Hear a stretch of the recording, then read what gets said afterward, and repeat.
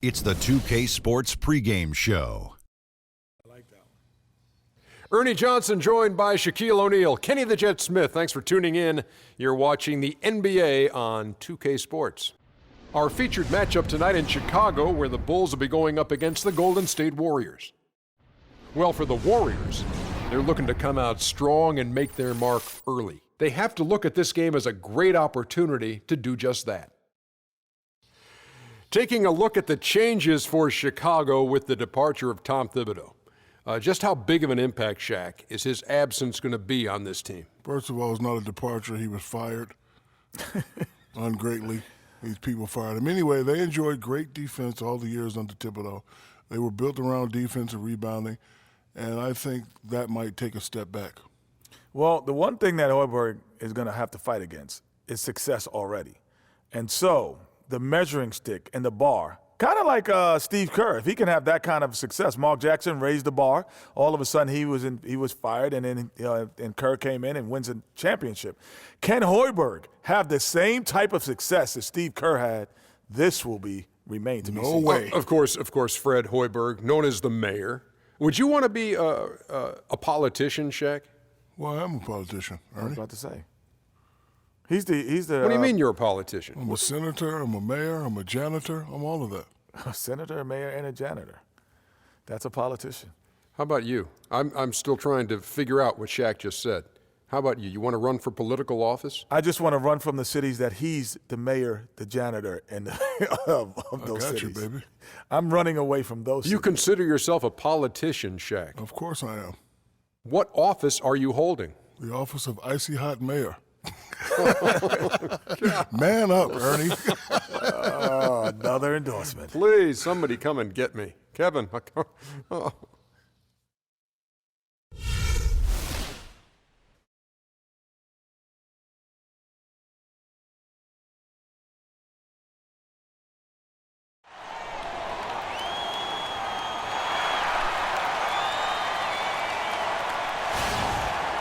We've got a capacity crowd here at the United Center. It'll be the defending NBA champion Golden State Warriors and Chicago. And get ready for another dose of NBA basketball on 2K Sports. I'm Kevin Harlan with Clark Kellogg and Greg Anthony and Doris Burke reporting from the sidelines. And it's the Warriors to start out. All right, let's set the floor courtesy of Gatorade. All fueled up and ready to go. So for the Golden State Warriors right now, Thompson is the 2 with Barnes at the 3, Green at the 4 with Bogut at the 5, and it's Curry in at the 1 spot. Noah's shot is off. And last year, not exactly up to Noah's lofty standards. Was way down in field goal percentage and free throw percentages compared to the season before, but he did not play completely healthy all of last year either. A little dinged up, missed 13 games more than he had the season prior, and also the minutes dropped as well. And you could just see him laboring at times on the floor, clearly affected by those injuries. Thompson with the bucket. How in the world did they let him get that wide open? Bulls still looking like they're getting going. It's a 5-point game. Butler dishes to Rose. The shot's good on the assist by Butler. Defensively, that possession better not start a trend because they just handed him 2 points. Curry against Rose. Here's Green. And the officials call a traveling violation.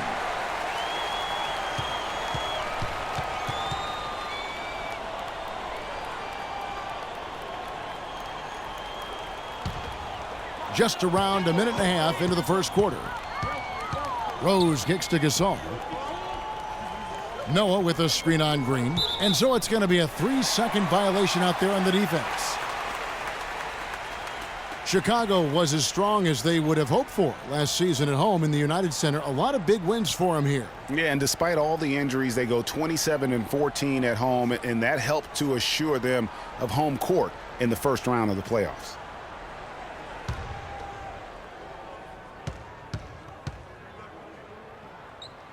Free throw, good Butler.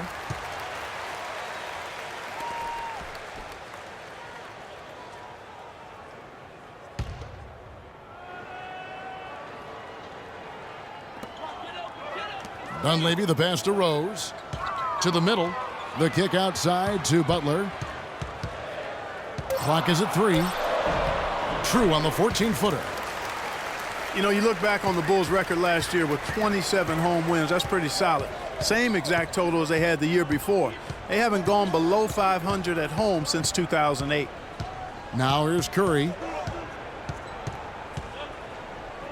Thompson outside and stolen by Butler. And here we go. The Bulls fast break. Feeds it to Rose.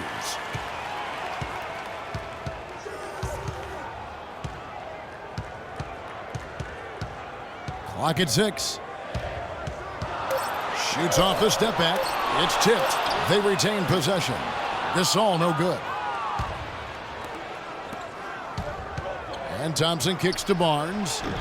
Rebound by the Bulls. And a big part of why the Bulls are tough at home is this crowd. I mean, sold out every game last season. Led the league in total attendance for 6 straight seasons, averaging over 21,000 fans per game. And a really good way to start the game. He's a guy who, if he gets it going early, he's going to give you problems. Rose kicks to Gasol. Fires from the wing. That's in, and he found his range with that one. Now 1 for 2. Oh, the turnaround jumper. That was just beautiful. It's Curry with the drive. That is good. Curry's got his first basket. Really aggressive play there, taking it to the rack against the big fella. You know, Greg, aggressiveness is really the only option when you're on the wrong side of the size equation. Here's Dunleavy. Still getting warmed up offensively. No buckets yet in the game for him. Butler, it's good. This time the assist from Rose. Warriors have gone 4 of 5 from the field so far. Curry kicks to Green. And Curry has it in the corner. The shot no good. Nice D from Rose.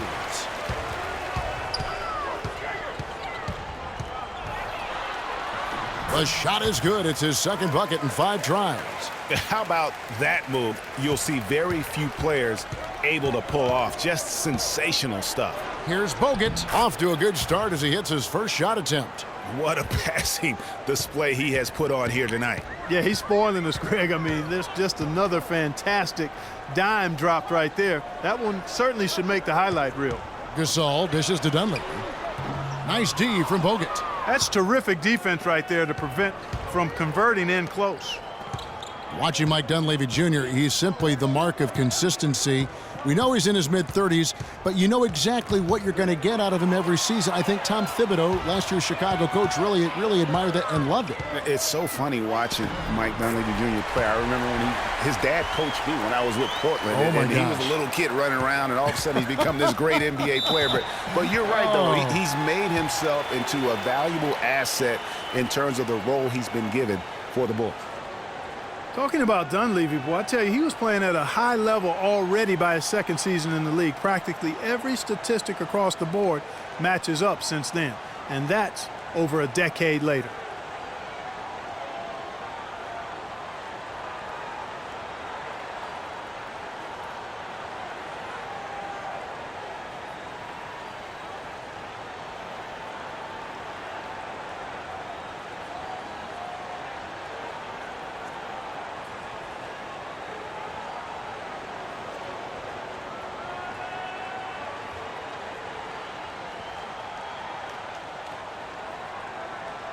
Mirotic is checked in for Chicago.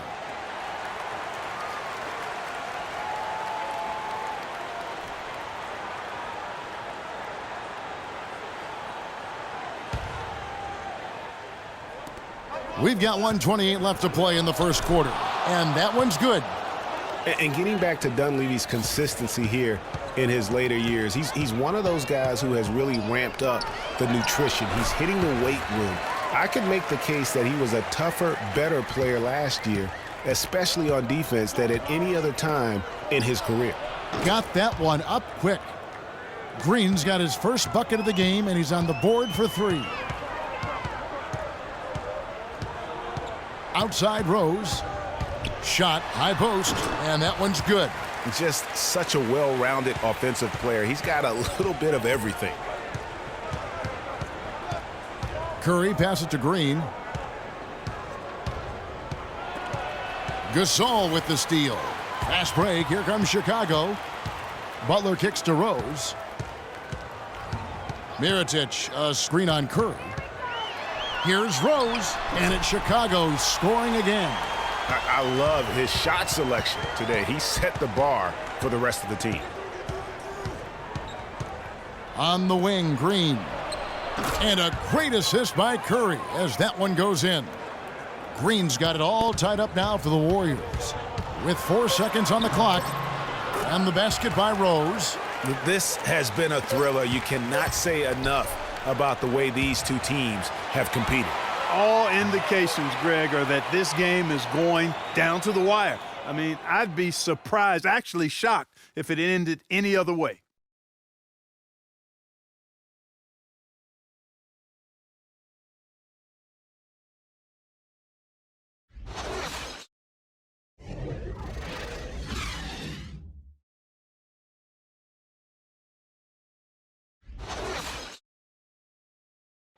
And Pau Gasol, after some great years and some difficult years, talks about now his newfound excitement playing with the Chicago Bulls. I mean, I think it's been noticeable just because this has been my decision, too. And I want to make it good, great, actually. Not good, but great.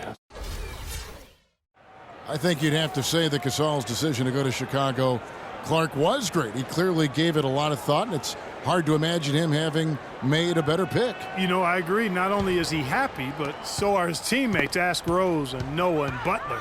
Those guys love playing with him, and you can see how the change of scenery rejuvenated the big Spaniard, too. Well, it's been a tight one so far as we get the second quarter going back here. And, guys, let's get your take on the hustle stats for Chicago. And it's been about their defense. They're playing with a frenetic pace, putting a lot of pressure on the ball handlers and forcing turnovers. The other thing that's helped them early tonight are the points they've been able to convert off turnovers. Gibson is the 4 with Gasol at the 5. Brooks out there with Jimmy Butler. And it's Mirotic in at the 3 slot. So that's the 5 in the game for Chicago. And Mirotic sends it back. And they're able to recover. The game has been very close in a lot of areas, but rebounding has been the one differentiator thus far. And, Greg, we've seen it time and time again in games. Effort and determination on the glass can make up for a lot of other weaknesses. I tell you what, he has quite the act to follow, but Fred Hoiberg was a quick choice for the brass in Chicago. Signed that 5-year deal over the summer, was easily one of the most in-demand coaches available. Curry can't get it to go. Chicago leading. Brooks outside. Left side Gasol. It's hauled in by Andre Iguodala. And you really thought that was going to be a gimme, but unable to convert. Yeah, and a little self-talk, angry self-talk for himself after that miss. Now here's Curry. Iguodala outside. Clock at 6. Score the basket. Nice shot after missing his first attempt. And that's his strong suit, the ability to find his way through the D and finish at the rim.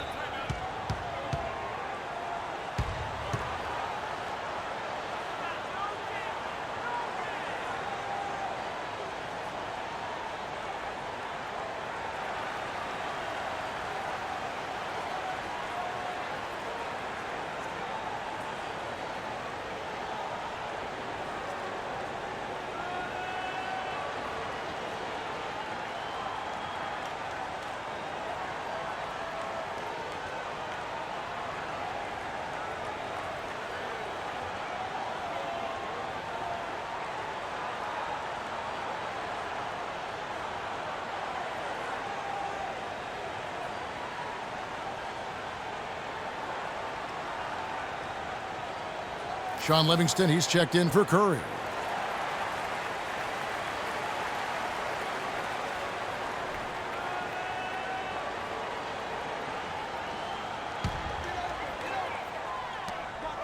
And Brooks, here we go. And he gets it to go. Gasol's got the lead up to 2 now for Chicago. Boy, they are passing the ball very crisply right now. They really are, and their last 3 buckets have come by way of an assist. Iguodala kicks to Livingston. Just 5 on the clock. Green with the ball. Gasol covering. Livingston, that's good. And really, the defense didn't do a lot to fight around that screen on that possession. When you think about Sean Livingston, you think about the career that might have been an absolute rising star after being taken Clark fourth back in the 2004 draft. Kevin, he was averaging over 5 assists a game as a teenager, and his shot was improving every year. Then the devastating knee injury. Just great to see him back playing basketball. Here is Livingston after Pau Gasol's bucket. Green, the screen. Out to the wing. The shot by Spates. Nobody around. That's in, coming off the assist from Thompson. And just a step ahead of the D in that possession there, making the pass. Nice assist. And getting back to Livingston, he's had comeback after comeback. I mean, each time he'd start to flash those unbelievable movement skills, he'd get injured again. It's a shame because he was on the path to becoming one of the game's great young point guards. And for Livingston, last season with the Warriors was a dream. He got to back up Steph, so he got to play against second stringers, and we got to see flashes of his dominant traits again. What a happy ending for him.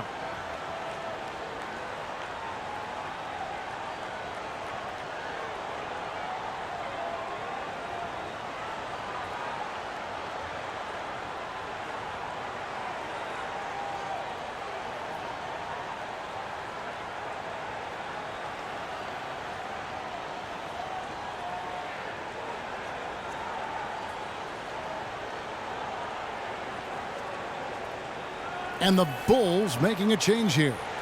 Dunleavy's checked in.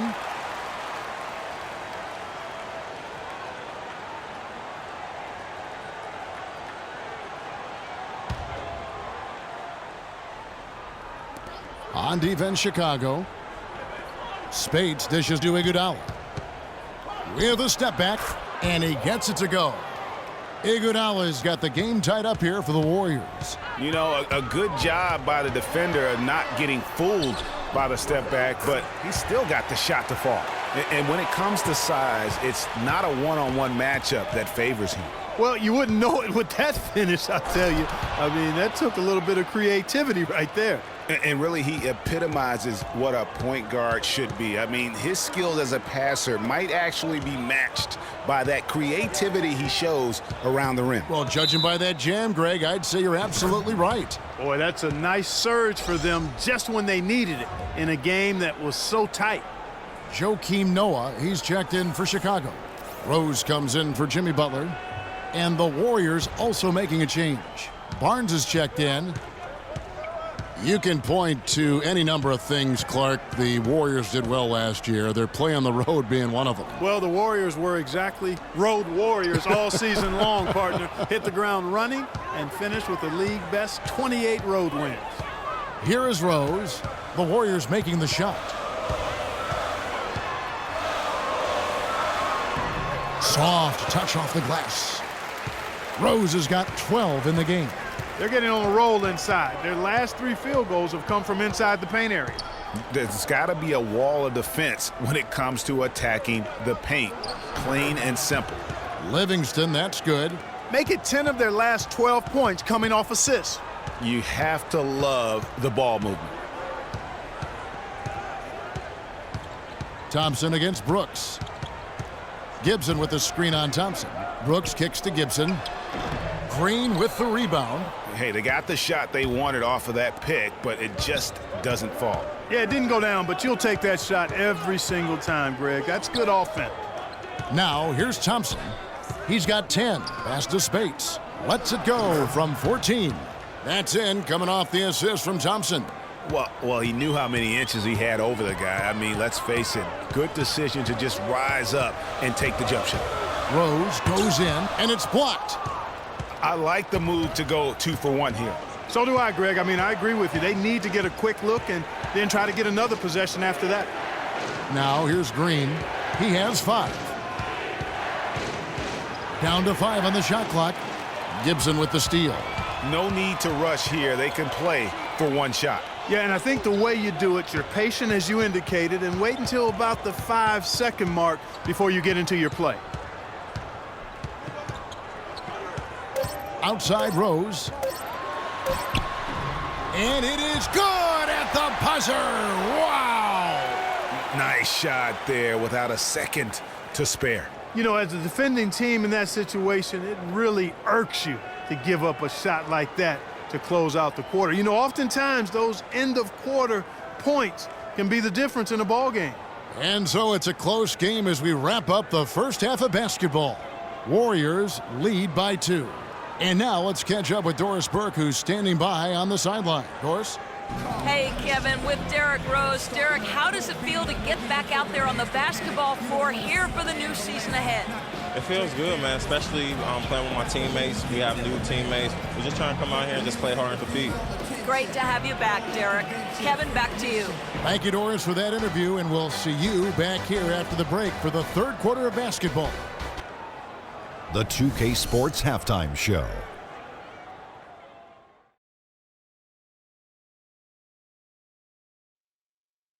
Ernie Johnson here again with Kenny Smith and Shaquille O'Neal. We welcome you back to the 2K Sports Halftime Show. Klay Thompson brought his A game early tonight. He had 10 points, 5 rebounds, and 2 assists. Taking a look at the Warriors, Kenny, what'd you think? Well, they're playing some unselfish basketball here tonight, Ernie. Guys aren't trying to take the defense 1-on-5. They're moving the basketball and finding the open man. And then, of course, the open man is finishing, so no problem here tonight. And Shaq, what'd you think about Chicago? The big positive, I think, their points in the paint.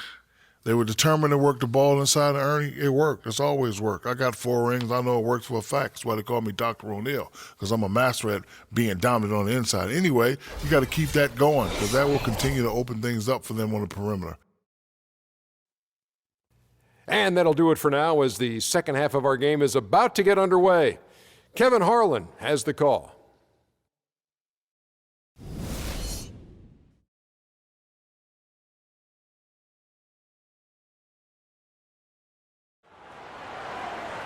And now the start of the second half. Neither side jumping out ahead through the first 2 quarters. A fantastic game from Derrick Rose in this one. And really, all of a sudden, he's becoming their best distributor, doing a great job of orchestrating their offense. Greg, typically that's not the role he usually plays, and I'm not sure how comfortable he is in it, but they've needed him to make some plays today, and he's been able to do it to his credit.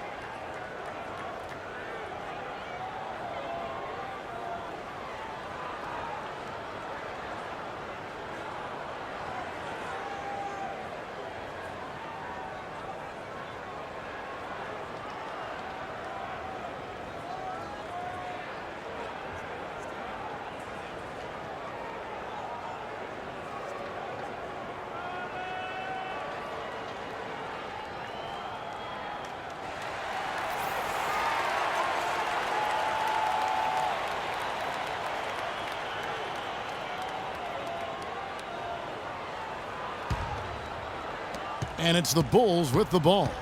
Trailing by 2, and Golden State looking at who they've got. It's the Splash Brothers, Curry and Thompson at the guard spots. The defensive stalwarts, Green and Bogut, are down low. And it's Barnes in at the small forward. Derrick Rose, unbelievable spirit. We know about his toughness, has fought through injuries of all kinds that might cause a lesser competitor to hang up his sneakers. And competitor, that's the word, Kevin. I mean, he was impossible to outcompete at the high school level, the college level, and now in the pros. It's Gasol missing. Very dangerous to leave a guy like that open. Lucky break there for the D. 20 feet out, and it's Thompson that time on the assist by Barnes. Barnes has got his 3rd assist on the night. And, you know, back to D. Rose for a moment. He drives the lane now as hard as he did before the injuries. It's a level of fearlessness that only a few guys possess. And it's not teachable. You either have it or you don't. 6 on the shot clock. Gasol attacking, uses the glass to finish the layup. Gasol's got it all tied up now for the Bulls. Well, I tell you what, I need to see some more assertiveness out of these defenders. They're not getting the job done. That's a great point. 10 of the last 12 points they've allowed have come at the rim. And, you know, back to D. Rose, he grew up in a brutally dangerous neighborhood on Chicago's South Side. Some of that fearlessness, that competitiveness he exhibits was learned early on out of necessity. Clark, remember a year ago, Klay Thompson was the subject of trade speculation, possibly, in fact, going to the Timberwolves for Kevin Love. Yeah, in the end, the Warriors stood pat, and it was a controversial decision at that point, but I don't think there's any question it was a pretty good move for the Warriors right now.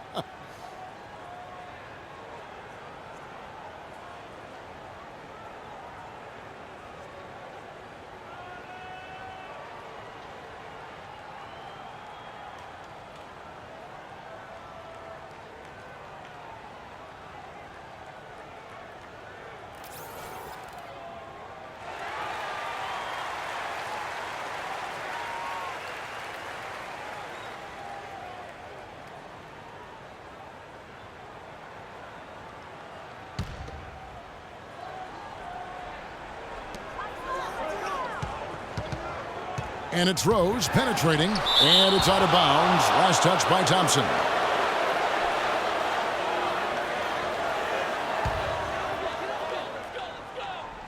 Here's Rose. 16 points for him. Nice job coming off that screen. Rose has got 4 this quarter. And the Warriors, also inking Thompson to that 4-year, $70 million extension. A big show of faith on their part, and it's looking like money well spent. And now Klay Thompson with deeper pockets, but never one to splurge. His father taught him well. I mean, his rookie year, he drove the family hand-me-down. He bought his next car used, so his focus is clearly on the game, not the glitz and glamour.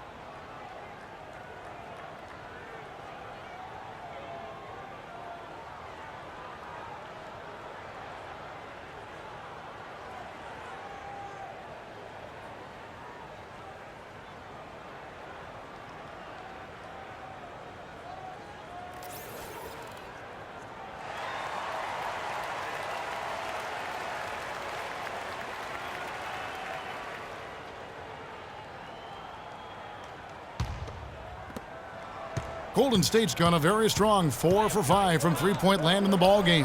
And Green gets it to go. And good passing, setting up a lot of these buckets right now, Kevin. That's been the key. Dime-dropping delights is what I call it. Yeah, it's a nice pass. I will give you that one. Yep, he was on the money, that's no doubt. Now, here's Butler. He's got 5 with the fadeaway. Klay Thompson grabs the miss. Thompson's got 5 rebounds tonight. Curry against Rose. Again, Golden State. Well, last season Steve Kerr came into a good situation, but a touch awkward. The team wasn't 100% on board with the firing of the previous coach, but he won them over in a hurry. Warriors leading by 4. Outside Curry.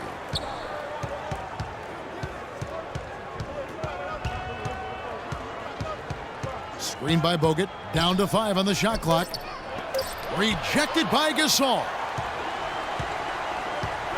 Outside Rose. Pass to Gasol. The shot is off. And Golden State will go the other way with it. Here's Curry. Barnes kicks to Thompson. Hits the outside fadeaway. Thompson's got 14 points. Well, I tell you what, when you get this kind of effort and efficiency from him, they're a really hard team to beat. Noah with a screen on Thompson. Rose passes to Noah.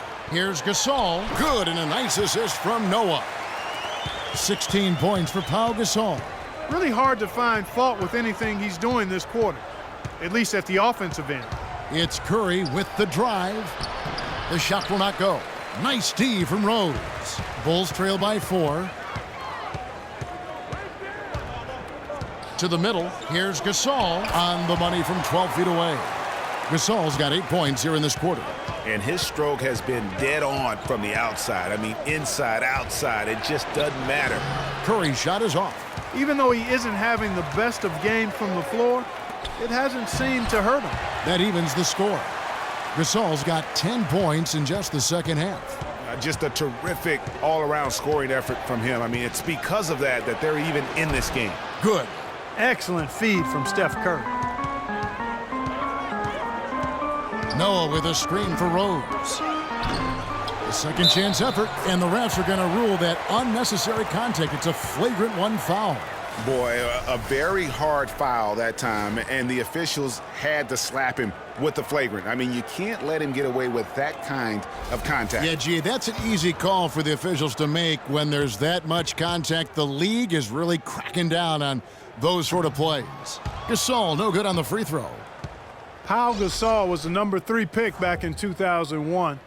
He managed to average 18 and 9 his first season, was Rookie of the Year, became a perennial All-Star.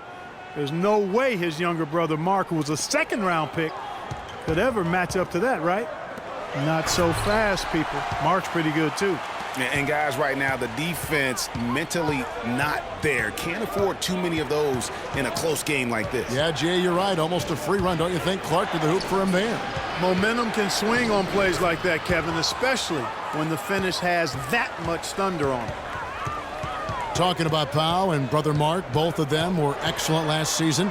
The difference is that Pau has always been considered a great prospect, so detractors are much harder on him when they see cracks, I think, Greg, in his game. Yeah, you know, for Marc Gasol, it can only exceed expectations because they started out so low. I'd simply say that if I had to pick between one or the other for best career, I'd do everything I could to pick both. Good way to get out of it. Good answer. And here are the Bulls now. The Warriors making the shot. On its way from Rose for 2. Makes good on the step-back jumper.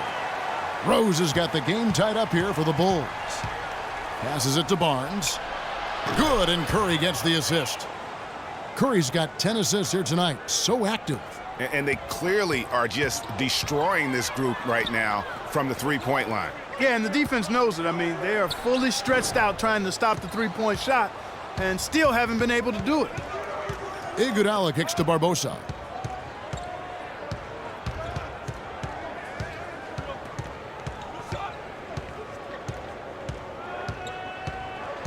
To the paint, here's Curry.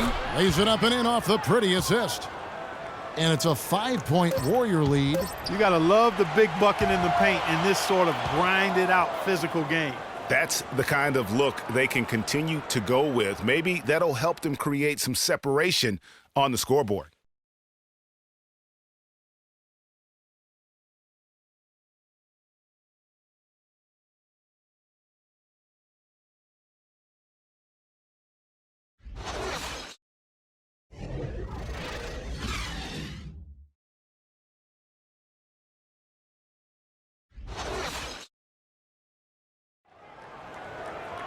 And thanks for joining us again as the fourth quarter of play is set to get rolling. It's been a close battle to this point.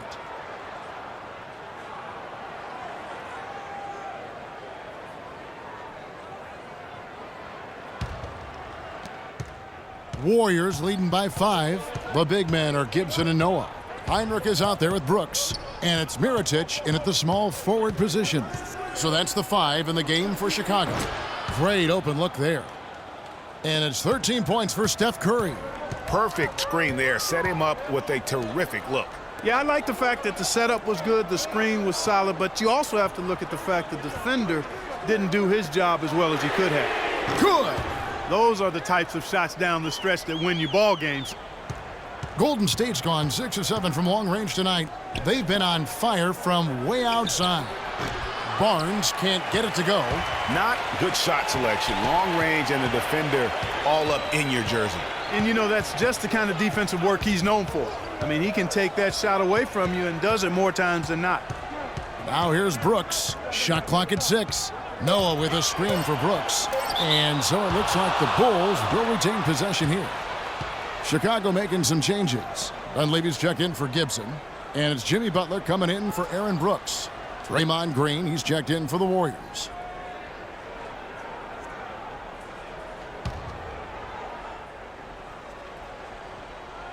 Just over a minute played here in the fourth. Mirotic. Green with the block. Kicks it to Barbosa. Back to Curry. The 3-ball. Basket made. That gives him 7 field goals in 13 tries. We've seen a noticeable improvement out of him since halftime. He didn't have a whole lot working in the first half. Heinrich dishes to Noah. Outside Butler. Clock at 6. Chicago needs to get off a shot here. No one covering. And now both teams really in a groove. This game already, guys, was high scoring, but they've really amped and ramped it up to another level down the stretch. Now here is Barbosa. On the wing, it's Iguodala. Golden State moving it around. Curry with it. He's picked up by Heinrich. Curry can't get it to go. Bulls trail by 5. The shot by Butler, nobody around. The three-pointer, no good. And here we go. Fast break. Curry's got it.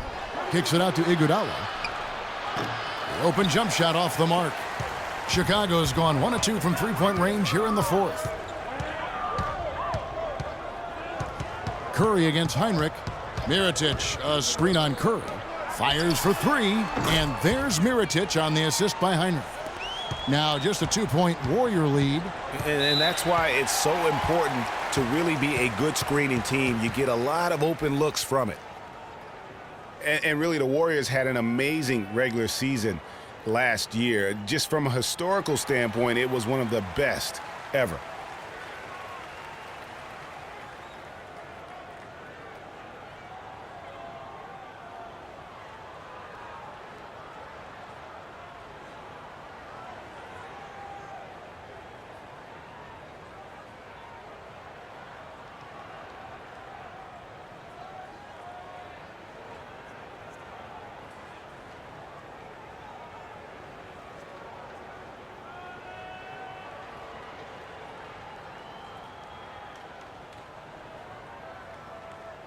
All right, let's go over to the sideline with Doris Burke. Thanks, guys. I got a chance to hear what Steve Kerr was saying to the team. He gave his guys the green light to keep firing from downtown, telling them, listen, I like the work you're doing out there.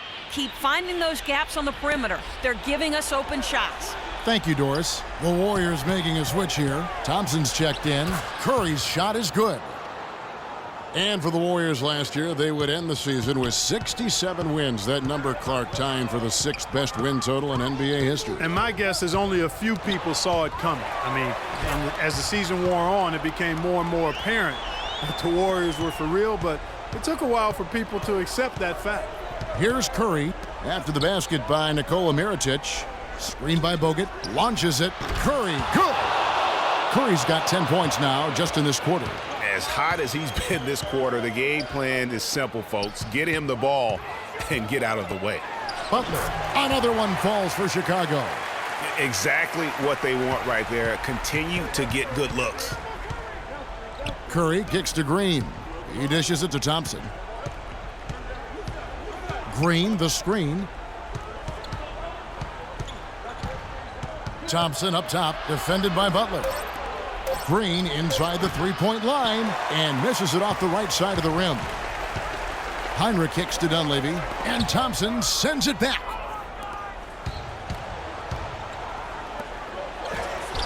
Good, and Curry gets the assist.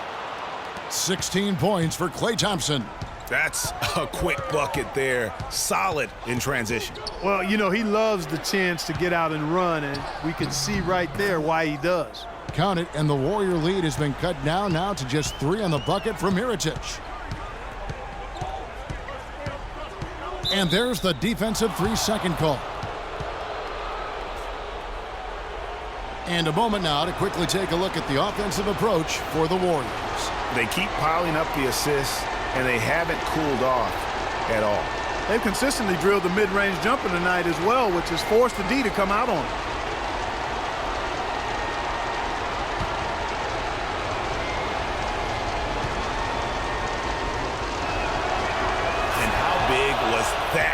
He is just so reliable, so confident at the free throw line. Some changes for Chicago.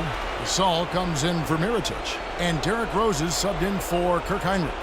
And Golden State also making a change. Harrison Barnes, he's checked in for Andre Iguodala.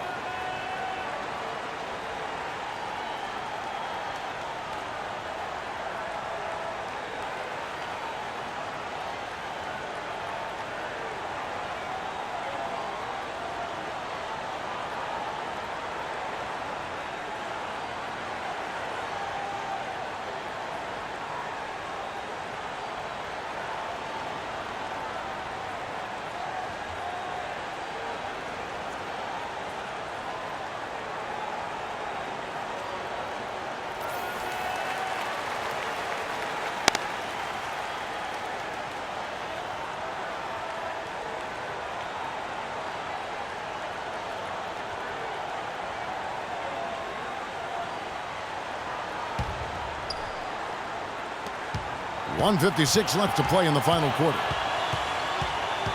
Green kicks to Curry. He feeds it to Bogut. Lays it up and banks it in. And the Warriors lead by 6. You know, it's really hard not to notice the difference in the passing of these two teams today. It's a stark discrepancy when you look at the assist columns and you see that difference as far as the fluidity in their respective offenses. One guy who's been getting it done so far, Stephen Curry. He's on fire, and they needed to put their heads together to figure out how to get the ball out of his hands.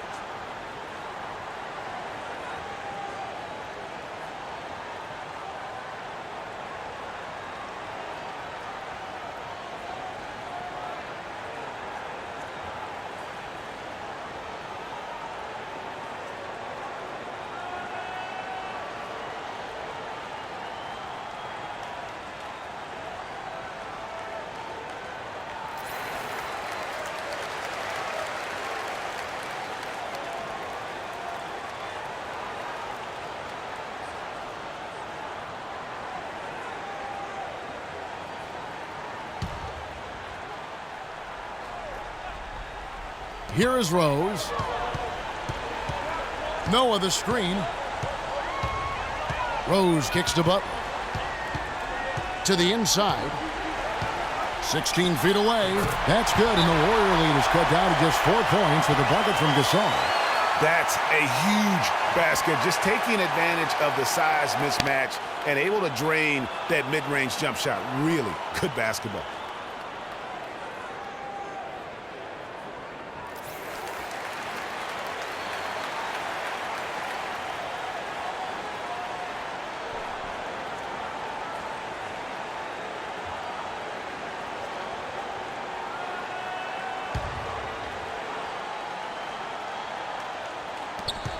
.131 left in the fourth quarter.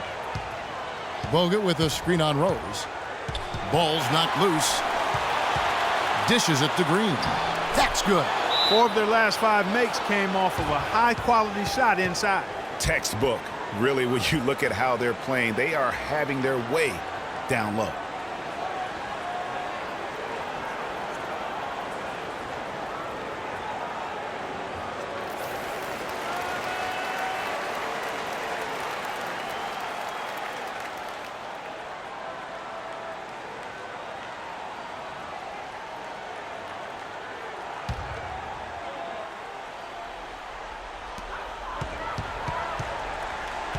Rose against Thompson. Stolen by Thompson. And here we go with Thompson running it up the court. And there's Stephen Curry on the assist by Thompson. And now 24 points for Steph Curry. This is a fantastic performance in this half.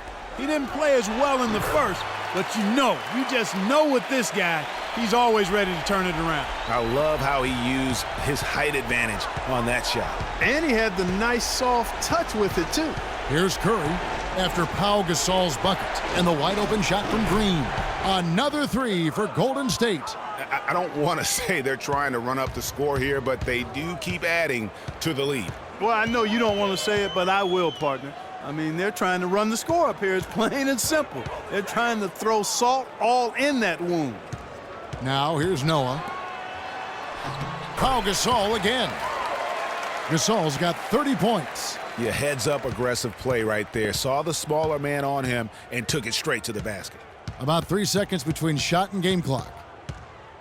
It's Curry with the drive, and Bogut slams it in. Plain one-hand flush. I love it. Clark, I think he got a few more inches on his vertical by going with the spike. Yeah, the one hand lets you get up higher. No doubt about it. At least it looks like that from this angle.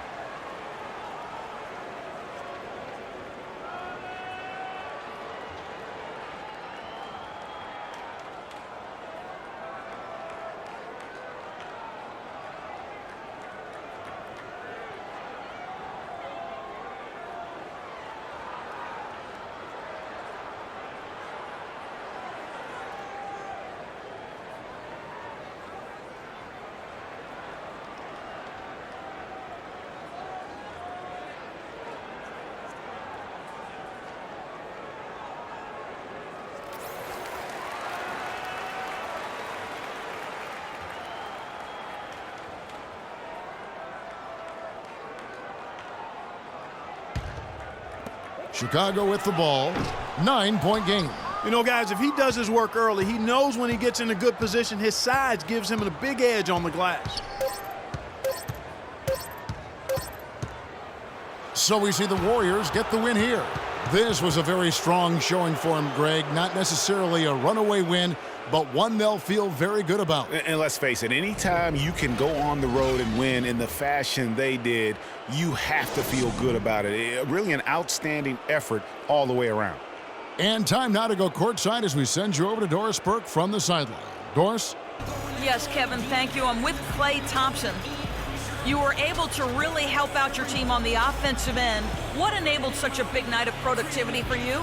You know, I'm just used to the pace of the game by now, and my teammates do a good job of finding me when I'm open, so all credit goes to them. I just catch and fire when I'm open. Thank you, Klay. We so appreciate it. Back to you, Kevin. All right, Doris, great job. Thanks so much. And that'll wrap it up, folks. For Clark Kellogg, Greg Anthony, and Doris Burke, this is Kevin Harlan thanking you for tuning in. We'll see you next time. The 2K Sports postgame show.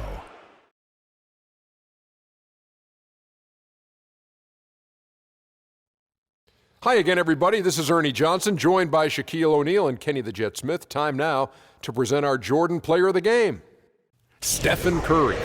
The fourth quarter was all him. It was like he couldn't miss, and it was just one basket after another. I will say this about Steph Curry. There is no player in the league more capable of single-handedly taking over a ball game than he is. What I mean is, Steph Curry's hot is hotter than anyone else is hot. He can beat you with his feet, his mind, his shot. The only thing you can be sure of is that he will beat you. There was nothing they could do to slow him down, Ernie. Man, you go into a building on the road and completely control the action like he did. Only a few players could do that, Ernie. I'm impressed. And that's it for our broadcast here tonight. But we're just getting started on a new season in the NBA. For Shaquille O'Neal, Kenny the Jet Smith, Kevin Harlan, and the entire 2K Sports crew, I'm Ernie Johnson. We'll see you again soon.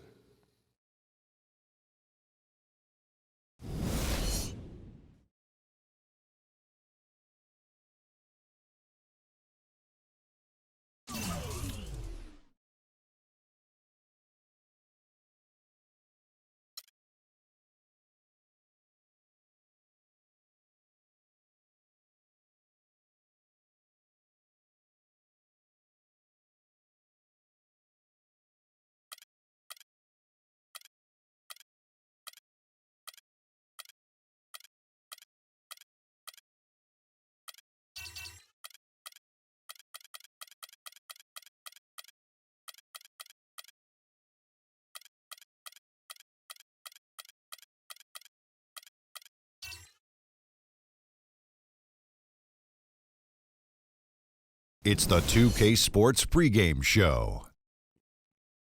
Ernie Johnson welcoming you to the NBA on 2K Sports. I'm here with Shaq and the Jet. And in our matchup tonight, we'll see the New York Knicks going up against the Boston Celtics. Well, for Boston, they're looking to come out strong and make their mark early. They have to look at this game as a great opportunity to do just that. Well, Boston had been in a bit of a rebuild since the end of the days of the Big Three. Last season, they got back into the postseason. Shaq, where do you see this team going in the next few years? Well, they have great guards to build around, and they can continue to be big players in the free agency for the next few seasons. They got to make all the right moves. Their president, I played for him. He's a smart guy.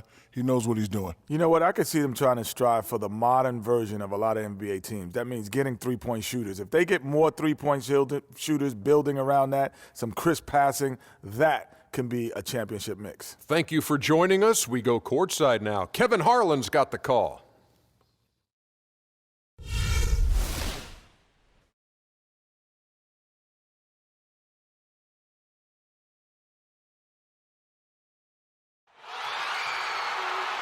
We're here in New York City. What a terrific view of the Manhattan skyline. Hello and thanks for joining us, 2K Sports fans, for another exciting presentation of NBA basketball. This is Kevin Harlan with Clark Kellogg and Greg Anthony. And joining us in a bit later from the sidelines, Doris Burke. Welcome to New York, home court advantage for the Knicks. And so off the tip, it's Boston. Now a chance, courtesy of Gatorade, all fueled up and ready to go. The starting five on the floor. On the court right now for the Celtics. Bradley and Turner filling out the perimeter. David Lee is out there with Tyler Zeller, and it's Smart in at the 1. And how thrilled must have Evan Turner been last season to get a second chance. Clark with the boost in minutes, confidence of the coaching staff. His game almost just changed overnight. Yeah, he's a guy who needs the basketball. He's such a good, solid playmaker and has excellent size. Never had a chance in Indiana to really handle the ball and play to his strengths because of Paul George and Lance Stevenson, but he found a nice niche in Boston. Well, you know what he can do after watching him for so many years with the Buckeyes. Yeah, he's terrific. Good basketball IQ, too. Here's Anthony after the made shot from David Lee. Not the best shot right there with a good defender draped all over you. I agree with you. I mean, not the shot they were hoping for, but he can really cause problems with his defense. Now here's Zeller, and that one's good. That's 3 straight shots to fall here to start. Looking good. About a minute and a half through the first quarter. Anthony with it. 18 feet out. That's in, and he found his range with that one. Now 1 for 2. Just reliable, guys. He's just always trying to make the right play. Pass to Zeller, and it's blocked. Flalo against Bradley. Puts it up from 12. Flalo, that's good. Flalo's got his first bucket in this one.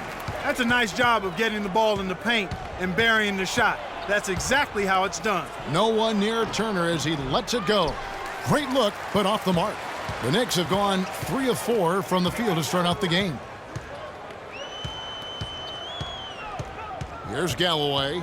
There's the pass to Porzingis. Here's Anthony. And a big bounce off the rim, but it sinks right in. And early on, they've been nearly perfect from the floor. Just the one miss here on their first 5 attempts. Picked by Zeller. Bradley passes to Zeller. He kicks it to Smart. 4 on the shot clock. 13 feet away. The Knicks pull it in. High quality shot. Just a little off there with the release. And Greg, that has him SHHing, shaking his head. Tough miss that time. Clark, they've been looking out of sync offensively. You know what? A basket here would do a lot for their confidence. That's good. Oh, that is just weak defense there. I'm pretty sure that was not the plan to give him those kind of baskets at the hoop. Now here's Anthony. Lopez a screen. Flalo outside. It's Anthony with the drive. The high post shot. It's not going to fall. He's taken 4 shots and made 2. Knicks last season had a lot of problems here in Manhattan, and it showed all over the floor, Greg. And you played for this team. You know what it's like to play basketball in New York. Not a good record for them at home last year. How about finishing 10-31 here and playing in front of a sold-out crowd every night? And one thing about New York, they're going to let you know when they're displeased. Worst home record in the East and second worst home record in the league. Yeah, I think he just sees some things that can be improved and wants to get everybody back on the same page. And usually that, to me, is a good use of the timeout. I mean, if there's something that he's noticed that can give his team a lift, I think he's got to try to take advantage of that.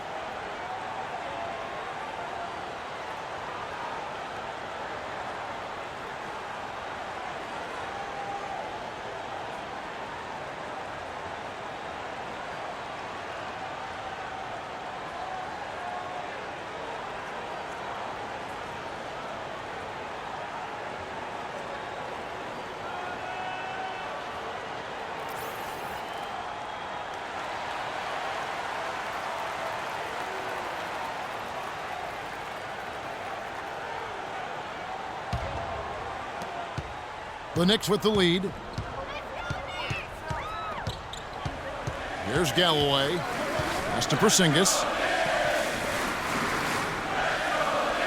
Anthony left side. Passes it to Porzingis. And that is good. Porzingis has got his first basket of the night. And, you know, for the Knicks, there were a lot of reasons why they were bad at home.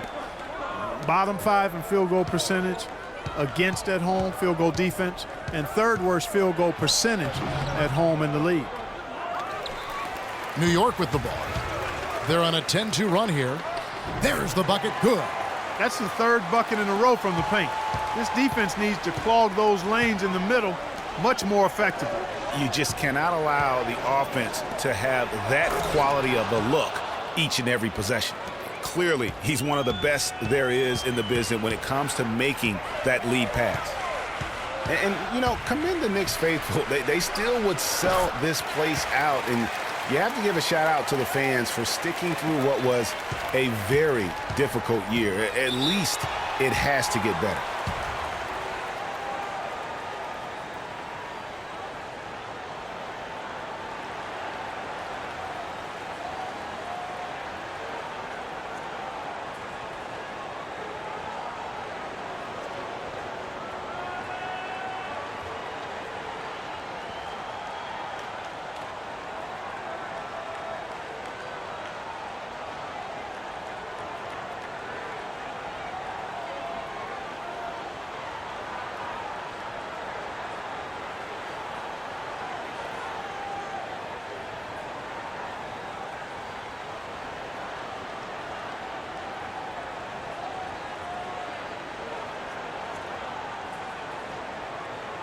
Thomas checked in for Smart.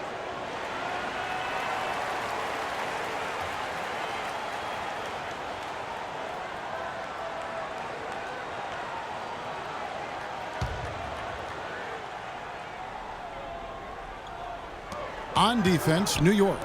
6-point game. Poked loose. Thomas kicks to Turner.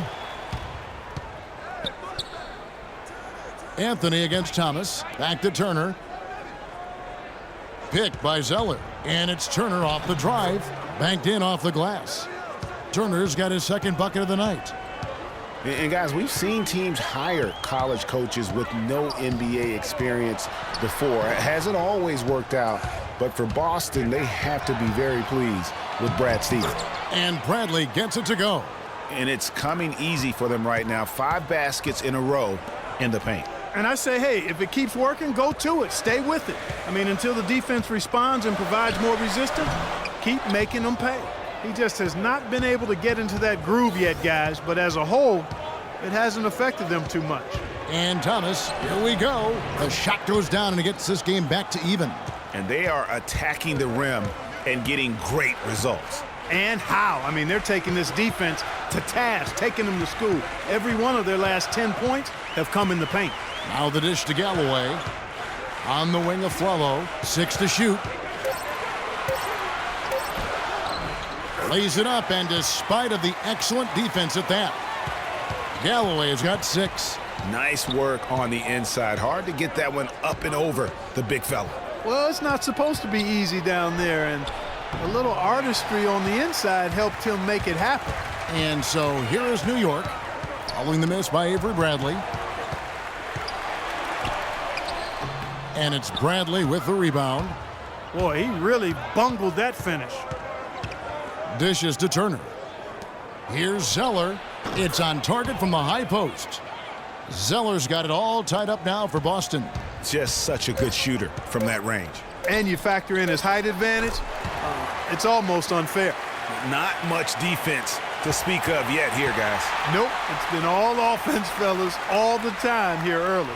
At the end of one, a closely contested game so far. Knicks lead by 2. And back in a moment as we'll get underway with quarter number 2.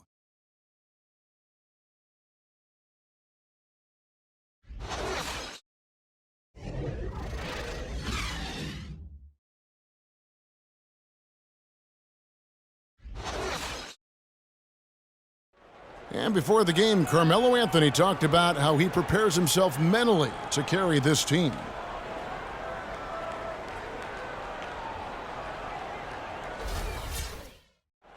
Well, you don't hear too many players, Greg, saying it's easy and they're not too concerned. Yeah, or talking about possibly winning basketball games. But I have a feeling he's more concerned than he talks about, and when he says it's easy. It may be for him, but it sure didn't look easy for the Knicks last season. Well, it's been a tight one so far as we get the second quarter going back here. And looking at what we've seen from the Knicks so far, what do you guys think? Just almost an intimidating factor when you're able to go out and consistently come up with the block shots like they have defensively. Well, what happens is shooters begin to start looking for the shot blockers, and it does intimidate them. Grant is out there with Calderon. Then there's Kyle O'Quinn. Then it's Kevin Seraphin. And it's Anthony in at the 3 spot. There, the group New York will start the second one. Just the height separation on that mid-range jumper.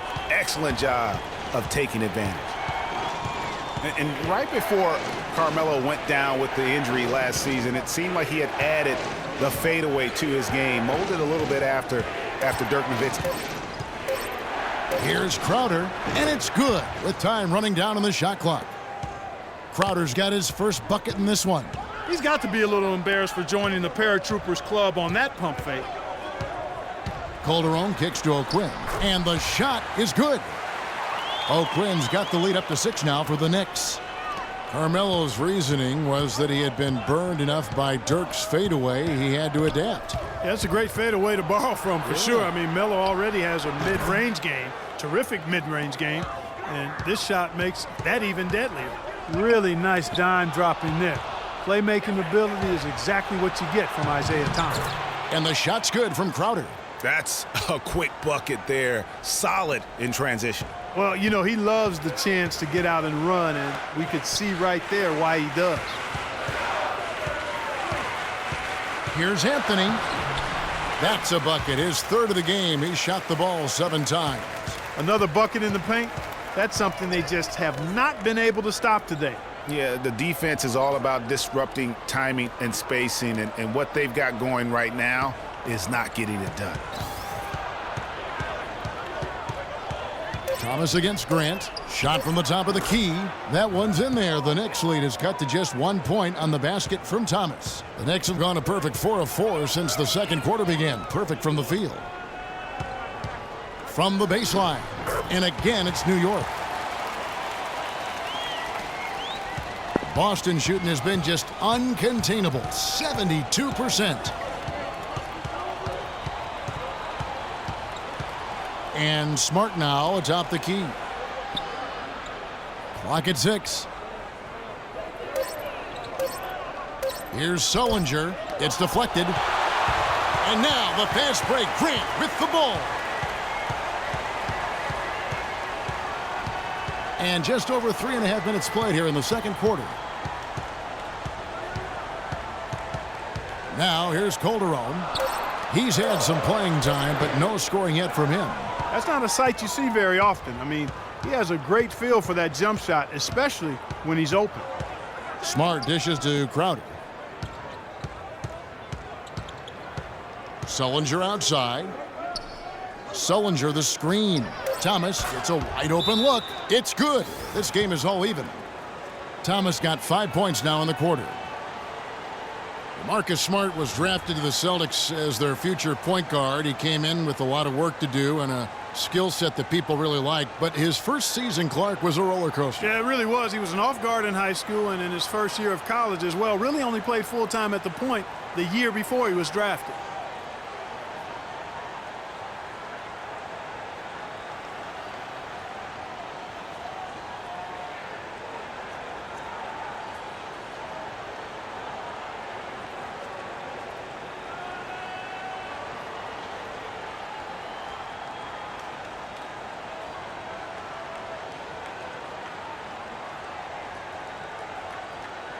The Knicks making a switch here. Williams is checked in. The Celtics also with a sub. Olynyk's checked in.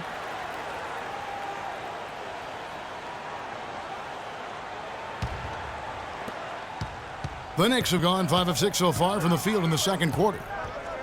And for Smart, though, he still has a lot of work to do on his ball handling and passing. His shooting, I think, exceeded some people's expectations 37% from the field last year was subpar, but his 34% accuracy from three was solid. He finally started going straight up on his jumper instead of leaning in, and his release looked money. Shot by Crowder, no good.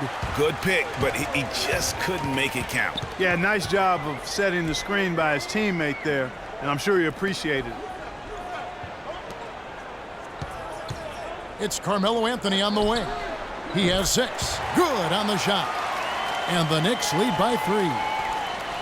You know, you talk about Smart's lackluster field goal percentage. Once he gets more comfortable with his ball handling and adjusts to the length in the NBA, I think he'll convert more at the basket.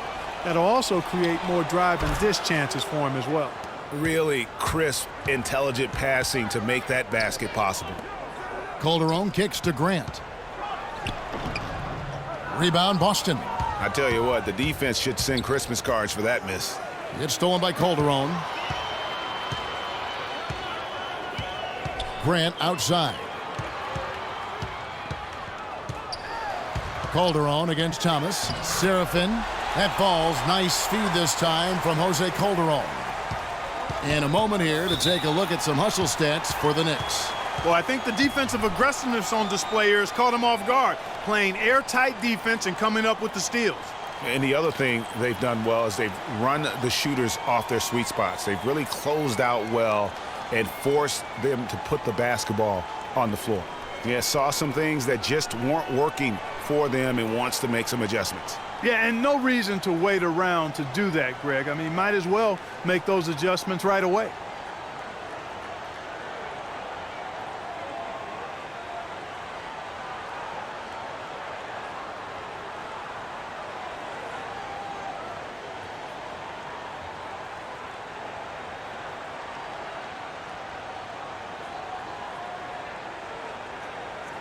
Doris Burke has some information for us. Doris? Hey, guys. Well, Brad Stevens had some advice for the team over that last break.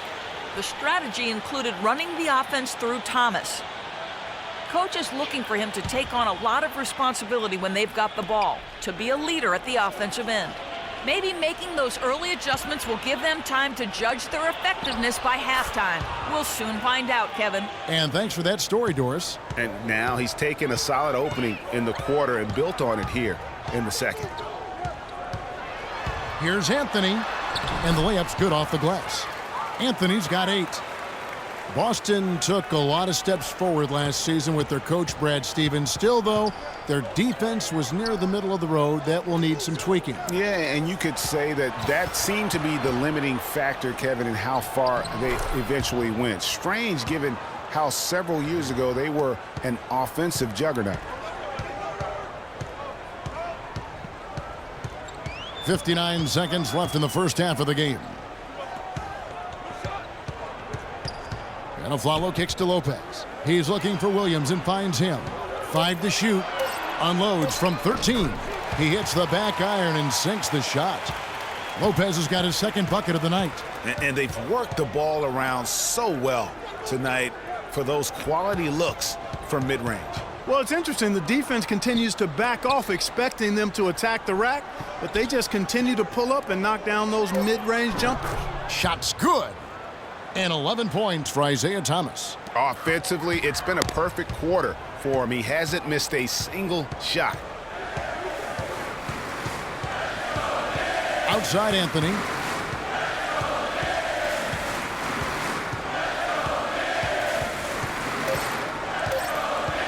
There's the triple.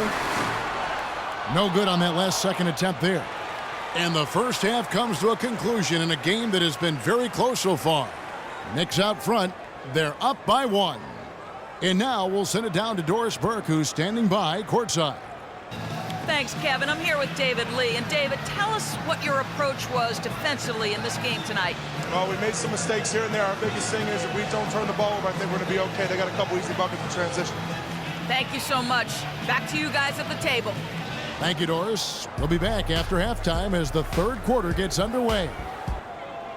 It's the 2K Sports Halftime Show.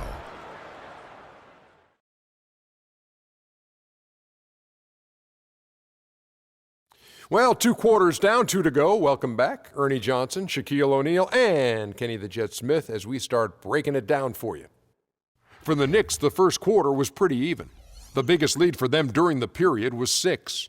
They were outscored by just a bit in the second quarter as they go into the break now holding just a 1-point advantage. Taking a look at the Knicks, Kenny, what'd you think? Well, they committed to pounding the ball inside, and they were rewarded for it. Points in the paint. Those kept the defense honest because teams have gotten really good at running the three-point shooters off the line, so getting it inside was a good attack in the first half. And Shaq, what are your thoughts on Boston? Their defense is getting flat out embarrassed. Embarrassed, however you say it, Ernie. I realized they had to deal with a team who was red hot most of the first half, but that's an excuse.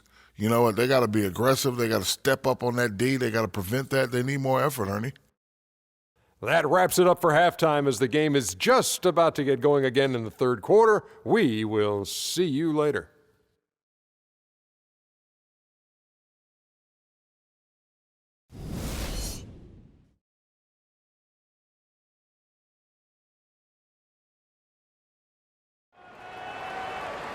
Welcome back, everybody. The start of the second half getting underway. Both teams battling hard through the first half.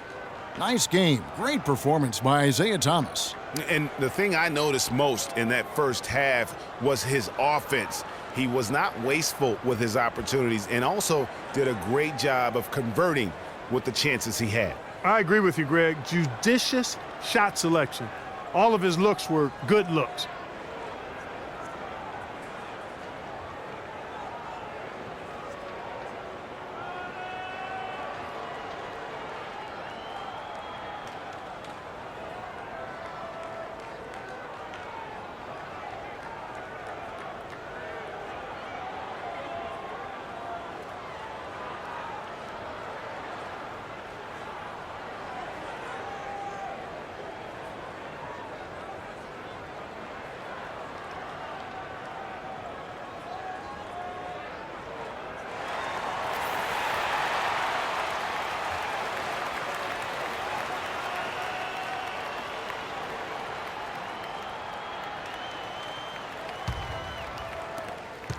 The Knicks with the lead. Second half underway. Here's who Brad Stevens got on the floor. Bradley and Turner filling out the perimeter. Tyler Zeller out there with David Lee. And it's Smart in at the point. Galloway, the pass to Porzingis. And now it's Bradley running. He can go all the way. Finished off the break. Bradley's got the first basket of the second half. That one for the Celtics. Well, taking a look at Avery Bradley, his career's been kind of up and down, Greg. Started out in high school where he developed into one of the nation's top prospects in high school. You know, it's a great point. And as a college freshman, really established himself as one of the top defensive guards in the country, won numerous awards, then enters the draft after only 1 year. Smart dishes to Zeller. Outside Bradley.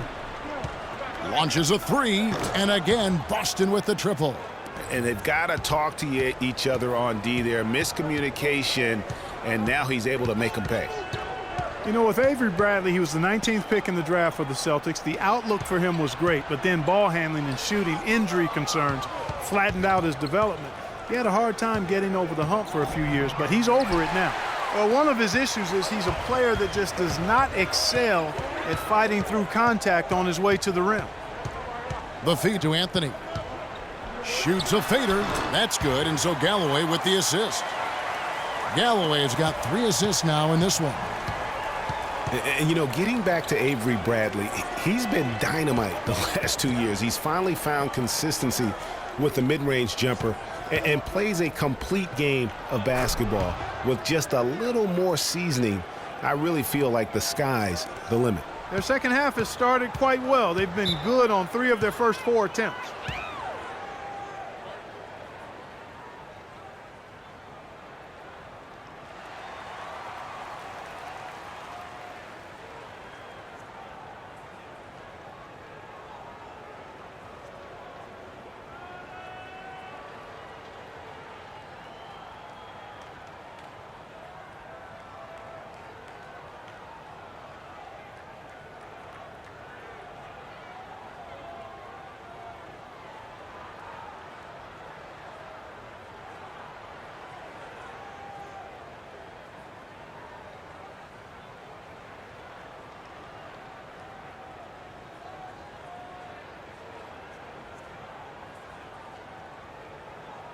All right, let's go over to the sideline with Doris Burke.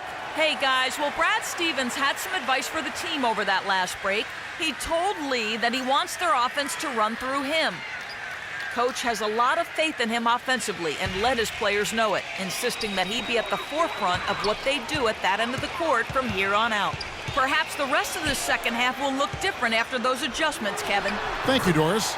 Nice fadeaway to get over the top. Anthony's got it all tied up now for the Knicks. You know, there was a bunch of stuff that went wrong for the Knicks last season, and we don't have enough time to get into all of it. One thing that was at least decent was their play within the division. And Bradley gets it to go. The Knicks have gone 3 of 4 so far in the third quarter from the field. Pretty good start to the half. Lopez a screen. Feeds to Anthony. Inside and stolen by Zeller. Kicks to Smart. Nice concentration to hit the double clutch layup. Smart's got his second basket of the game. Knicks trail by 5. Pass to Carmelo. Lopez a screen. And the pass to Aflalo. And he banks in the layup. Aflalo's got his third bucket of the night. Everything working for him out of the half as they've hit 4 of their first 5 shots. Lee a screen on Aflalo. Over in the corner, Turner. And the Celtics hit again from deep. They're getting a bunch of their points outside of the paint. 3 of their last 5 buckets are from three-point range. The defense is just not closing out quick enough. From 13, can't get it to go. They really depend on him to convert those chances. A lot of times, even with solid D draped on him, they expect him to make it. Smart kicks to Bradley.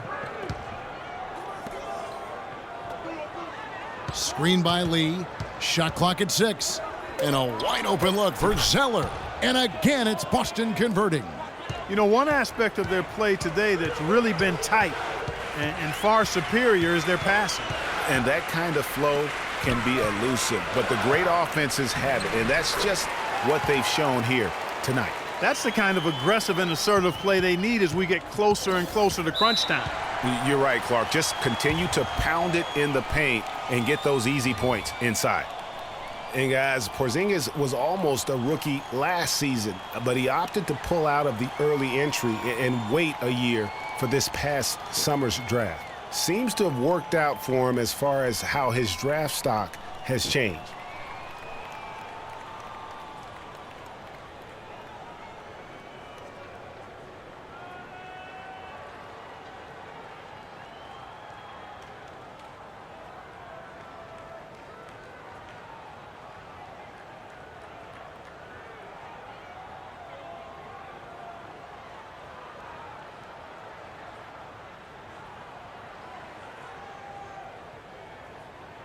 Kevin Seraphin, he's checked in for the Knicks.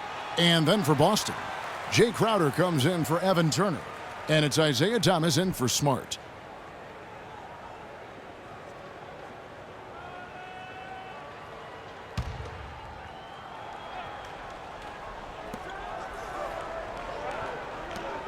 Aflalo against Bradley. Excellent D there from Aflalo. Greg, you're right with Porzingis. It made sense for him to wait one more year. Clark has a lot to learn, but still comes over, as a much talked about player, a much better player than had he declared last season. I agree with you, yet he'll still need time to develop, but all the ingredients are there. He's got a chance to be a really good player. Yeah, the Latvian had a great shot for his height, and he'll be an interesting stretch for in the NBA. Good call. A nice shot by Zeller. I love his shot selection today. He set the bar for the rest of the team. Outside Anthony. The 3, and he gets the bucket. Anthony's got 15. Here's Thomas. He's got 11.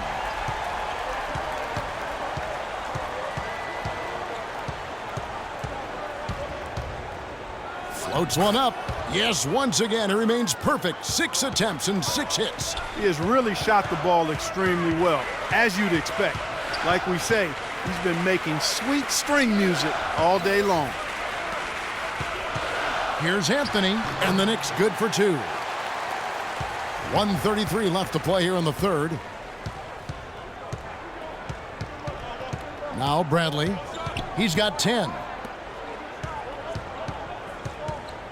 Thomas goes in to the wing right side. Crowder. That one falls, coming off of Thomas's feet. Thomas got his 3rd assist on the night. Knicks trail by 8. There's Galloway. He has 6. Pass to Anthony. Down to 5 on the shot clock. From the corner. Here's a Flalo, and there's 2 points. Working on the glass, paying off that time. Very nice pickup of the offensive rebound, and once he gets his hands on it, you know it's going back up and back in. Picked by Lee. Near the 3-point line, it's Thomas. Here's Zeller. That's another one for him, his 5th in just 7 shots. If you battle for the offensive rebound and come up with it, you're guaranteed a high-quality shot on a follow just like he got there. There's a 4-second difference from the shot clock to the game clock. And a Flalo kicks to Anthony. There's a screen. And again, it's New York. Great job of utilizing that screen and finding space to knock down the jumper. Good basketball. Got it! He got it! Just in time. What a shot! Wow, what a miracle heave to finish off the quarter. How'd he get that one to go? I don't know, but I think that's a 2% shot. He'd make 2 out of 100 of those if you gave them to him.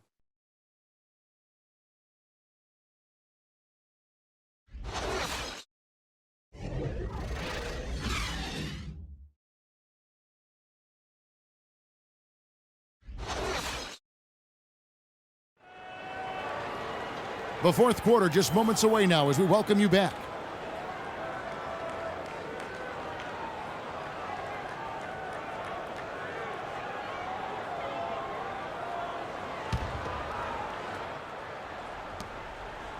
Celtics leading by 9. Kyle O'Quinn out there with Robin Lopez. Then there's Aflalo. Then there's Calderon. And it's Grant in at the point. That's the 5 for New York right now. Johnson, the pass to Crowder. 4 on the clock. And Thomas, here we go. The lead pushed to double digits. Thomas got the first points up on the board here in the 4th for the Celtics. Lopez a screen. Off the screen. And there's Aflalo. That's good on the assist by Grant. 12 points for Aaron Aflalo. And he came off that screen, and the D just didn't get over the top of it. Yep, weren't there in time enough to challenge Greg, and when that's the case, you can mark those up for him. And there's a pattern starting to take shape here. They're working it inside and getting good shots from close range. Well, I agree with you. 4 of their last 5 baskets have been exactly of that variety. And O'Quinn kicks to Grant. New York needs to get off a shot. And again, New York with the triple. What are you going to do defensively? Such separation with the height advantage in that matchup. Thomas against Grant.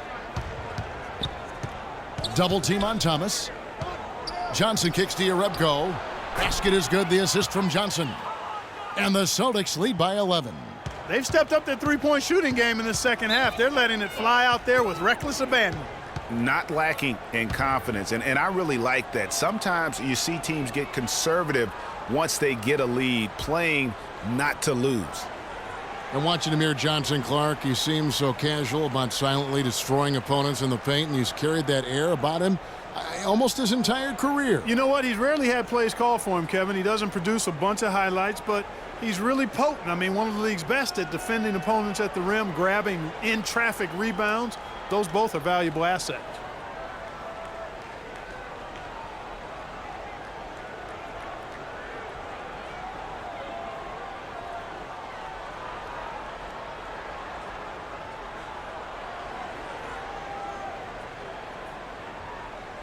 Let's catch up with Doris from the sideline. Thanks, Kevin. Derek Fisher had some words for his team over that last break. He let his players know that they've got to do a better job on defense. He said, they're scoring any way they want. We've got to show some pride here. Let's make a stand defensively, get us stops, and get on a run of our own. Do they have it in them, Kevin? Here's Grant. Shot is no good, and it's Boston the other way.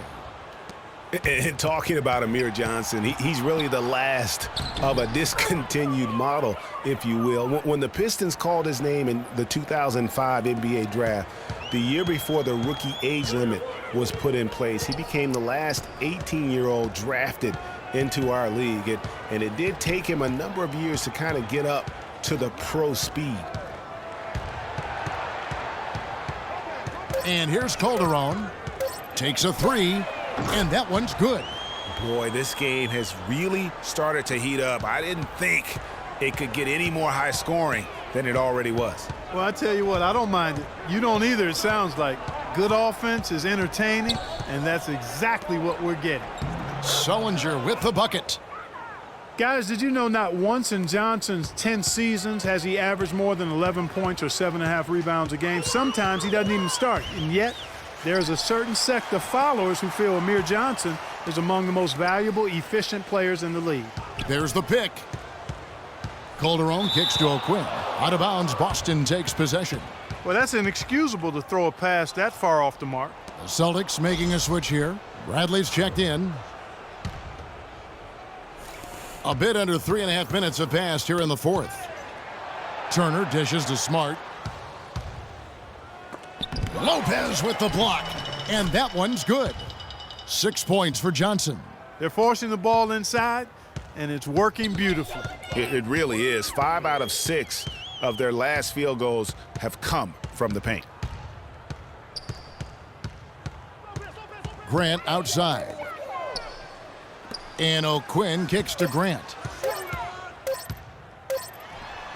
No good on the shot, a bit long that time. And the D does just enough to throw off his rhythm on that shot. You know, huge height advantage there, but because of the great body control, he's able to cancel it out. Agreed. The body control essential in that situation. I mean, if you're giving up a bunch of height, then you better be able to manufacture things in the air.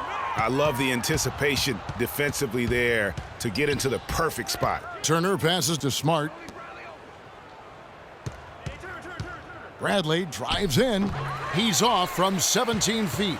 Knicks trail by 16. They really want to find that igniter here. Yeah, that's right.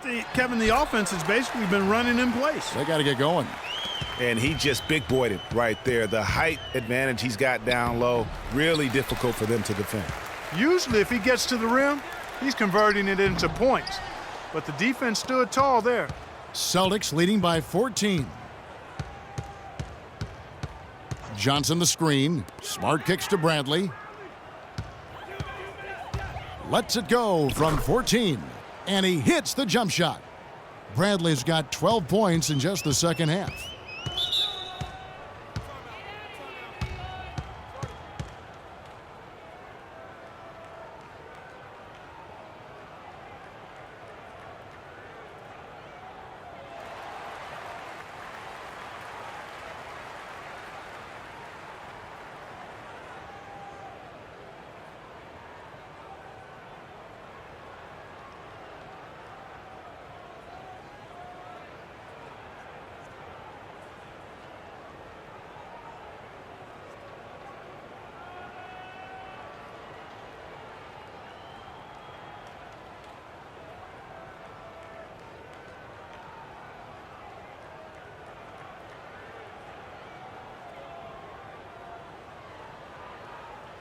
And a new group in for the Knicks. Porzingis, he's checked in for Kyle O'Quinn. Anthony comes in for Derek Williams. Aaron Aflalo, he's checked in for Jose Calderon. And Langston Galloway subbed in for Grant. And then for Boston, Zeller comes in for Sullinger. And David Lee is subbed in for Amir Johnson. Here's Galloway. He feeds it to Anthony. Down low, Lopez. That one falls coming off Anthony's feet. Anthony's got 6 assists in the game. Celtics leading by 14. Pass to Zeller. He dishes it to Turner. No good. And New York will come the other way. Here's Aflalo. And it's Bradley with the rebound. I mean, that can happen to anyone, but it's ugly every time it does. Yeah, it is unfortunate, embarrassing. He just lost his concentration for a split second, and that's all it took. And so the ball goes out of bounds. Lopez touched it last.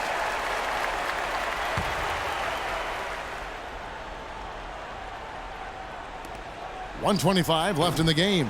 Smart misses. You can't miss those, but even the best do on occasion. Anthony with it, now guarded by Smart. Lopez a screen. To the paint, off the screen. Terrific design on the pick play, and he lays it in. And these are the types of games where one team clearly has the edge. Tonight, it will be a win by a large margin for the Celtics. Tonight, they seem committed to the three-point shot. That certainly was their main meal, their bread and butter, if you will. And you have to look back at this and see the huge game it was for Thomas. You look at the energy he brought on both ends of the floor, and it's easy to see why he was a difference maker. Yeah, heads-up aggressive play right there. Saw the smaller man on him and took it straight to the basket. Bradley kicks to lead. That's good. And the Celtics lead by 12. And the fans already heading for the exits, clearly not pleased with the way things turned out today. Well, Greg, this was a well-deserved win. I mean, they came into this building and acted like it was their home turf. I mean, they were the ones calling the shots and controlling everything. Good, and Smart gets the assist. This is a serious game-clinching run they're on. Yeah, I agree with you. Just not backing off here. I mean, they're looking to close this one out in style. What a time to have this kind of serve.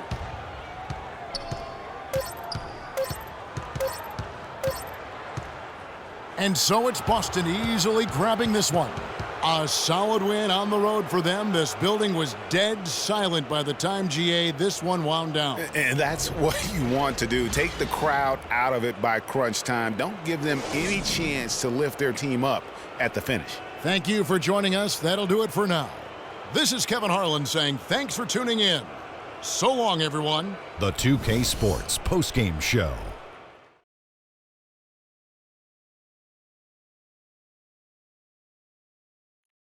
Hey y'all, Ernie Johnson here along with Kenny Smith and Shaquille O'Neal. Welcome back for the presentation of our Jordan Player of the Game, Isaiah Thomas. He was dead on from the field tonight, guys. I'd call his performance economical because there was no wasted opportunities. He took advantage of every good look he got. I mean, everything he put up was going in. This guy is explosive as any guard in the league, and he's got a craftiness to his game and a work ethic that just does not quit. Whether it's creating for teammates or putting up them buckets himself, Isaiah Thomas finds a way to get it done. And that's it for our broadcast here tonight. But we're just getting started on a new season in the NBA. For Shaquille O'Neal, Kenny the Jet Smith, Kevin Harlan, and the entire 2K Sports crew, I'm Ernie Johnson. We'll see you again soon.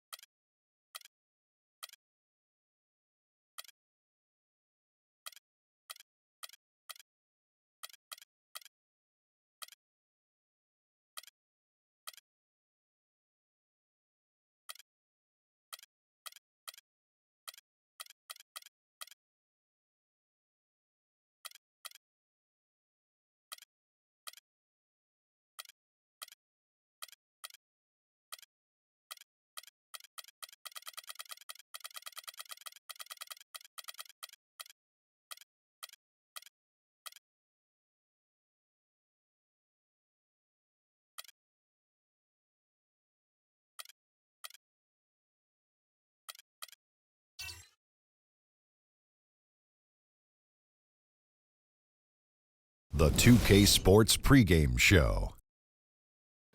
This is 2K Sports. I'm Ernie Johnson. Welcome to the NBA. We're joined by the legends, Shaquille O'Neal and Kenny the Jet Smith. Tonight, it'll be the Cleveland Cavaliers going up against the Los Angeles Lakers. Taking a look at the Lakers, they're looking to come out strong and make their mark early. They have to look at this game as a great opportunity to do just that. And Kobe Bryant now in the twilight of his career, very few have had his fuel and his drive. Shaq, you played with him. Give me your thoughts on Kobe. Yes, he has 5 championships. Yes, he's passed up Michael Jordan in scoring, but he wants to win more than anyone else in the league. He still obsesses over it. He's the biggest critic, and it drives his game. We don't know if this is going to be his last year. He said he doesn't know, but this guy wants to be the best ever. But you have to admire how he's adapted his game year by year by year, and by the body that he has to do it with. When he was younger, jumping out the gym. Then all of a sudden, as he's getting older, he's posts up more, went down and worked with Akeem Olajuwon. This guy is a true professional. With the game just about ready to tip, we send you to Kevin Harlan for the call.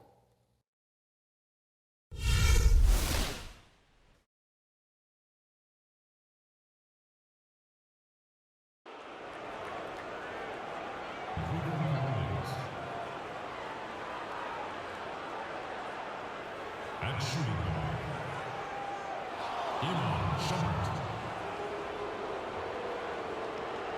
At center, Timothy Mozgov.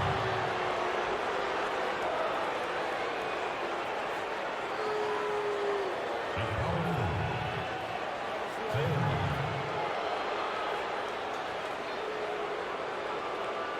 At the other guard position, Kyrie Irving.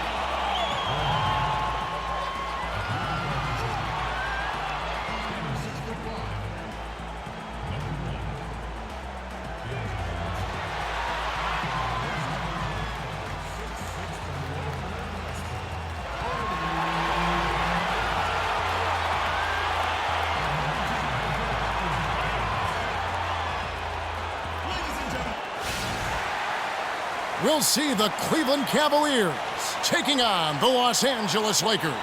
The excitement of the NBA is on the way. With Greg Anthony and Clark Kellogg, this is Kevin Harlan. All right, ready to go? Ready to go?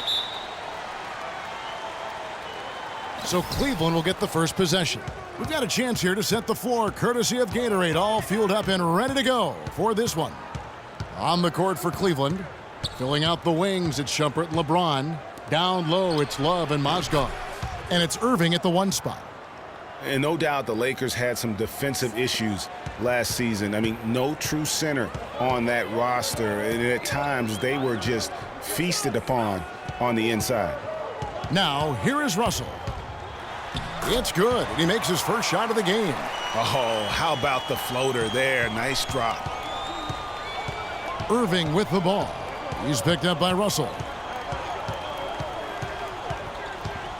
Russell against Irving. Here's Love. Oh, and that one had the right spin on it, and it is good. Love's got his first points in this one. Now let's send it down to Doris Burke, who is able to talk with Byron Scott. There haven't been many players that have the physical prowess of LeBron James, and he knows that this is going to pose a lot of problems for his team. He told me the most amazing thing to him about LeBron was that he has the ability to be a force at virtually any position on the floor, from point guard to center. He can and does do it all, guys. Thanks, Doris. And he buries that one, drilling the rim on the way down. Great assist that time by Kyrie Irving. Russell kicks to Hibbert. Picked by Randall. Clarkson passes to Hibbert. Mozgov with the steal. And now the fast break. Irving with the ball. That's good. And early on, they look great. They've made all 4 of their shots to start this game. Screened by Russell. Randall down low. He's going up against Love. Shot clock at 6. Hibbert can't get it to go. Excellent D there from Mozgov. Guys, this offense very effective. Going right at him. And guys, the defense has been no match. They've just picked them apart. Now here's Love. Yes, and it's LeBron picking up the assist. Love's got his second bucket tonight. Impressive start here. That's 5 straight makes to start the game.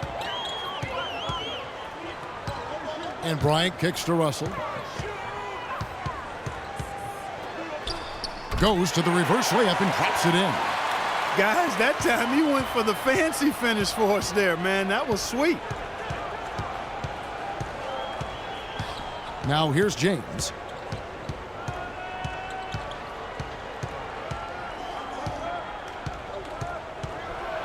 And Hibbert with the block. Now here's Clarkson. Not a lot of room. And the rejection by James. Here's Shumpert.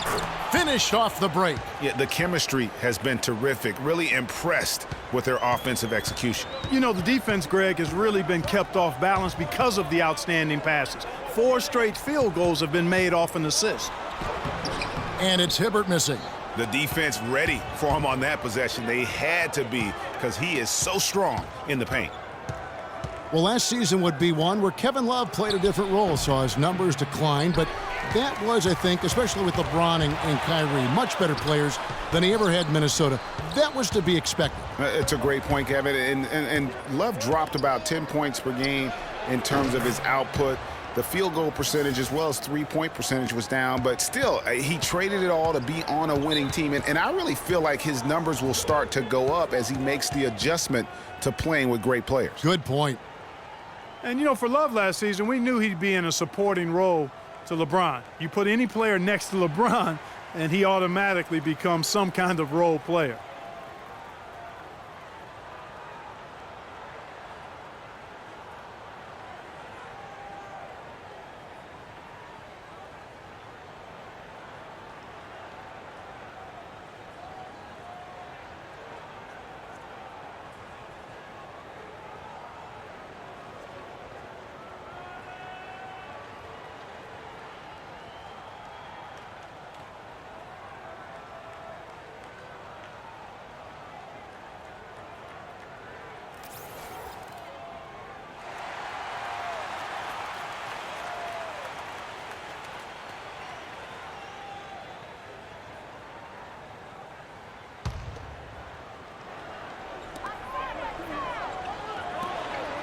Russell against Irving.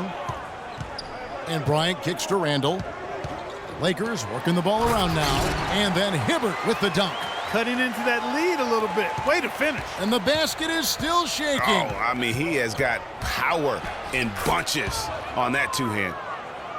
And thinking back to Love and his numbers last year, we saw the same thing from Bosh when he played with LeBron. Love and Bosh had similar reductions in scoring, but both were still great players, and they both have the ability to adapt and impact the game in other ways. Well, check out that assist. That's a pair of teammates that are clearly on the same page. Irving kicks to Love. No good from outside. Boy, even though he missed, you can't give up that kind of a look very often. Better to be lucky than good sometimes. Fortunately, they didn't get burned on that one. Now here's Bryant. The shot no good. Great D that time from Irving. Pass to LeBron. Picked by Mozgov. James dishes to Mozgov. 5 to shoot from 18 feet away. And he gets the friendly spin, and that one drops. Irving's got 5 points so far. You could not diagram a better way to open a quarter. Yeah, I agree. I mean, look at the lead they've jumped out to already. What a start. Now here's Bryant. That's basket number 2 with his third shot off to a fast 2 for 3. And off to a strong start offensively. He's got a nice touch. Cleveland with a very strong year last year. They were a very solid team on the road, as most LeBron-led teams are, Clark. Yeah, he's a special guy in terms of how he can elevate other players. Didn't start out hot on the road, but eventually got it together and ended up 22-19 away from home. And back to the Cavs and their road play. Teams with a lot of new players coming in can struggle early. It's especially evident when playing on the road.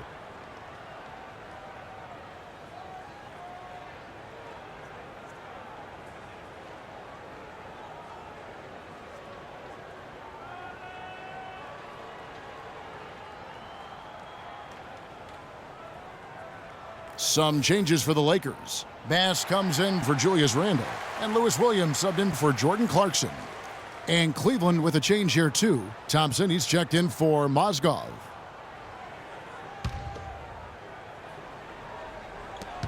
.125 left to play in the first. Irving kicks to LeBron. Out to Thompson. On the wing, Shumpert. He feeds it to Irving. Connects from three-point range. Irving's got a pair of threes now in the first quarter for the Cavs. You talk about being streaky on the road. That's what the Cavs were. I mean, could rattle off 4 wins on the road in a row, then come back empty from their next road trip. They did seem, though, to get stronger and more steady as the season went on. The Cavaliers leading by 9. James outside, passes to Thompson. He kicks to Shumpert. And stolen by Williams. Outside Bryant. Russell passes to Hibbert. Good, and the assist goes to Russell. 6 points for Roy Hibbert. He's having quite the quarter here, guys. I mean, shooting the ball extremely well. Love up top. He's guarded by Bass. It's LeBron with the drive. The layup missed. Bryant. The shot is off. And so the first quarter is in the books. Cavaliers lead by 7. Live from the Staples Center, you're watching 2K Sports.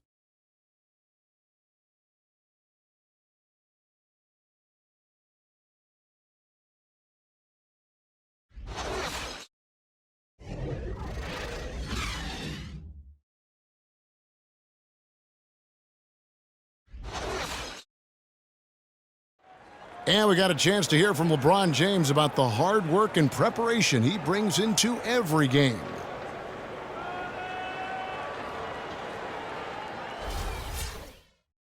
I think you'd have to say the preparation really shows on the court in his play, and rarely does he look surprised out there or caught off guard. And Kevin, that's really just the mark of a total pro. And I don't think oftentimes the fans appreciate how much goes in terms of preparation. Some guys get it and some guys don't, but he's a perfect example of what proper preparation means in terms of preventing a poor performance. Now the second quarter getting ready to start up. And taking a look at the Cavaliers' performance here, what do you guys see? It's just been a long-range battle for them and one that they're winning right now. Yeah, sharp shooting from deep, a big part of why they're up. Nick Young and Kobe Bryant filling out the wings. Brandon Bass is out there with Robert Sacre. And it's Williams at the 1. That's the Laker 5. Sacre's shot is off. The Cavaliers leading by 9. Some people think LeBron's athleticism, Clark, has declined over the last few years. He might be the first to admit it. He still looks terrific, though. Well, he's, that's a natural progression for any player, Sure. even if you are LeBron. But he's still an elite athlete by NBA standards. Now Smith. Thompson outside. The screen from Thompson. Here's Smith. Offensive rebound. No one near James as he lets it go. And the basket for the 4th time from the field. He's a healthy 4 for 6. And he could be the guy to put this game out of reach. And remember the quote from LeBron on the subject. Obviously, I'm not the 18-year-old kid that I was before, but I can still do the things I need to be successful.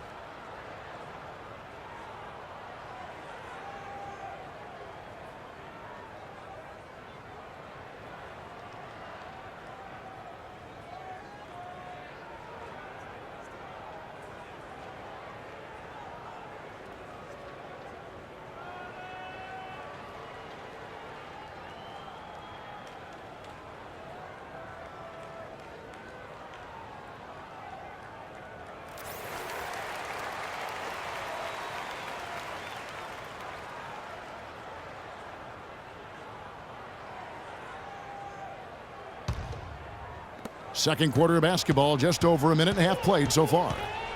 And, you know, LeBron was just so far ahead of everyone in the league when he was young. I mean, even a LeBron who has lost a step is more athletic than 95% of our league. Here's Thompson. Yes, it's James picking up the assist. LeBron's got his 4th assist with that last one here tonight. Outside Bryant. In the corner, it's Bass. Puts it up from 15, and it's LeBron James with the rebound. James has got 3 rebounds now in this one. Nice shot by Smith. Smith's got 4 points in the quarter. And that's another assist for a team that is putting on a clinic on how to share the ball. And I love the mentality that they've had. If a shot isn't there, they're not forcing it. They're moving it side to side until they finally get the one they want. They've done well at taking advantage of some late defensive rotations and getting the ball into the paint. Clearly, they've been the aggressors thus far when it comes to attacking the interior in this first half. Here's Williams. And it's going to be out of bounds. The Cavaliers will retain possession.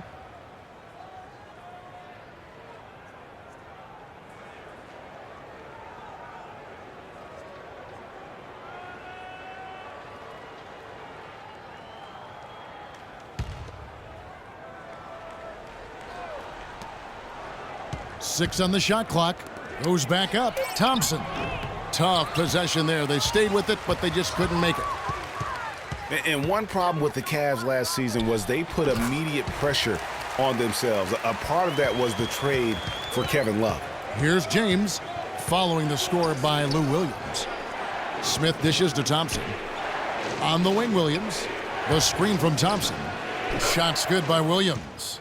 And he came off that screen, and the D just didn't get over the top of it. Yep, weren't there in time enough to challenge Greg, and when that's the case, you can mark those up for him.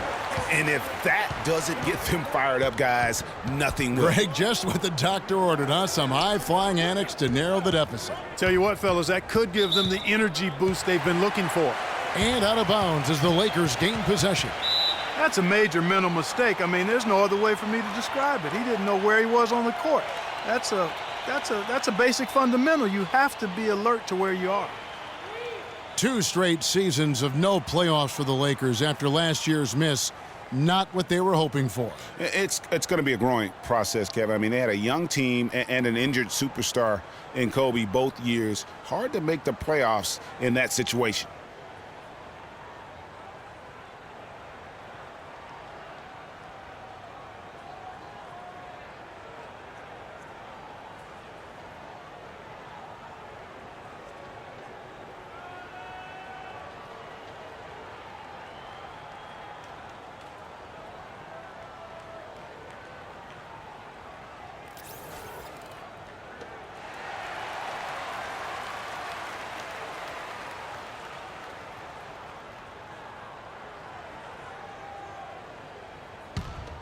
Here's Young.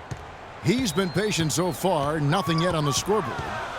And guys, for the Lakers, you'd have to go back almost 40 years to find a time when the Lakers missed the postseason in back-to-back years. Fortunately for them, they won 2 titles in the next 6 years after that.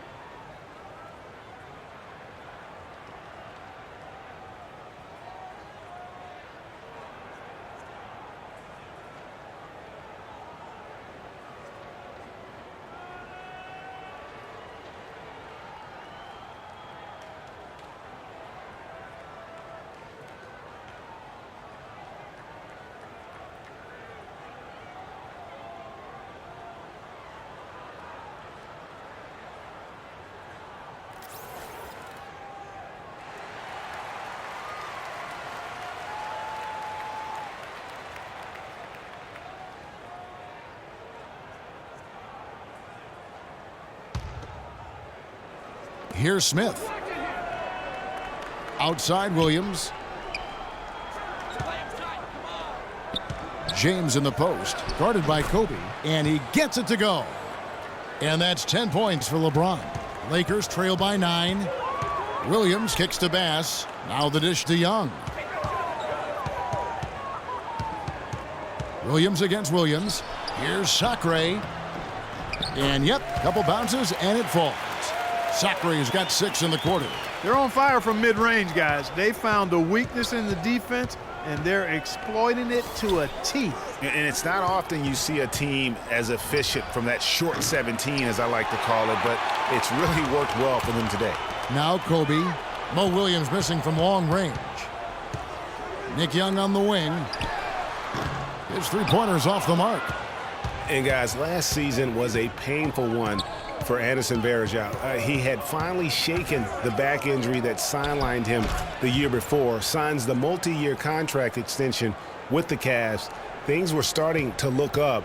Then only 3 weeks later, he tears the Achilles and was ruled out for the season. You talk about a tough break. Here's Sacre. Anderson Varejao making his last shot. 6 on the shot clock. Kobe, the pass to Williams. From deep. It's Mo Williams with the rebound. And adding insult to injury, certainly, Greg, as you were talking about, Varejao played well at the start of last season. Shooting 56% from the field. Clark, I think he was over 70% from the line. Those were career highs. Yeah, and a terrible blow for Varejao and the Cavs because of that injury, the Achilles tendon. But it led to the deal for Mozgov, and that's worked out quite nicely. Here's Smith, following the 3 by the Lakers. Back to James. Thompson, a screen on Bryant. It's LeBron with the drive. No good. And it's the Lakers the other way. Williams with the ball. Williams picks him up. LeBron against Kobe. Tries yet again, and it's good on the way in. Now just a 4-point Cleveland lead. Every time they get scored on during this run, it's come from inside the paint. Yeah, they have really owned the interior. You've got to collapse that defense and force them to beat you over the top. And I like the fact that he really was unfazed by that scoreless first quarter, and now you can see him getting into a rhythm. Here's Bass. Shot is off. Good D by Thompson. And he thought he had a clear path to the hoop, but the defense didn't give up on that play and cut him off. It's 9 seconds separating the shot clock and game clock. Here's LeBron. The 19-footer is on the money. LeBron's got 12 points in the game. Really well done there. Just confident and composed, never in a hurry. Kobe kicks to Williams. That's in, coming off an assist from Bryant. Kobe's got 3 assists in the game. From deep, James, and he drains the 3, but let's see, they may need to review it. I'm not sure the ball was out of his hand in time. And the teams are going to have to wait before heading to the locker room. They're going to bring out the monitor and see if he got that shot off in time. And to me, guys, it looks pretty clear-cut on the instant replay. I mean, the ball was out of his hands in time. I think they'll confirm this one pretty quickly. Well, I can't see how they'd come to any other conclusion. I mean, we have a good look at it on the replay. The clock's still ticking when it left his fingertips. And they've overturned the call. The replay was conclusive, and that one's going to count. And, Kevin, an example of why it's good to have replay. I don't know what kind of impact it'll have on the final result, but you always want them to get every call right. So we've reached the end of the first half of play. Cavaliers ahead. They lead by 8. And now let's catch up with Doris Burke, who's standing by on the sideline. Doris? Kevin, with LeBron and another dominant first half, how do you measure the balance between riding your hot hand and making sure the other guys around you are finding their rhythm? We just got to be aggressive. All of us, including myself, got to continue to be aggressive in the second half. LeBron, thank you. Kevin, they can't stand around and just watch him. Okay, Doris, much appreciated. And now for halftime. So we'll be back in just a bit to get the third quarter underway. And now, the 2K Sports Halftime Show.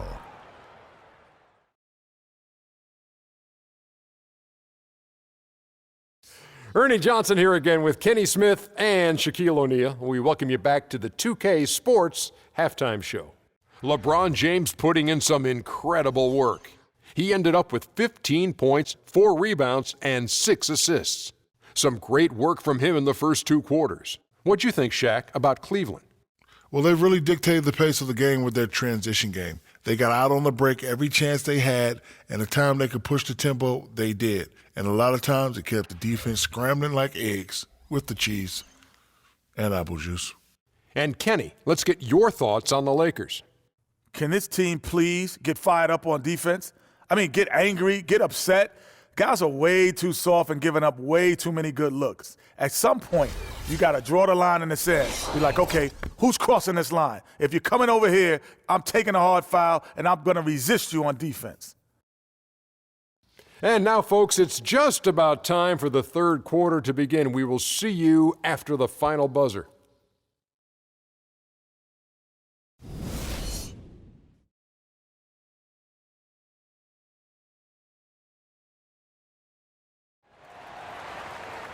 And now the third quarter about to get going. What a game for LeBron. 15 points and 6 assists. This is some performance we're witnessing out of him. My man, a night to remember. No doubt about it.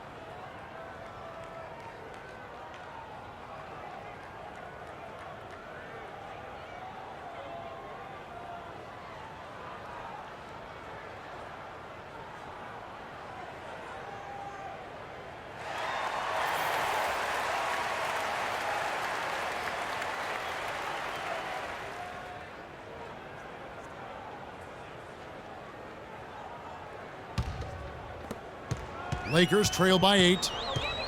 And it's strange to think that early last year, all the talk in the media was about the in-house fighting on the Cavs. It goes to show just how much better things are for a team when they're winning. Checking out the group for David Blatt to start the second half. LeBron and Love are the talented pair at the forward position. Amon Shumpert is out there with Kyrie Irving. And it's Mozgov in at the 5, roaming the paint. Now, here is Irving. After D'Angelo Russell's miss, that's good. Well, as rough as the Cavs might have started the season, Clark, they were all at peace near the end. Things turned around certainly after the All-Star break, had their amazing playoff run, great momentum, and that confidence showed every game they played. Really did, and I thought the big three found a way to come together nicely and smooth out the rough spots, and James, Irvin, and Love ended up being the highest scoring trio in the league last year. And he gets it to go. 10 points for Kyrie Irving. Getting the half off to a good start here already with some penetration. Bryant with it. 8 points for him. To the inside. And it's Hibbert missing. Outside Irving. He dishes it to James. Here's Love. Good, and the assist goes to James. Love's got the lead up to 13 now for Cleveland. And at the offensive end, he's done about as much as they could have hoped for today. And the thing about LeBron James, he's really done a nice job of reshaping his game over the years. I mean, every veteran goes through losing a little speed and quickness. The great ones compensate by getting stronger and more physically imposing, not to mention also their basketball IQ grows as well, just as has been the case for LeBron.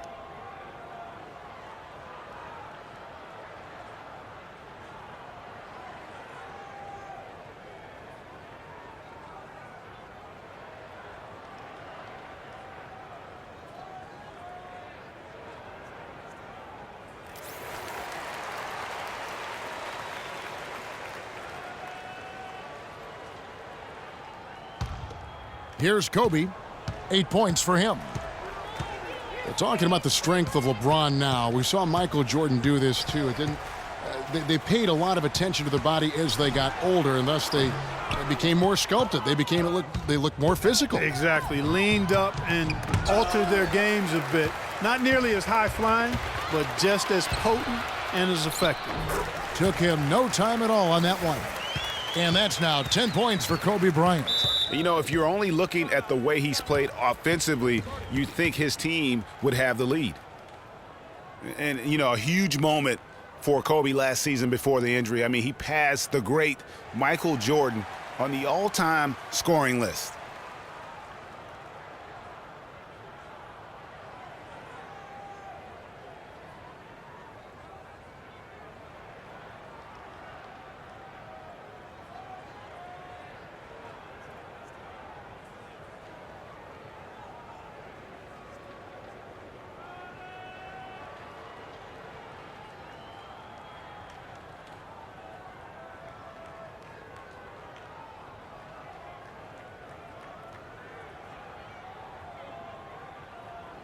Doris Burke has an update for us. Doris? Yes, during that break, Coach Byron Scott had some words for his team. He was intent on running the offense through Kobe. Coach reminded them that he is supposed to be the key factor tonight, and he still wants to see that happen. Coach was not wasting any time in altering their strategy here in the second half, and Kevin, he's going to have to hope those changes take effect quickly. Always great to hear from you, Doris. Here's Clarkson. And the rejection by James. And they get it back. And with that shot, the Cleveland lead is cut to just 9 on the basket from Kobe. His hard work on the backboard really just has given them more opportunities to score. The Lakers have gone 3 of 7 on field goal attempts here in the second half. Russell dishes to Randall. Good, and the assist goes to Russell. You know, the defense has got to do a much better job of fighting over those screens. And Greg, especially when the ball is in his hands. I mean, come on now. You know he doesn't miss too many open looks like that. Now, here is Irving. He's got 10. Inside, Mozgov, and good on the basket. Book it. Mozgov's got his first 2 points. They've had assists now on their last 3 baskets. And it's not just their passing, but also the body movement off the ball that's created a lot of those opportunities. Randall against Mozgov. 5 to shoot. Hibbert with the screen. Here's Clarkson. And another basket for the Lakers. That was Roy Hibbert getting in the way of the defense there. Cleveland leading by 9. And here is Irving. And Love with the basket on the assist by Irving. Irving's got 5 assists tonight. Moving it around, 8 of their last 10 coming off assists. And Greg, you know nothing makes a coach happier than selflessness on the basketball court. Hibbert with a screen on Irving. Clarkson, offensive rebound. Randall with the bucket. Randall's got 4 points now in the quarter.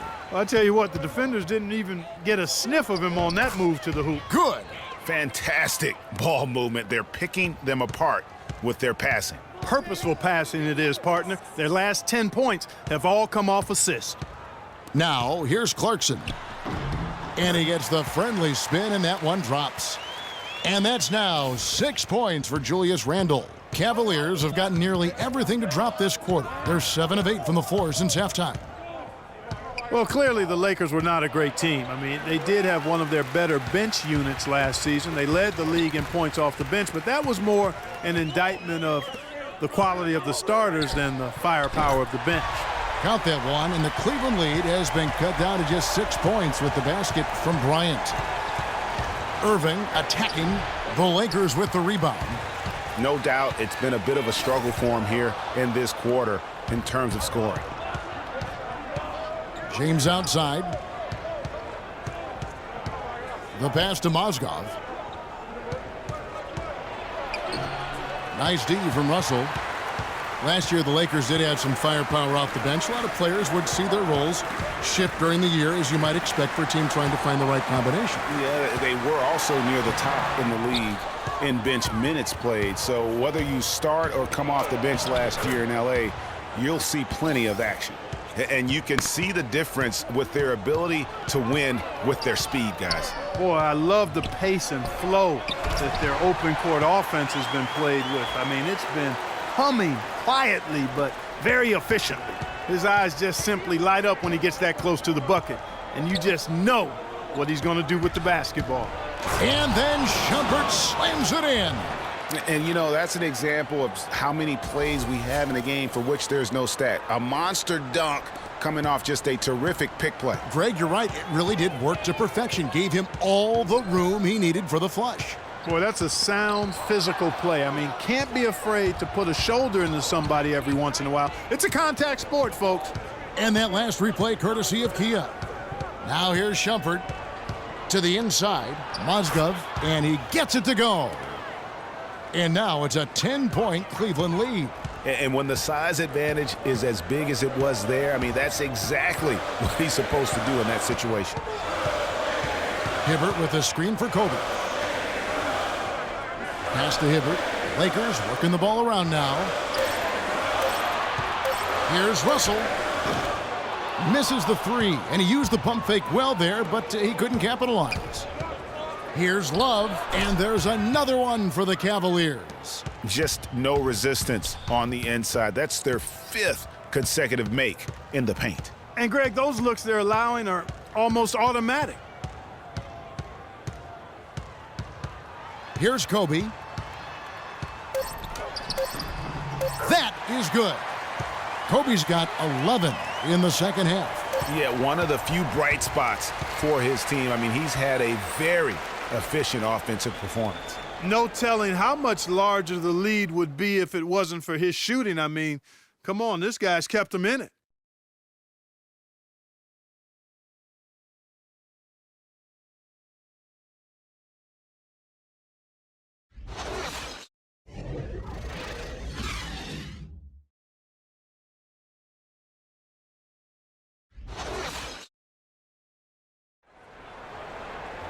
Hello and thanks for joining us, folks. The fourth quarter of play should begin momentarily.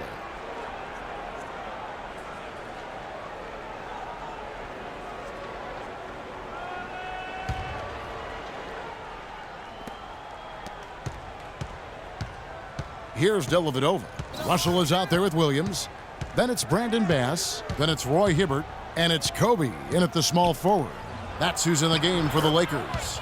That's good. And that's 10 straight points in the paint. The defense, nowhere to be found. I think they've really got to start committing more bodies down low and really kind of close that area off defensively. Now here's Williams, 18 feet out, and another basket for the Lakers. That is so tough to defend. He'll cross you over in a nanosecond. That move is next to unstoppable. The screen from Thompson. Dellavedova, the pass to Thompson.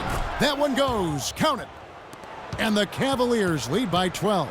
Nicely done. They continue to attack inside, and that's 10 points in a row in the paint. If you can't stop it, here it comes. I'm right at you. Now, here is Irving. Following the miss by Lewis Williams. Love goes in. That's good. Love's got 4 points this quarter. And they're beginning to just flat out fall apart defensively right now, especially on the interior. Yeah, and that's 4 straight field goals now, Greg, they've allowed from point-blank range. Can't happen. Passes shot. Good. And every once in a while, he'll show up and give you some great moves around the hoop. Thompson, a screen on Williams. Dellavedova kicks to Thompson. And it's sent back by Bryant. Williams attacking. Russell dishes to Kobe. Good, and it's Russell picking up the assist. Russell's got 4 assists in the game. Boy, I tell you what, he's having one of those days where if he takes it, he makes it. Here's Irving. And Hibbert with the block. And so the ball out of bounds. Hibbert touched it last.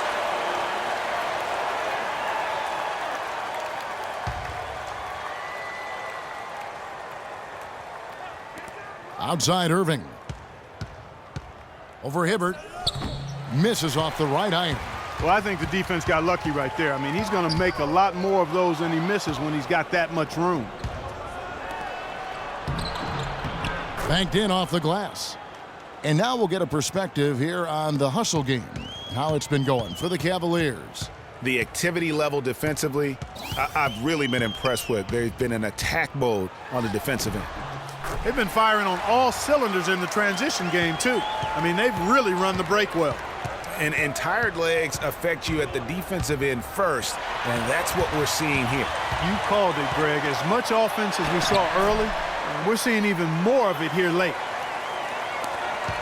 The Cavaliers leading by 8. Outside Irving. The 10-footer. And Hibbert with the block. And now Bryant pushing it up. No one back to stop him. Out of bounds. Cleveland will take possession.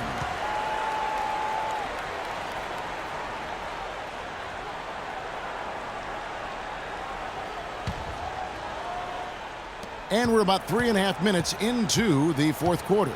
Dellavedova kicks to Irving. Shot is off. Nice D from Russell. He's been wayward and just off on about everything he's put up in this period. Knocked loose. And now the Cavaliers. Fast break. Irving's got the ball. And that's out of bounds. Cleveland will retain possession. And the Cavaliers making a change here. Smith has checked in.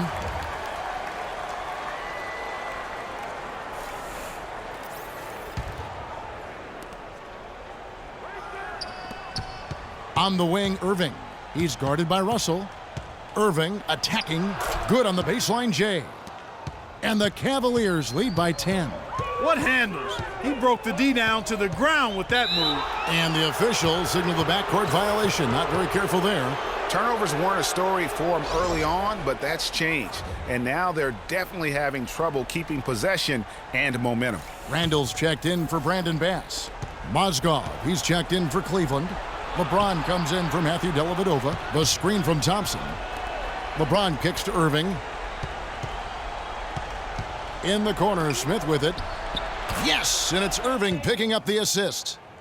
And that's now 6 points for Smith. Textbook, nice pass, great catch, even better finish. Hibbert with a screen on James.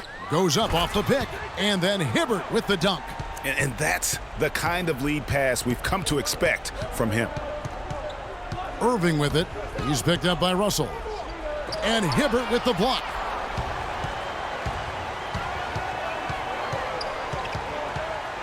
Williams passes to Randall.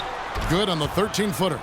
And just a step ahead of the D in that possession there, making the pass. Nice assist.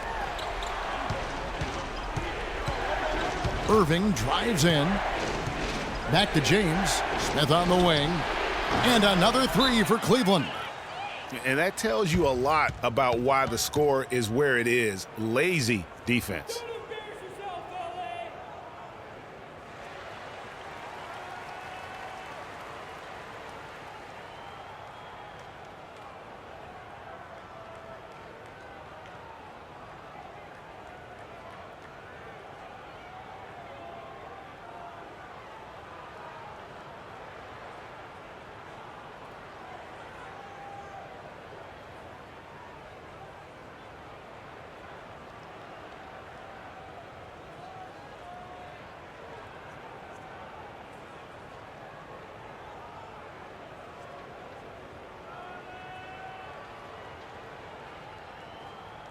Let's catch up with Doris from the sideline.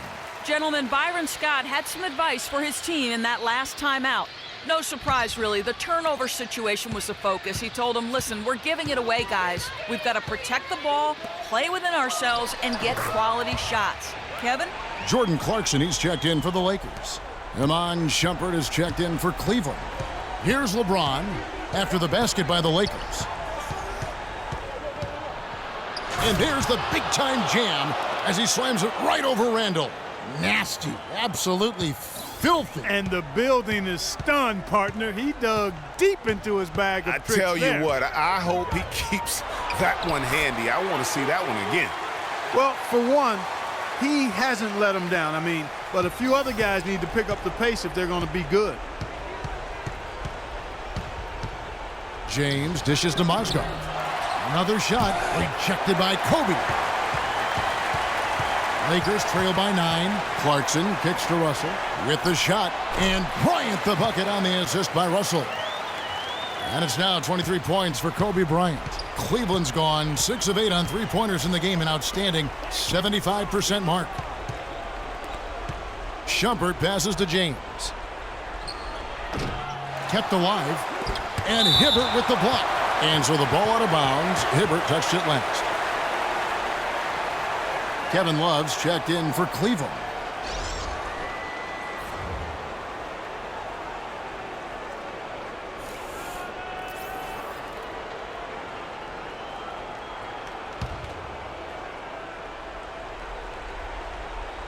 And it's the Cavaliers with the ball.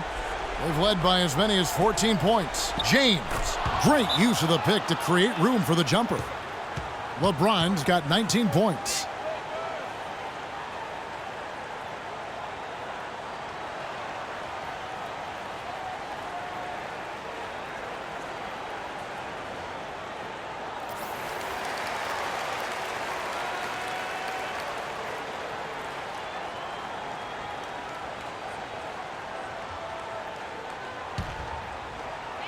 .105 left here in the fourth quarter. Kobe dishes to Randall. That's good, and it's Bryant with the assist. And sometimes you just can't get around your defender there. You got to hit him with that high top fade. Well, Cleveland shooting about 45% from the floor in the fourth. LeBron with it. Picked up by Bryant. There's the screen. Outside Irving. Shot clock at 6. And Love gets it to go. Didn't take their time in wrapping this game up. They came out with a sense of urgency. Nice ending spurt to polish it off. Once they had him on the ropes, they started throwing haymakers at him. The whole knockout blow. And here are the Lakers. They trail by 9 points, and it's good. And really, how about the quick release on that triple there, because he's given up a lot of height in that matchup. Right on target you are, Greg. I mean, the quick release is what made the difference there. Any hesitation, and that shot is being blocked. 17 seconds left in the fourth quarter, and that's an intentional foul.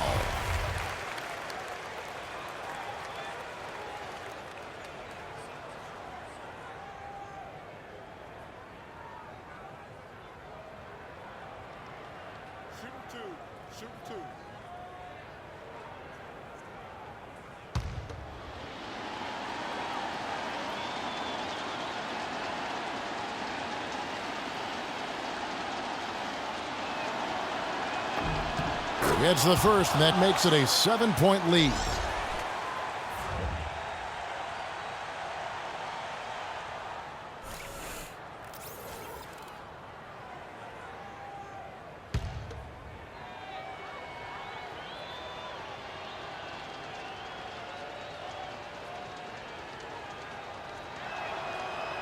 Second one is good, getting both at the line, and it's an 8-point game.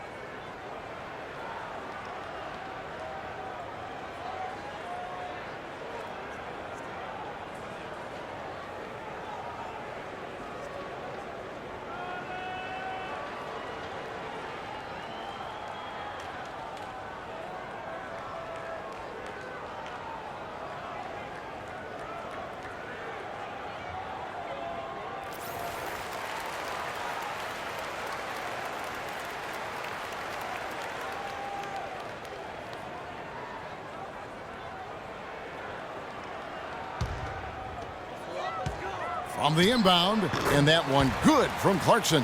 They ran that inbounds play perfectly there to get the quick hitter. And now we've got the intentional foul.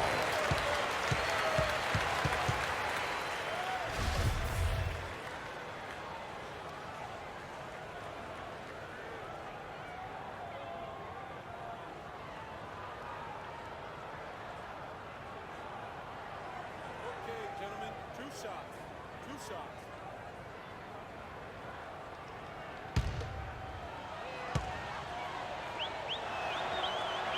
First free throw is good, and that makes it a 7-point lead.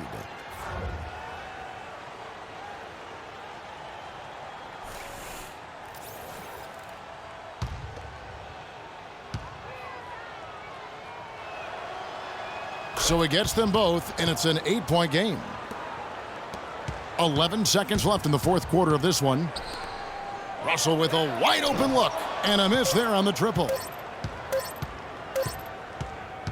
And so it's Cleveland winning this one, and in the win, a comfortable win in what was, I think, G, a pretty hostile environment. It really was. You know, it's never going to be easy on the road, but they didn't have too many problems with that tonight. And time now to go courtside as we send you over to Doris Burke from the sideline. Doris? Thank you, Kevin. I'm here with J.R. Smith. We got to see your offense in full effect here tonight. Seems like everyone on this team is really on the same page. I definitely think so. You know, we got a lot of great players on our team, a lot of people who can score, and hopefully we can just keep building on it. JR, appreciate the time as always. Kevin? All right, Doris, thank you. And that about wraps it up. For Greg Anthony, Clark Kellogg, and Doris Burke, this is Kevin Harlan. Thanks for watching the NBA, presented by 2K Sports. So long and good night, everyone. The 2K Sports postgame show.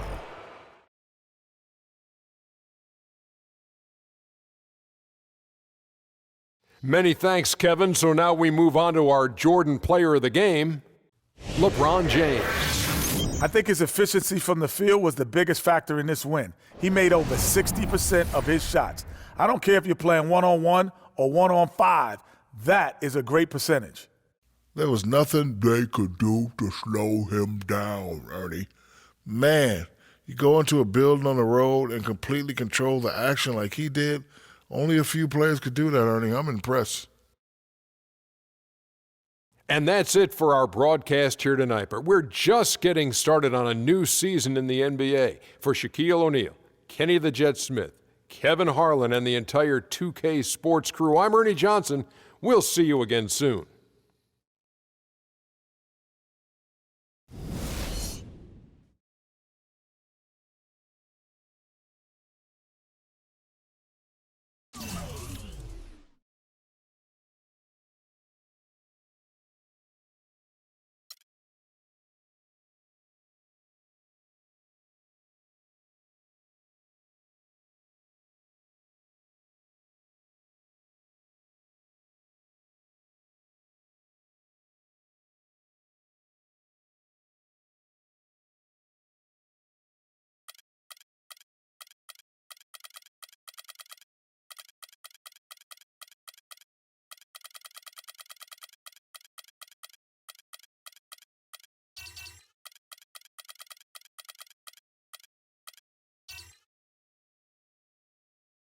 It's the 2K Sports pregame show.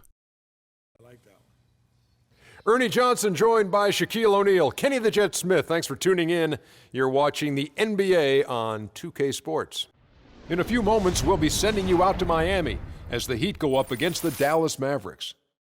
For Dallas, they're looking to come out strong and make their mark early. They have to look at this game as a great opportunity to do just that. And on the topic of Dirk Nowitzki, so many great moments for him throughout his career, and of course, the title. Where is he, Shaq, in your mind, on the all-time power forward list? Well, he's certainly the best European player to ever play the game, him and Petrovic. He's top 7 in career scoring of any player. I'm impressed that he started off like a non-superstar. First 3 years had trouble, and then he just emerged out of nowhere. Been to the finals, I think, 2 or 3 times, won one, lost one. But he's up there. He's definitely up there. I agree with Shaq. I love his game. I think overall it's evolved. He even started to go into the post when they started winning championships, when they won the championship. But I've just got this stat, Ernie, hold on. And it says he's the only post player to reach 50, 40, 90. What's 50, 40, 90 mean? 50 would be field goal percentage. Okay. 40 would be three-point percentage. Right. 90 would be free throw percentage. Wow, 50, 40, 90. Yeah. Do they have anything for rebounds? Not that I know of, Okay. but I'm sure our ace. He could be stat like 50, crew 40, will 90, jump. Yeah. 10. Could be. Oh. Or 8 or 9. I don't know if Yeah, well, I mean, they're making up stats that I've never heard of, so why don't they just add another couple? Well, I love it when you throw out stats that you really don't understand. But I just got a piece of paper. Yeah, what do you think it was? I thought it was 50 plus 40 is 90. This is also true. It's stats. It's all about how you interpret them. It's time to get down to Kevin Harlan. That's what you call analytics. Analytics? Yes.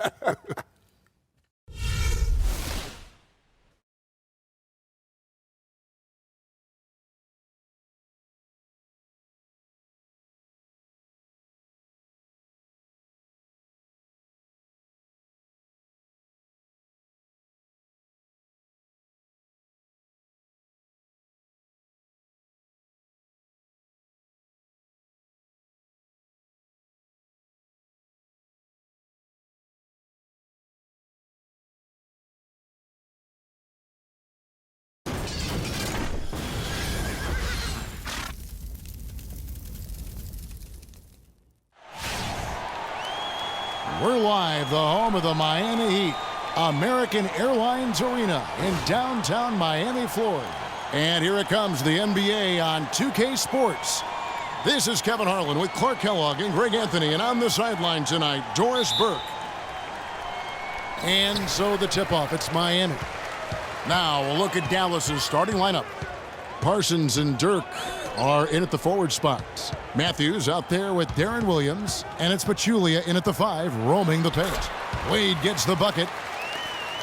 Well, you knew things were going to be different in Miami without LeBron. They slowed down their approach on offense, going from one of the more up-tempo teams to one of the slower ones last season. Now here's Nowitzki, just 5 to shoot. Here's Pachulia, lands soft on the front of the rim and drops. On defense, the Mavericks. Dragic the pass to Bosch. Kicks to Wade. Williams with the block. Out of bounds, Dallas takes possession.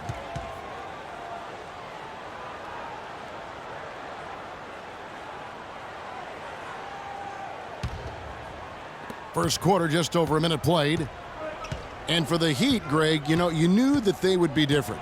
But, going from top to the second slowest pace, Clark, was a very drastic move. Yeah, that is a significant change in style. Covered the second least ground in the league last season, according to player trackers.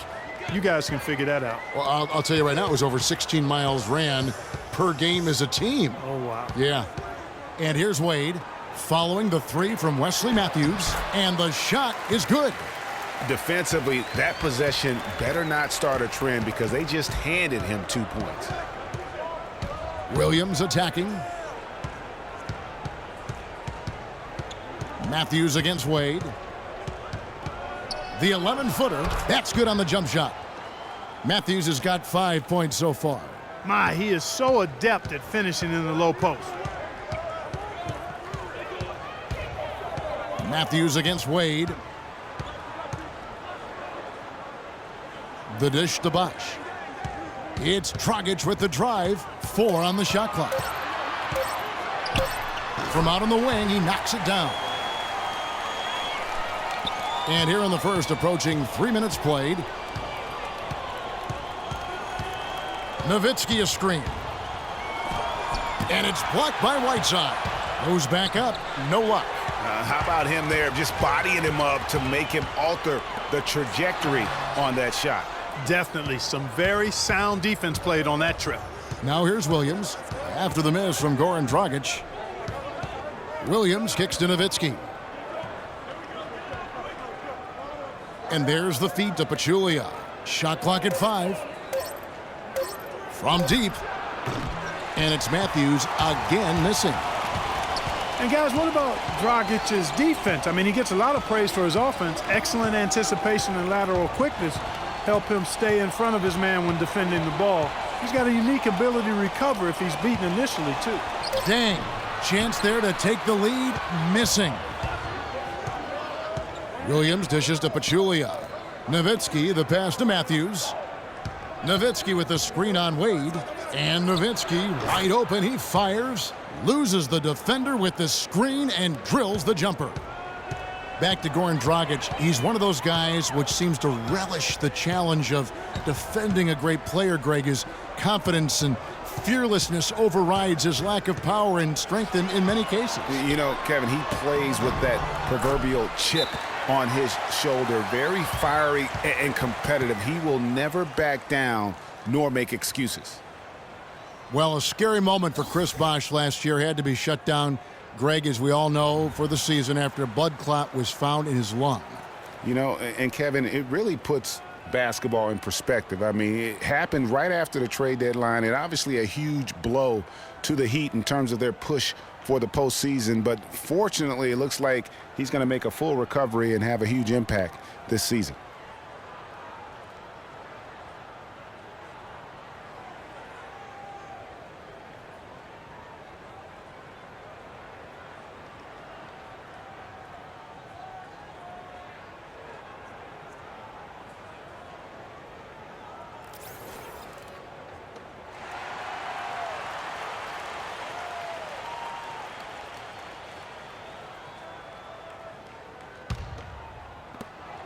The Mavericks leading.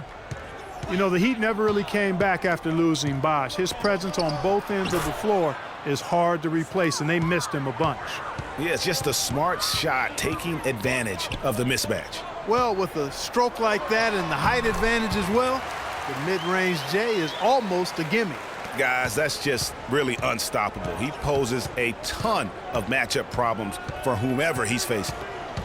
And guys, I know I speak for everybody. Glad to see Chris Bosh back out on the floor. I mean, blood clots can be a very scary thing for anyone. And I think everyone is happy he's been able to make a full recovery. Here's Dragic after Dirk Nowitzki's bucket. Dragic kicks to Dang. That's in, coming off an assist from Dragic. Wow, what a pass there. He made that a very easy basket with that setup. Nowitzki a screen. There's the pick. Williams against Dragic. On its way from Parsons for two. Again, the Mavericks score. And boy, did he ever sell the pump fake. Worked to absolute perfection.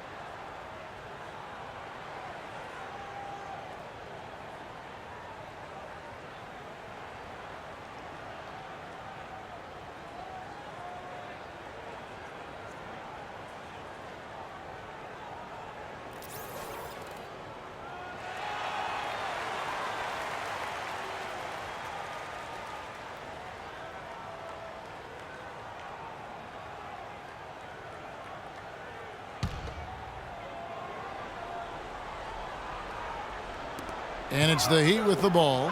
It's a three-point game. No good from Wade. You know what? You just cannot get much better of a look than that one. Exactly. I mean, no way you expect him to miss that shot. Now here's Williams.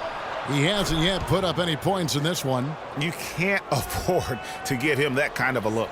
Well, you know, he came off a good screen, but still, as a defender, you've got to do a better job of fighting over and through that. It always seems the Mavs are able to compete for a title, Clark, but their window might be closing with some of their stars aging, namely Dirk Nowitzki. You're exactly right, Kevin, because Dirk is the centerpiece of that franchise, has been for over a decade. They made the Rondo trade last year trying for a big finals run, but eventually they'll start to have to build for the future. And Matthews gets it to go. Timely passing leads to assists, and that's been the recipe for success. Everybody on the same page, completely in sync, tremendous communication and awareness. That's good. It's like everybody is in a rhythm right now. Incredible stuff here early on. Both teams playing downhill. You know, coaches say that all the time. You want to play downhill. Well, at some point you think somebody's got to cool off in this one, right? Shot's good by Williams. Caught him off guard with that move. It definitely had the element of surprise. Nobody expected him to bust out a spin, but it worked beautifully that time. Now here's Williams, following the miss by Chris Bosh. Nowitzki a screen. In the corner, Parsons with it. Plenty of space. He clangs that one off the back iron, and down it falls. They've been hot here early, dropping them in left and right. Rolling, rolling, rolling. We'll see how long they can keep it going. Dragic against Williams, and it's slammed in by Whiteside.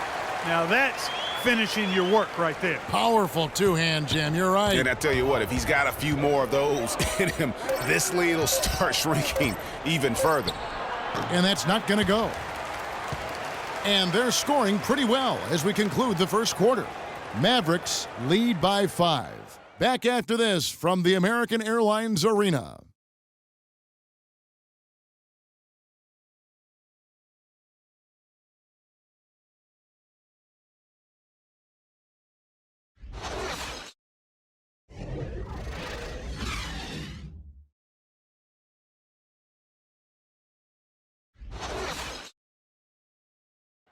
And now a chance to hear from Chris Bosh about what it meant to him to become an NBA player, the fulfillment of a lifelong dream.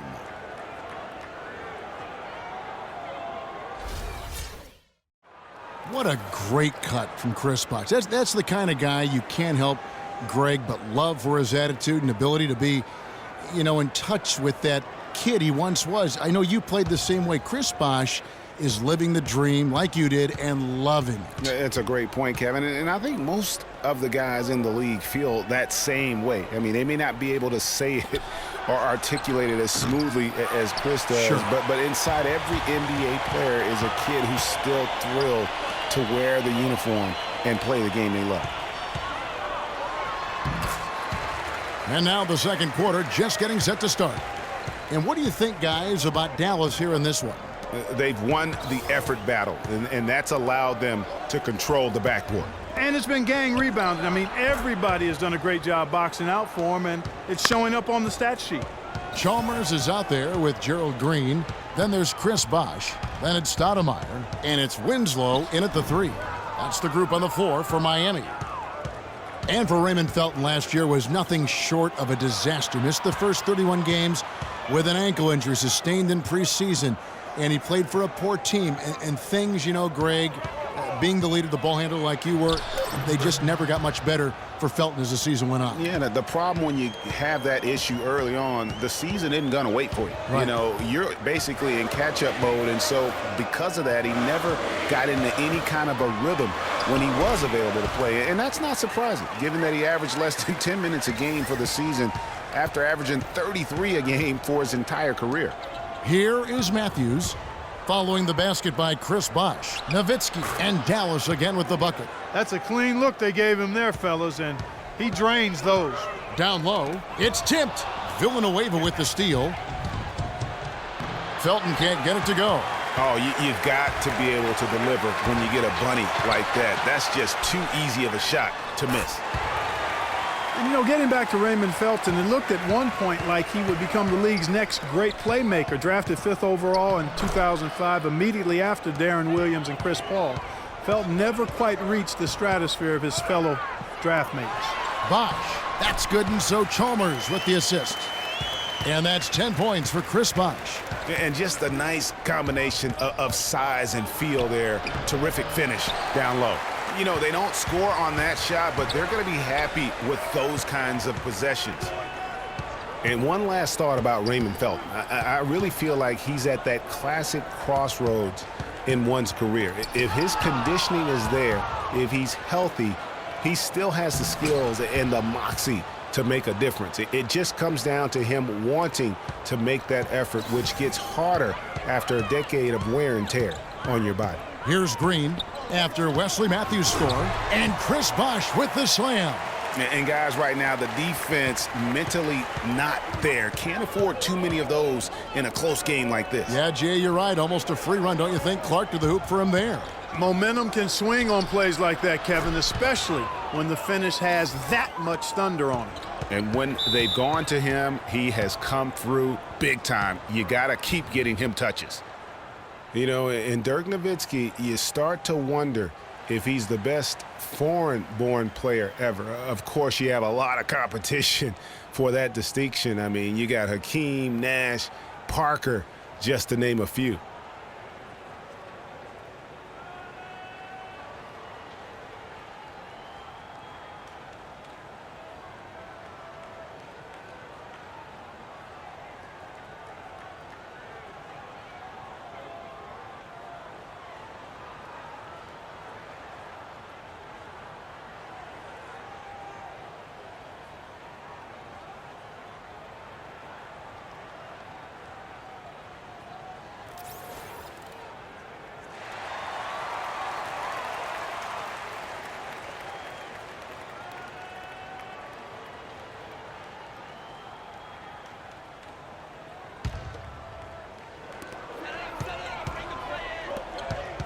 Now, here's Chalmers. Guarded closely. That's good. 14 points for Chris Bosh. Back to the topic of Nowitzki as the greatest foreign-born player ever. I think Hakeem Olajuwon. Clark is really his only challenger. Yeah, I would agree with that, and I'd keep Hakeem at the top of that list just because of his presence and impact at both ends of the floor. But Dirk, clearly one of the all-time greats in NBA history. Here's Green after the Mavericks pick up 3. Off to a good start as he hits his first shot attempt. Another bucket in the paint. That's something they just have not been able to stop today. Yeah, the defense is all about disrupting timing and spacing, and what they've got going right now is not getting it done. And as they always seem to do, the Mavs feasted on the Eastern Conference last season. Dallas would end up with 50 wins on the year, and 21 of them coming against the East.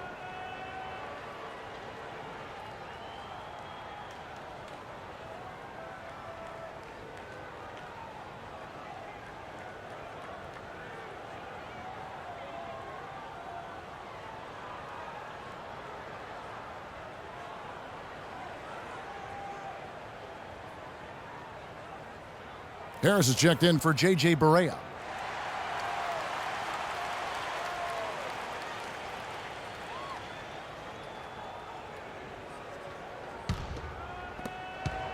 Mavericks leading by 6. As you said, the Mavs just taking it to the Eastern Conference. It's been that way for a long time, it seems. They've really, Clark, got that number. Well, under the Mavs' current ownership, they have never had a losing record against the Eastern Conference, Kevin. Beating up the East is why they've been in the playoffs so much in the last 15 years. The assist totals, Kevin, just continue to grow. They're way ahead in that category. Ball movement has been flawless. Clearly just an example of a different mindset between these teams. It's deflected. Here's Green. Score the basket, his second of 2 attempts. Easy to see who's going to win that race. Yeah, early offense is often easy offense. Excellent work that time. Matthews passes to Nowitzki. Right through the D for the layup. Nowitzki's got the lead, back up to 8 now for Dallas. And now he's taken a solid opening in the quarter and built on it here in the second. Takes the 13-footer.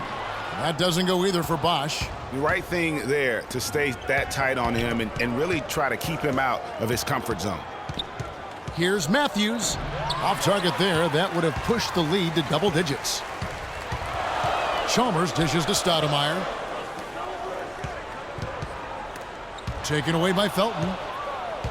And oh, here we go. Felton's got it. The fast break chance. And the basket by Harris. Agility leads to thievery there as he's got his hand in there to get the steal. Intelligent play to immediately start the break. And Clark, that's been the story of this game so far. I mean, they cannot hand over any more easy points in the open floor. And the wide open shot from Chalmers. Drains it from beyond the arc. Chalmers has got 6 here in this quarter. Nowitzki left side. It's stolen by Stoudemire. Here's Green. Down it goes for his 3rd basket in as many tries. After going scoreless in the first, he's really found a way to turn it on here in the second quarter. And it's Harris off the drive. Here's Nowitzki. Good. And Harris gets the assist. And that's now 21 points for Dirk Nowitzki. Boy, that was a pretty assist by Harris. Stoudemire against Villanueva, and he gets it to go. I'll tell you what, the defenders didn't even get a sniff of him on that move to the hoop. Harris kicks to Matthews. Nowitzki a screen. Matthews into the lane, and it's sent back by Bosch. And that'll be Dallas as it goes out of bounds. Mavericks retain possession. And a new group in for the Heat. Whiteside's checked in for Bosch. Dang comes in for Winslow. Wade, he's checked in for Green. And it's Dragic in for Mario Chalmers. And then for Dallas, Pachulia, he's checked in for Villanueva. Parsons comes in for Wesley Matthews. And Darren Williams is subbed in for Raymond Felton. It just seems like the more he touches it, the more the lead grows. The Heat trail by 7.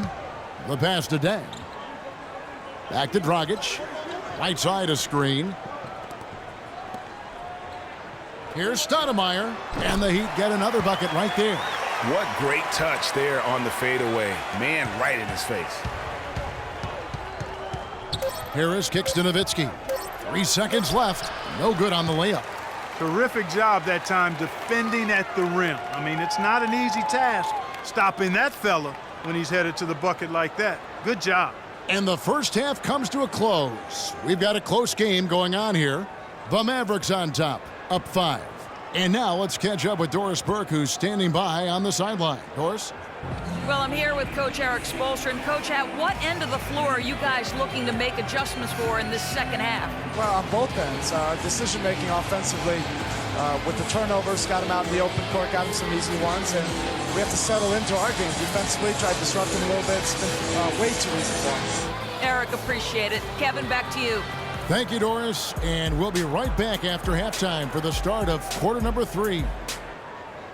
The 2K Sports Halftime Show.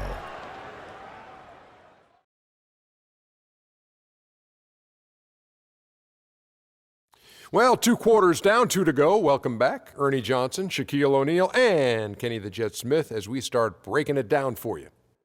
We saw Dirk Nowitzki lighting it up in the first half. He had 23 points, 3 rebounds, and 3 blocks. And Kenny, what are your thoughts on how Dallas played? Well, their playmakers were in top form tonight. They showed great court vision and great ball movement. That's why they had so many assists. It's much easier to defend guys who don't want to pass the basketball. And over to Shaq. What'd you think about Miami?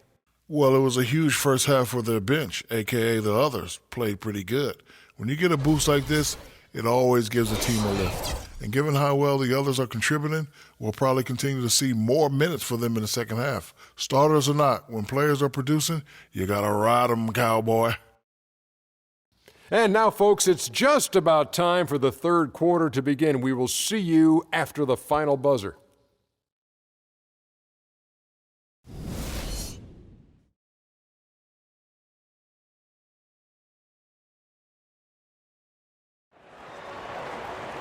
Well, both sides have assessed what they need to do over the break in halftime. We'll see now if one can pull out a way here in the third.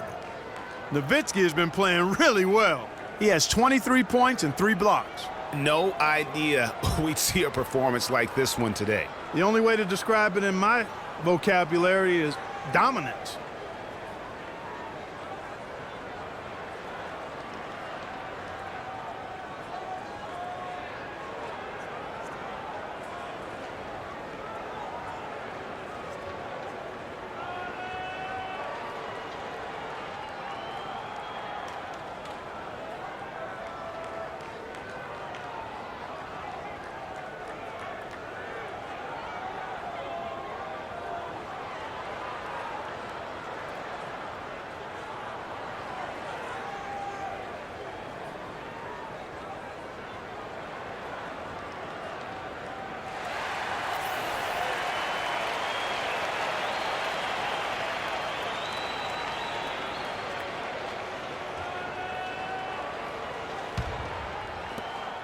Mavericks leading by 5 on the court for the Mavericks.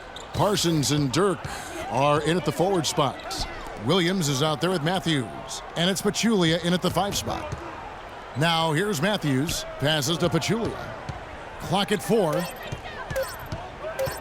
Goes up on the wing, and the shot is good. 25 points for Dirk Nowitzki. What makes him so special is his high skill level for a big man. He can really contribute in any number of ways. Dirk Nowitzki, what can you say? Future Hall of Famer, too many accolades to list, but most important, NBA champion and Greg Finals MVP in 2011. Yeah, and Kevin, history has proven time and time again, you really need a future Hall of Famer on your team to win a championship. Just look at all the teams that have won the title through the years. And here in the second half of play, we're just over a minute in. Outside Dragic. And the rebound goes to the Mavericks. Pass to Parsons.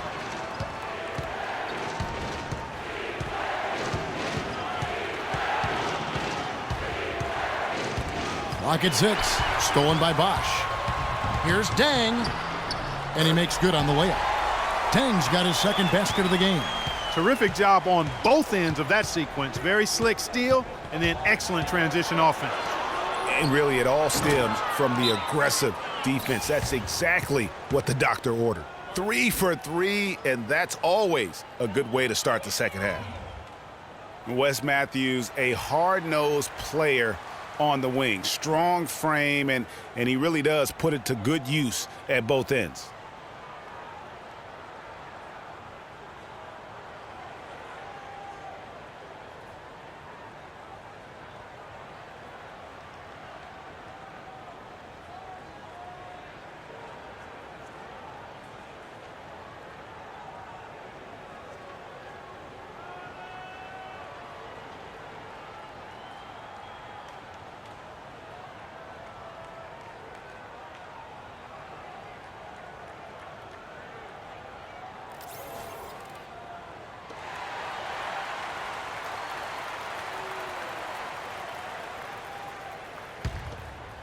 And now around 2 minutes gone by in this half.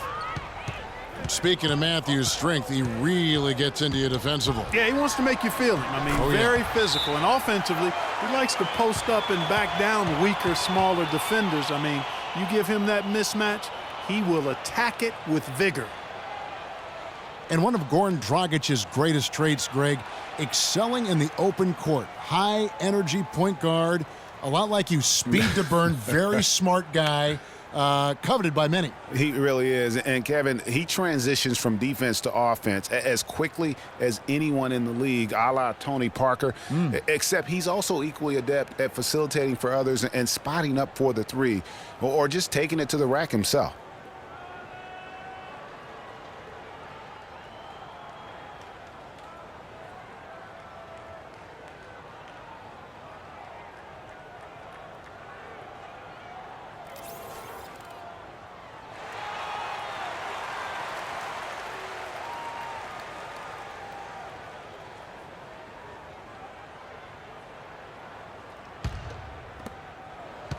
Mavericks leading by 8. And, you know, back to Goran Dragic, many of his transition opportunities start with his aggressive defense. Very active with his hands, has the instincts to jump passing lanes, the long arms, to pick off passes. Suddenly, when he gets a steal, he's off and running. Now here's Dragic. Dirk Nowitzki unable to get his shot to go. Wade against Matthews. And the basket by Wade. Wade's got 8 points. Well, I tell you what, I need to see some more assertiveness out of these defenders. They're not getting the job done. That's a great point. 10 of the last 12 points they've allowed have come at the rim. Now here's Nowitzki. He's got 25, and he gets the bucket.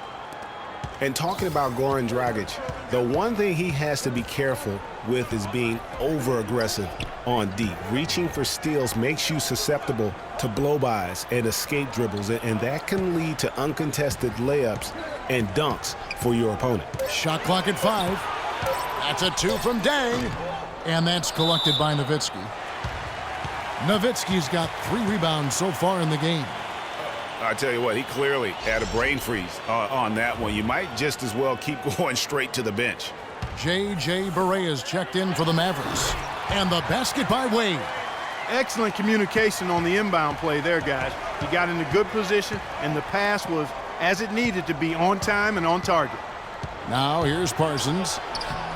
And it's Miami with the rebound. Bosch has got his third rebound tonight. Pulls up on the elbow. And again, it's Dwayne Wade.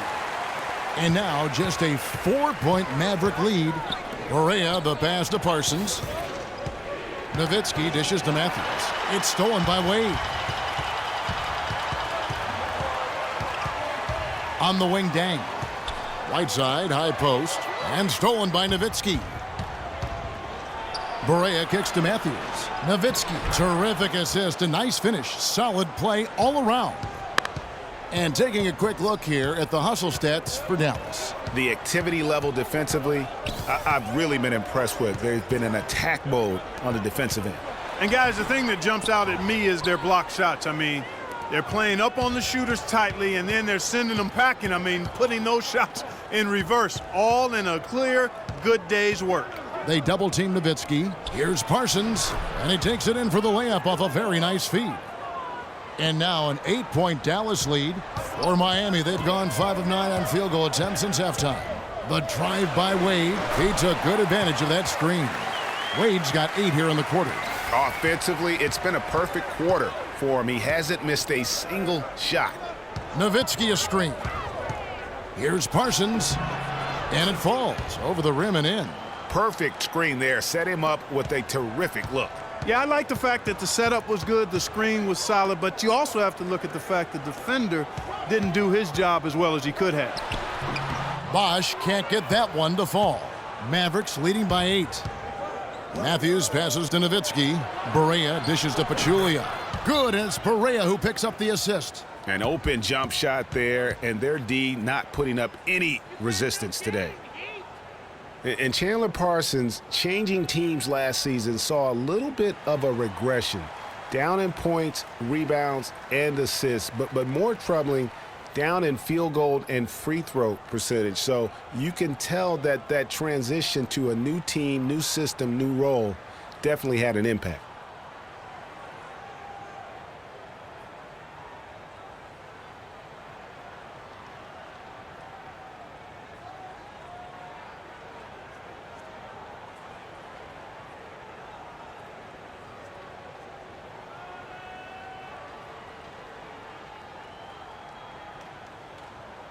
And Miami making a change here. Stoudemire's checked in. And Dallas with a change here, too. Harris is checked in for Matthews. The Heat trail by 10. Chandler Parsons coming over from Houston to Dallas, moving into a new scheme, a different scheme than he had with the Rockets. It was his first go-around with Coach Rick Carlisle. Yeah, and it's not easy for a player to adjust to a coach, a new coach, or a new coach to adjust to a player. That takes some time. It's a two-way street. We know Parsons has the talent. Here's Harris after Amari Stoudemire's bucket. Dishes to Pachulia. Just 5 to shoot. Pass to Dang from outside the arc. And again, Miami with the triple. Boy, I really love the way Dragic spreads that ball around. 1:12 left in the third quarter of the game. Barea kicks to Parsons.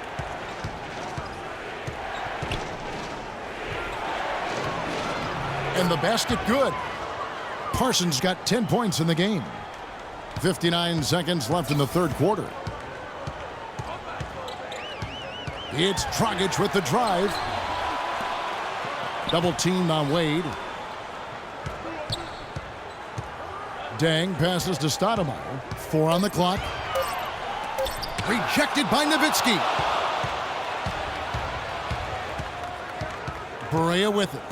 No scoring yet from him, but that's likely to change. Not sure what the D was doing there. Clearly a breakdown. You can ill afford to give a guy like him that good a look.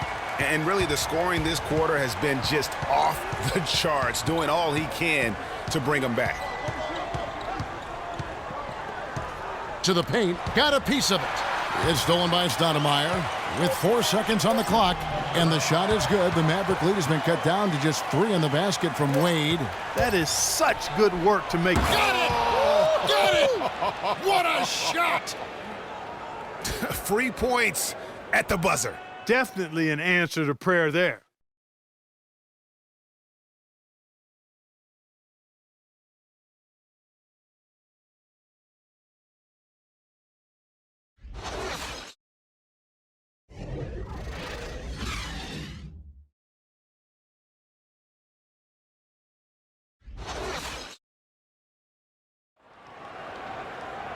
Welcome back as we get rolling once more. The fourth quarter right ahead in what's been a very well-contested game.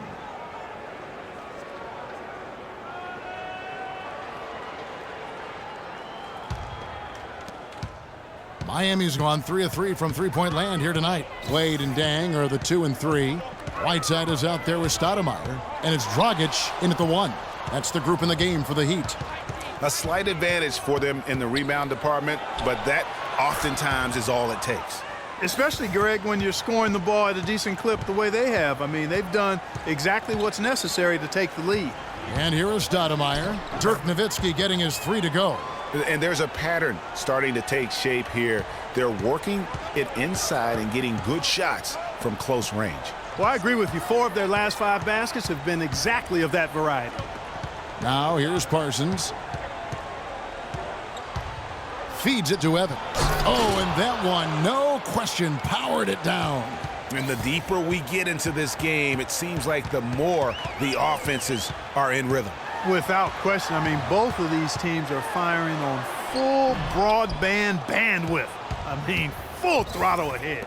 Just not much success when it comes to shooting. Parsons against Dang. Parsons, right side. Shot clock at 3. And the Mavericks getting another bucket right there. Well, they better D it up on Parsons or he's going to give them a lot of trouble. Outside Dang. Stoudemire, right side. Here's Dragic. And he banks in the layup. Some defensive breakdowns are starting to show up now. Their last 4 buckets allowed have come from very close range. Yeah, high percentage shots are what they are getting in terms of the attempts, and that's just not going to get it done. They have got to figure it out. His eyes just simply light up when he gets that close to the bucket, and you just know what he's going to do with the basketball. Fourth quarter of play, and we're about 2.5 minutes through it right now. And the shot is good. And it's coming easy for them right now. 5 baskets in a row in the paint. And I say, hey, if it keeps working, go to it. Stay with it. I mean, until the defense responds and provides more resistance, keep making them pay. Now here's Dragic. Dirk Nowitzki unable to get his shot to go. Wade dishes to Whiteside. That's good. That was a smart pass by Wade that time. Mavericks leading by 7. Parsons outside. And he goes strong with the one-handed jam. Maybe could have tried for a more memorable dunk than that. And we know he's capable of those memorable dunks. Yeah, and when he's got a lead like that, why not take a few chances? A lot more engaging and entertaining than just doing the old ho-hum one-hander. Wade gets the bucket. No doubt about it. He has done a ton to help his team, but he's going to have to do even more if they want to have a chance to get back in this. Now here's Parsons. And Harris wide open. He shoots. Dang goes in, lays it up and banks it in. Dallas has gotten 2/3 of their three-pointers to fall tonight. They're 6 of 9 overall. Harris kicks to Evans. He got an advantage there off the pick and took it right in. Evans has got 4 this quarter. And really, the defense didn't do a lot to fight around that screen on that possession. It's Dragic with the drive. Down through the hoop it goes. That's his 5th make on 9 shots from the floor. He's definitely turned things around in this game. I mean, he was more of a background player in the first half. He's jumped center stage now. Parsons with it. Now Stoudemire defending. Nowitzki, no good. The Heat trail by 5. Stoudemire the pass to Deng. Wants to get it back to Whiteside and does. And good on the basket. Book it. The soft finger roll is just one of the many finishing moves he has in his bag of shot making. Williams kicks to Harris.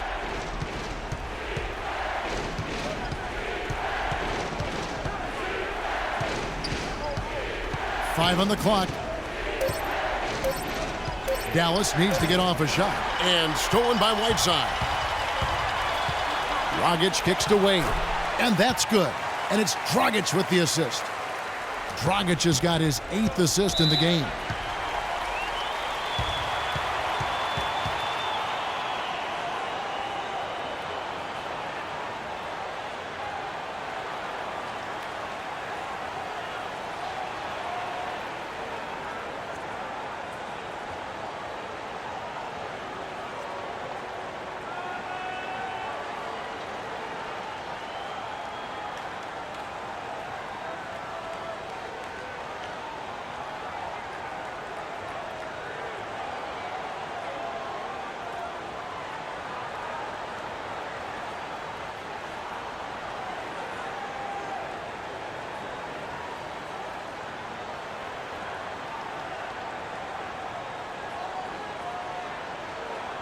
A moment to check in with Doris Burke. Doris?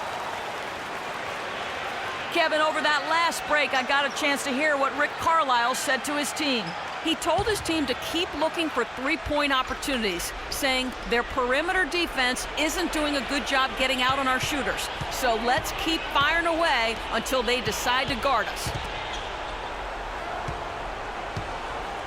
Outside Matthews. 6 to shoot. Parked down low that time, and he got the 3-second call. And you can tolerate gaffes like that sometimes, but in a close game, man, I tell you what, that really hurts. Miami trailing. Guys, they've been getting it done. They sure have been. I mean, really looking good and sharp offensively. They came out with a mission, and they have been tough to stop. Are you sensing or feeling a theme here, fellas? I mean, they're taking it straight to the bucket every time down. And why change? I mean, that's 8 straight points in the paint, and they have now turned this into a physical game. Way too many shots in close, and he's got to get his guys to cut that down in terms of points in the paint. Clearly the reason for the timeout, Greg. I mean, he wants his guys to toughen up inside and start protecting the rim.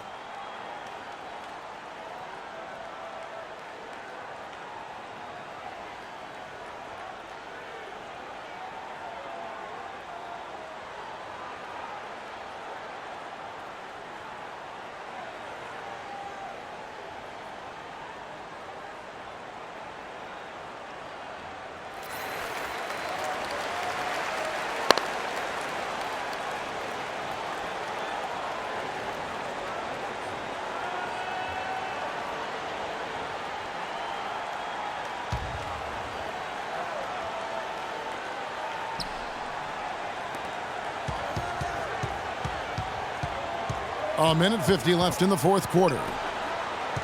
Here's Nowitzki, and just miss after miss right now. No doubt it's been a bit of a struggle for him here in this quarter in terms of scoring. The drive by Wade, and he uses both hands to jam it in. Just love the focus when he gets around the rim. How huge could those 2 points be? That was a good time to call a timeout to try to settle everybody down and get back into their offensive rhythm. They've been coughing up the rock an awful lot.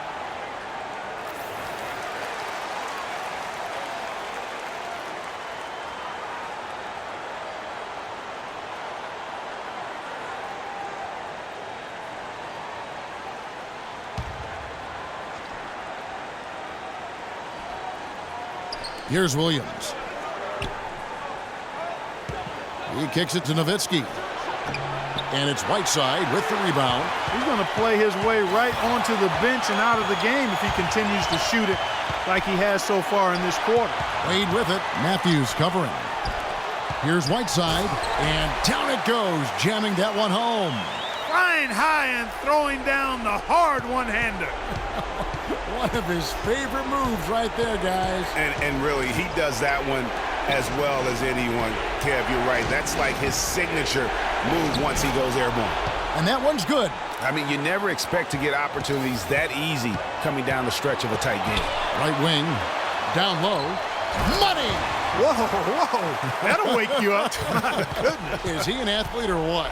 No doubt about it. It's almost as if he lives in the air, and dunks like that have become quite commonplace. Boy, you got to love that assist by Darren Williams. And I think we'll see them burn the clock a bit here. You know, I think that's probably a smart move. I think so, too.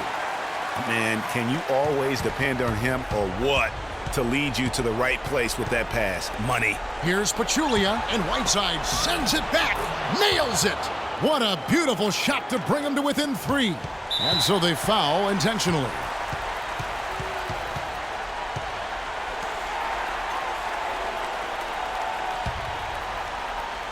And so here is Miami, and now they decide to foul intentionally. Yeah, you know what? Smart foul. You got to try and extend the game. Sure, it's not over. The clock is as much a problem for them as the score is right now, so they've got to try to manage it.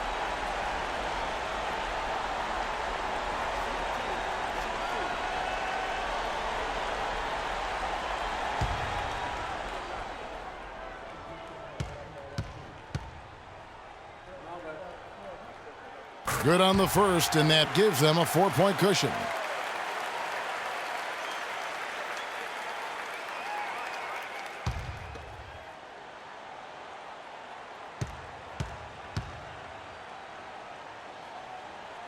Second one is good. Getting both at the line, and it's a 5-point game. And those free throws will mean a ton now. It makes it a 2-possession game.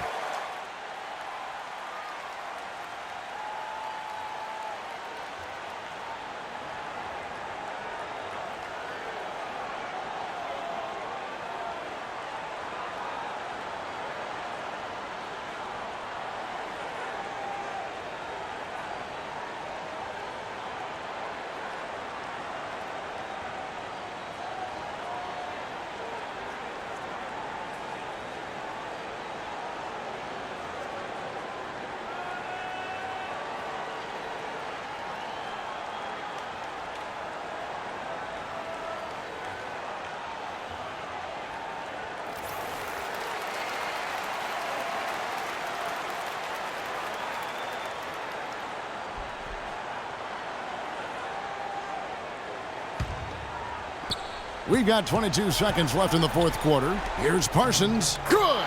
What a beautiful shot to bring him to within 3. Feeling it. No doubt about it. He's definitely feeling it right now. Shooting a terrific percentage from the field.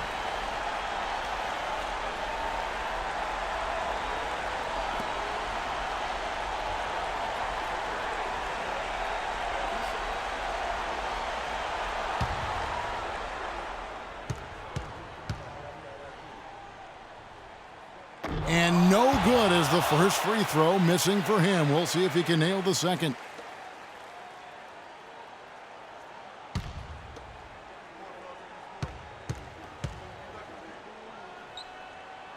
He's able to hit the second one, and that gives them a 4-point cushion. Well, they're really making a point of keeping the ball moving around. Yeah, gotta love this teamwork. I mean, everybody's involved and engaged. It's just a thing of beauty to watch. It is, and Clark, that's the key. The D can't focus on one player, and no matter what anybody tells you, that ball will always move quicker than the defender.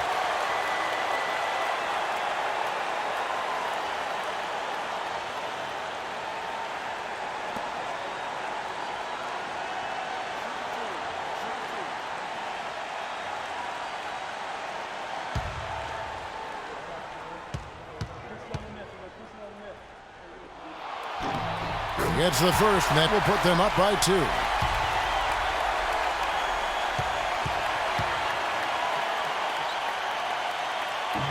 And he is unable to get the second one. Williams kicks to Nowitzki. Can they tie? Oh, he had a chance there to send it to overtime, but they come up empty-handed. And so the big win by Miami in a tight game.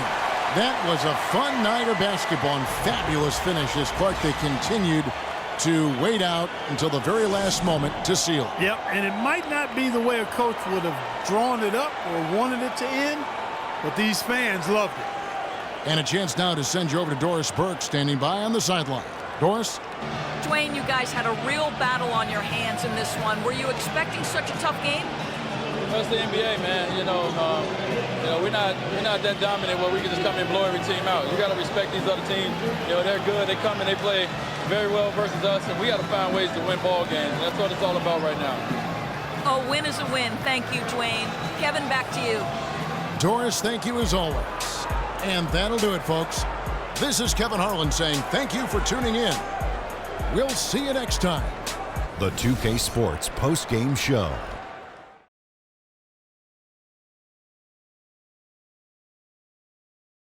Welcome back, everybody. Ernie Johnson here along with Shaq and the Jet as we present our Jordan Player of the Game, Dwayne Wade.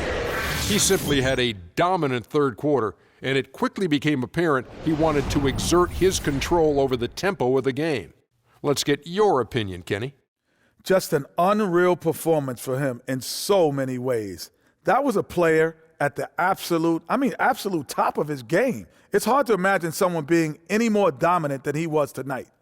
Just a sensational performance on a lot of levels, Ernie. Too many levels to talk about.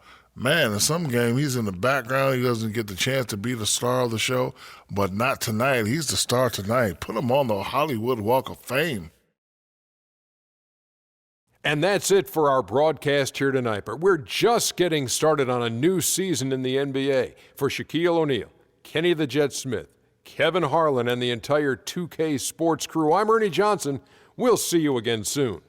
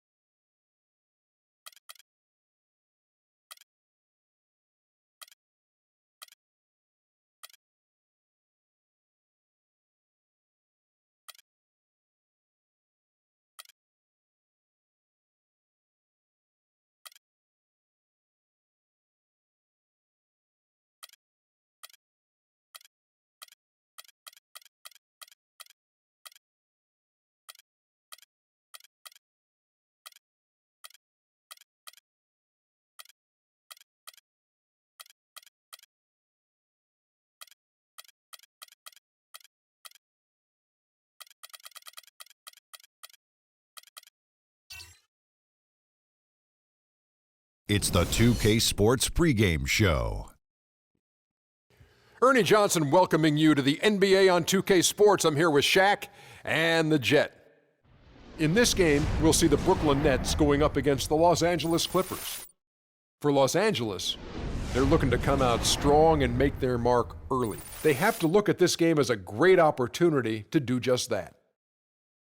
And Chris Paul will be in action tonight, and no doubt he is one of the best in the game.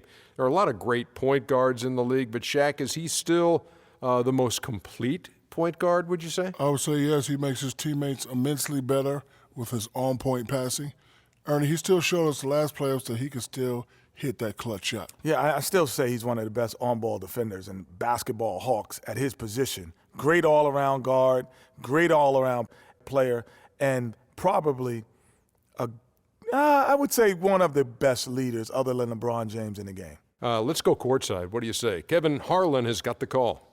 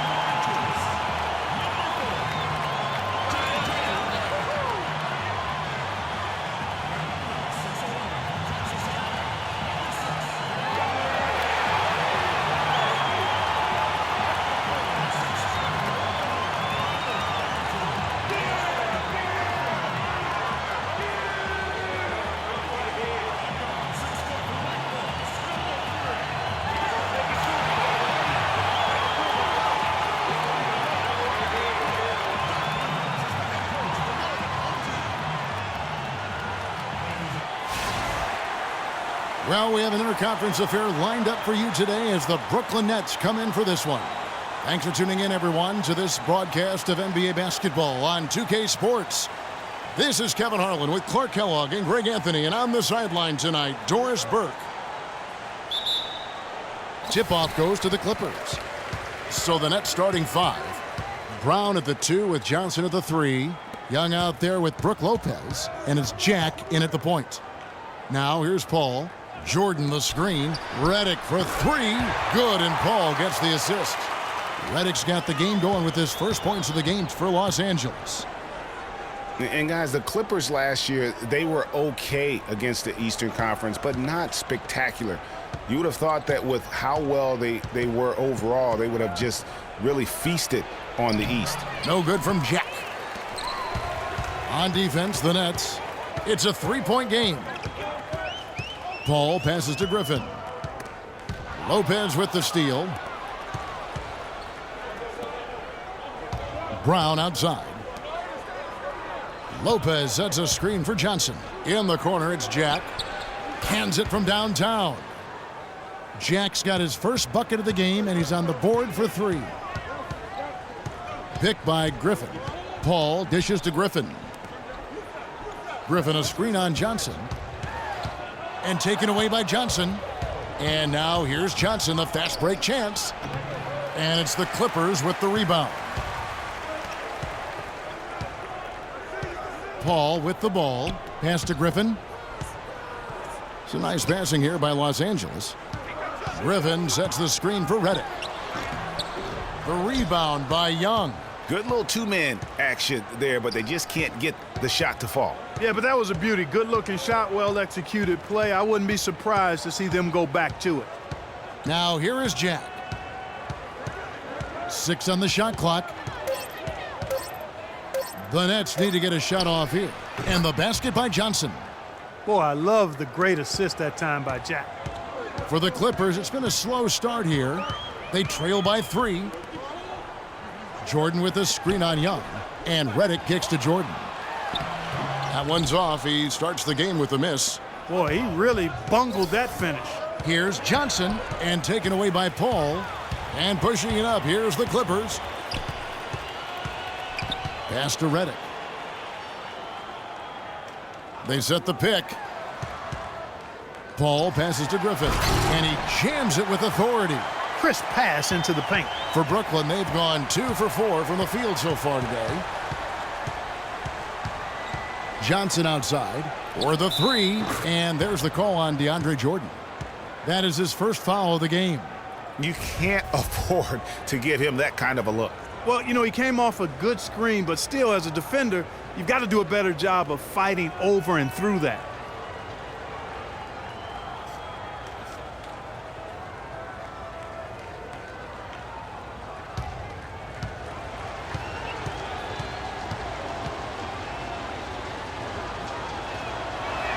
That's good from Lopez. And for Brooke Lopez, disappointing start to last season. The season before, he had played only 17 games, so he wanted to make an impact right off the bat. It just didn't work out. Yeah, you know, he missed the first 2 games altogether with the foot injury and comes back to play pretty well, then hurts his back. Out for 8 more games, comes back again. He's benched in favor of Miles Plumlee. Just a very disjointed year for Lopez. And a great assist by Jack as that one goes in. And guys, what do you think about the hustle stats here for Brooklyn? And it's been about their defense. They're playing with a frenetic pace, putting a lot of pressure on the ball handlers and forcing turnovers. You know, another factor in their offense so far has been their ability to convert and score off turnovers. And for Lopez, last year was the first time since he was a rookie that he didn't start every game. I mean, that is a huge shot to your confidence. I don't care who you are or what your circumstances, but you know what? At the end, he rose above it. You know, on the topic of Lopez last season, ugly beginning, but things got beautiful over the last 2 months. 55% shooting, nearly 20 and 10 a game, some of the best numbers of his career.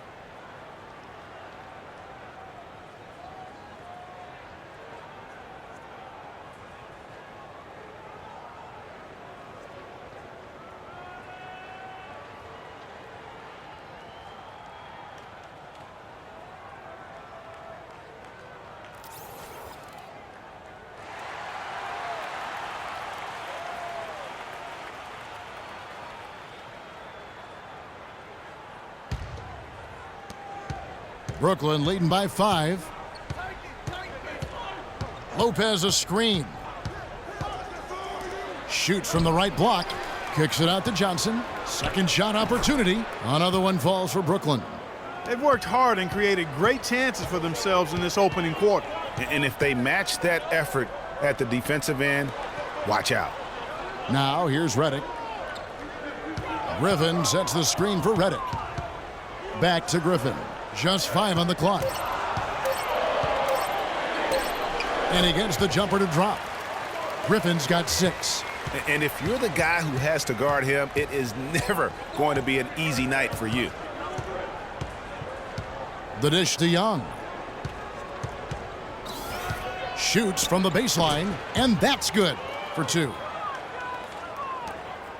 Clippers trail by 7. Nets were pretty far back from relevance at times last season, as we saw.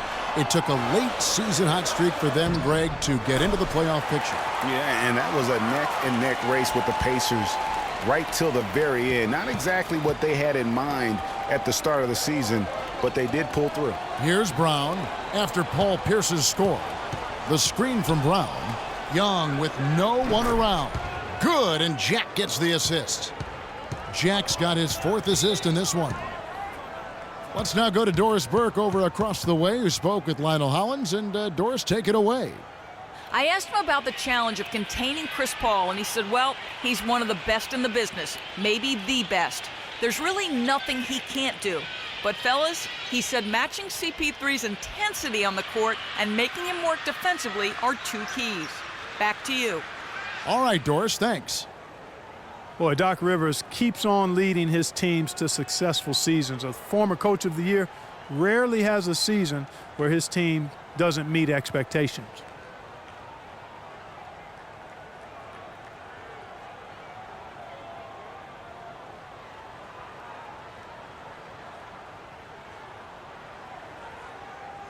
And the Clippers making a switch here. Crawford's checked in.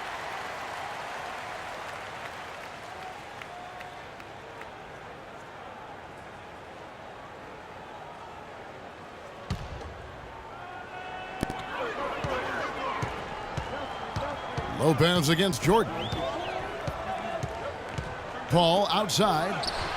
The top of the key jumper is on the mark. And Doc Rivers passed the 700-win mark as a coach last season. He's climbing the ladder in career wins. Yeah, and you know, I don't know that Doc oftentimes gets enough credit for the type of coach he is. I mean, as a coach, he is well over 500 in terms of his career win percentage. And how about over 500 in playoff games as well? Here's Crawford after Joe Johnson's score. Crawford drives in. An easy layup after coming off the pick. Crawford's got his first basket. The second he got around the pick and shook his man, it was straight to the bucket for the easy deuce. Very, very well done. They set the screen. Johnson kicks to Lopez. Puts up the baby hook. Jordan with some nice D. Usually if he gets to the rim, he's converting it into points. But the defense stood tall there. And the ball goes out of bounds. Last touch by Johnson.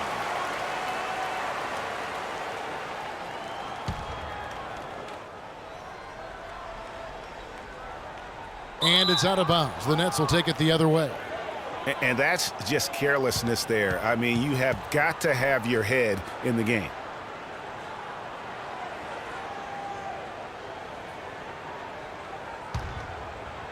Here's Johnson. He's got 10. There's 49 seconds left to play in the first quarter.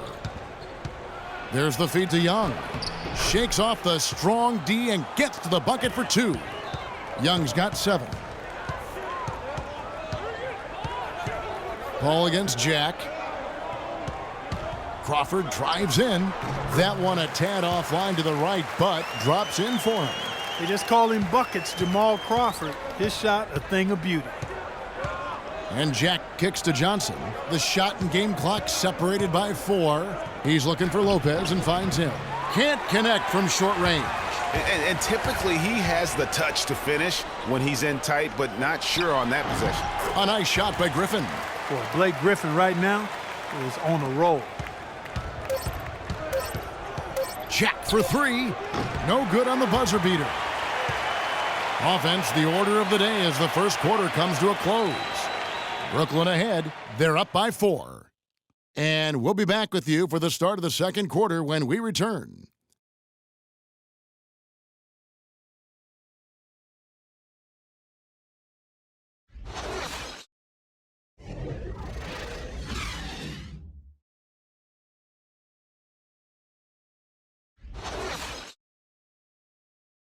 And Nets head coach Lionel Hollins known for his no-nonsense style, but he'll tell you he's still got a good sense of humor.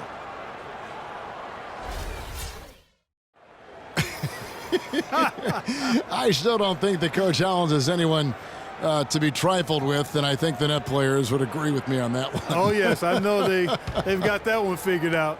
And I do too, as a matter of fact. The last thing anybody on the team better be doing is laughing at Lionel Hollins. Just ask Darren Williams. And the first quarter is in the books. Second about ready to get underway. And taking a look at the Nets' performance here, guys, what jumps out to you, stats-wise? It's just been a long-range battle for them and one that they're winning right now. Yeah, sharp shooting from deep, a big part of why they're up. And now let's check out the lineups courtesy of Gatorade, all fueled up and ready to go. Here's the second quarter of play. Setting the floor for the Nets.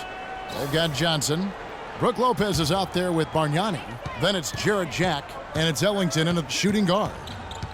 And really, the last few seasons, the Clippers have been one of the most consistently strong teams in the league. A far cry from when they were a bottom feeder back in the day. They have become one of the premier franchises in the NBA. Here's Johnson, following the basket by Blake Griffin. Lets a floater go, and the shot is good. 12 points for Johnson. The Clippers trail. Here's Paul. Shoots off the screen. Here's Aldridge. No good off the front iron. Well, he gets it in close, but you have to credit that stifling defense for forcing the miss. Exactly, Greg. I mean, defense like that really increases the degree of difficulty on that shot by a large amount. Crawford, no luck. Brooklyn's gone a very strong 4 for 5 from three-point land in the ball game. And Aldridge sends it back. And here we go. Fast break. Crawford's got it. Here's Stevenson. And the basket good. Boy, guys, they've shown some great passing on their last few trips down the floor. Excellent. 4 straight passes leading to scores. Great team play. Now here's Johnson. 12 points for him. Now the Clippers moving it up. Paul with the ball. They now take the lead. How about the way he's able to angle his body to shield the big fella off and still get the finish? You've got to be clever with your sleight of hand when you get inside and try to finish against the bigger guys. And he made it look easy that time. Now here is Jack. And again, it's the Nets missing. Yeah, great look, but disappointing with the miss. Boy, what happened on that one, Greg? I mean, that's almost an automatic shot for him. Well, I tell you what, they're turning this game into a drag race, sprinting out for easy, fast break baskets. And on a really nice run here. And defensively, you've got to force them to operate in the half court. It allows you to put bodies on bodies. And that's just a great individual play right through the teeth of the defense. Crawford, no one around him. Again, the Clippers. It seems that every pass they make is leading to a score here. I mean, that's just exquisite ball movement. And that's because the ball is looking for the best shot, and it's really paid off for them during the run. And here's Los Angeles. They're on a 12-4 run right now. Off the mark, only his second miss in 7 attempts. Nets trail by 4. Guys, they're looking for a spark here. Yeah, I mean, a cold stretch offensively. They desperately need a basket. Shot clock at 6. Off the screen, and good, as it just snugs right down through the net. A lot of space right there to get that shot off. Not a very good job of the defender getting over the top of that screen in that particular play. And guys, looking at Jarrett Jack, one word comes to mind: professional. I mean, he's as solid as they come. Tough, capable, experienced, and he proved it all again last season.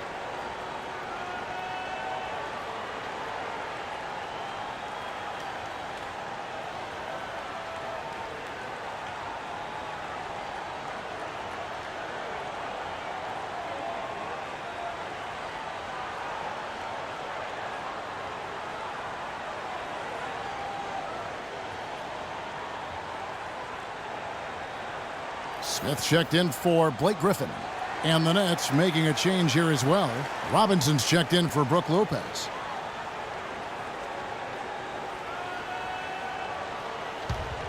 Here's Paul. Talking about Jared Jack, he's especially dangerous at the end of the game. Not only does he make great decisions, Clark, he was a top 10 free throw shooter last season. Yeah, experienced, tough-minded ball handlers and shot makers are always valuable, especially when it's winning time. Here's Jack following the score by Jamal Crawford. With the teardrop, and Aldridge sends it back. So it looks like the Nets will retain possession here. J.J. Redick's checked in for the Clippers. Bogdanovich, he's checked in for the Nets.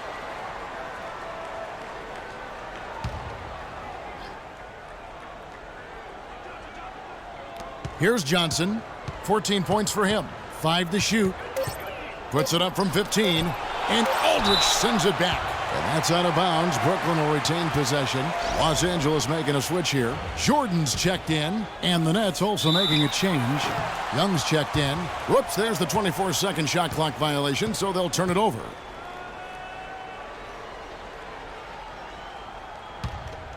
Here's Paul. Smith outside. Jordan with a screen on Robinson. And another 3 for the Clippers. Boy, such outstanding patience and decision-making for them offensively.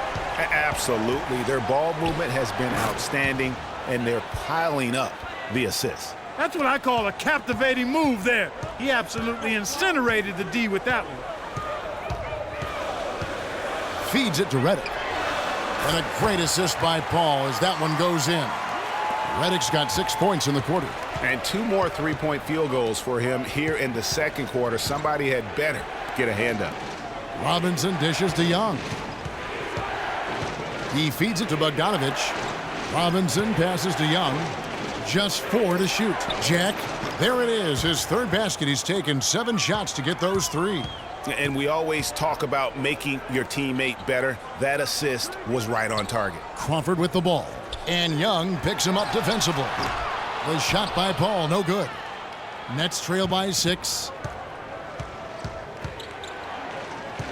Outside Jack. To the left side wing. A nice shot by Bogdanovich. You know, maybe he's not one of the elite sharpshooters, but even still, that's not a shot the D can afford to give him. After the Nets' big moves the past couple years, they were looked at as an older team, but you break it down, and you know, Greg, they're not as old as you think. And actually had the 5th youngest team of anyone in the postseason. And so, though they seem older just because so many of their players had playoff experience or came into the league at a young age. Now, here's Redick, following the miss by Thomas Robinson. Crawford kicks to Jordan. Stolen by Robinson. 3-on-3. Redick against Jack. Here's Bargnani. The jumper from the free throw line is good. Bargnani's got 4 points this quarter. I like the recognition of the mismatch there, immediately making the defense pay. Paul kicks to Redick. And a great assist by Paul as that one goes in. Paul's got assist number 8 here in this one already. To the wing on the left. Back to Jack. Shot clock at 6. Robinson a screen on Paul. Jack inside the line. Another one falls for Brooklyn. You know, he's putting on an outstanding offensive display, and he may just be getting warmed up here. Crawford drives in. He hits the back iron and sinks the shot. Crawford's got 14 points. Check out these handles. That's rush hour handle. Not midday, not early morning. That's rush hour handle. That nasty spin just froze the defender. And so it's a close game as we wrap up the first half of basketball. Clippers lead by 3. And now we'll send it down to Doris Burke, who's standing by courtside. Kevin, we have Brook Lopez with us. What's the attitude you have as a team right now? Oh, it's so exciting, you know. It's really thrilling to come out with such a great group of guys every night, you know, and play basketball, you know. It's a lot of fun. Brook, thank you very much. Kevin, over to you. Thanks, Doris. And we'll be back shortly following halftime to get the third quarter started. And now, the 2K Sports Halftime Show.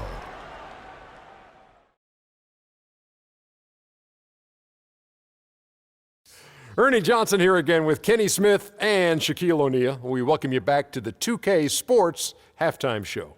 We saw Jamal Crawford lighting it up in the first half. He had 14 points and 1 assist. And taking a look at the Clippers, Kenny, what did you see out there? Well, the reserves really came through when they needed a spark.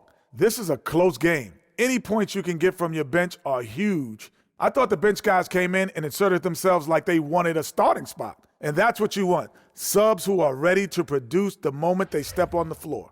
And over to Shaq. What do you think about Brooklyn? Their defense is getting flat out embarrassed. Embarrassed, however you say it, Ernie. I realized they had to deal with a team who was red hot most of the first half, but that's an excuse. You know what? They got to be aggressive. They got to step up on that D. They got to prevent that. They need more effort, Ernie.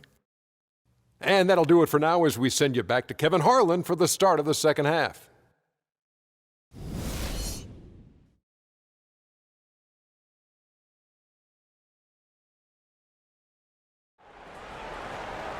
And now the start of the second half. Neither side jumping out ahead through the first 2 quarters. Some excellent numbers in this one for Jamal Crawford. He's got 14 points and 1 assist. It's such a benefit to them when he plays this kind of game. And really unexpected, but invaluable.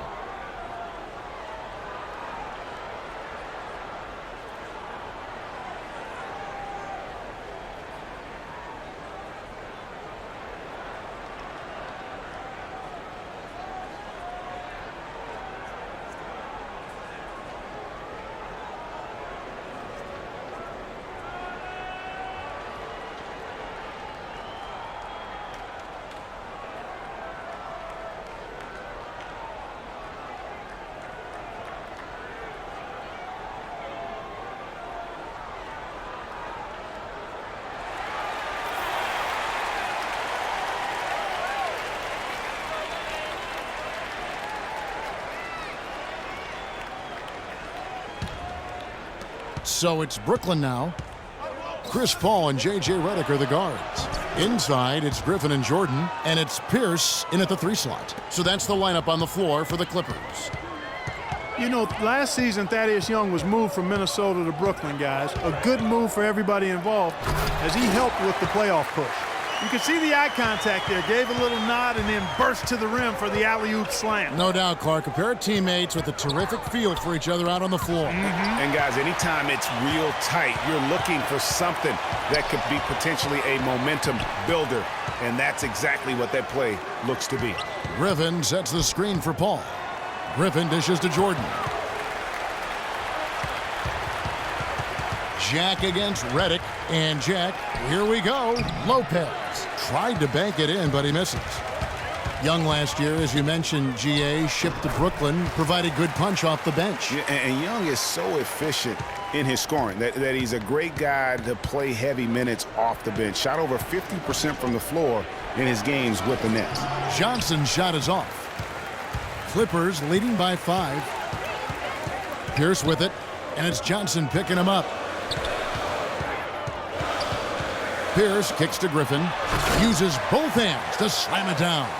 Taking it to the rack with power right there. And hammering down with the 2-handed slam. Just piling on the lead with a dunk like that.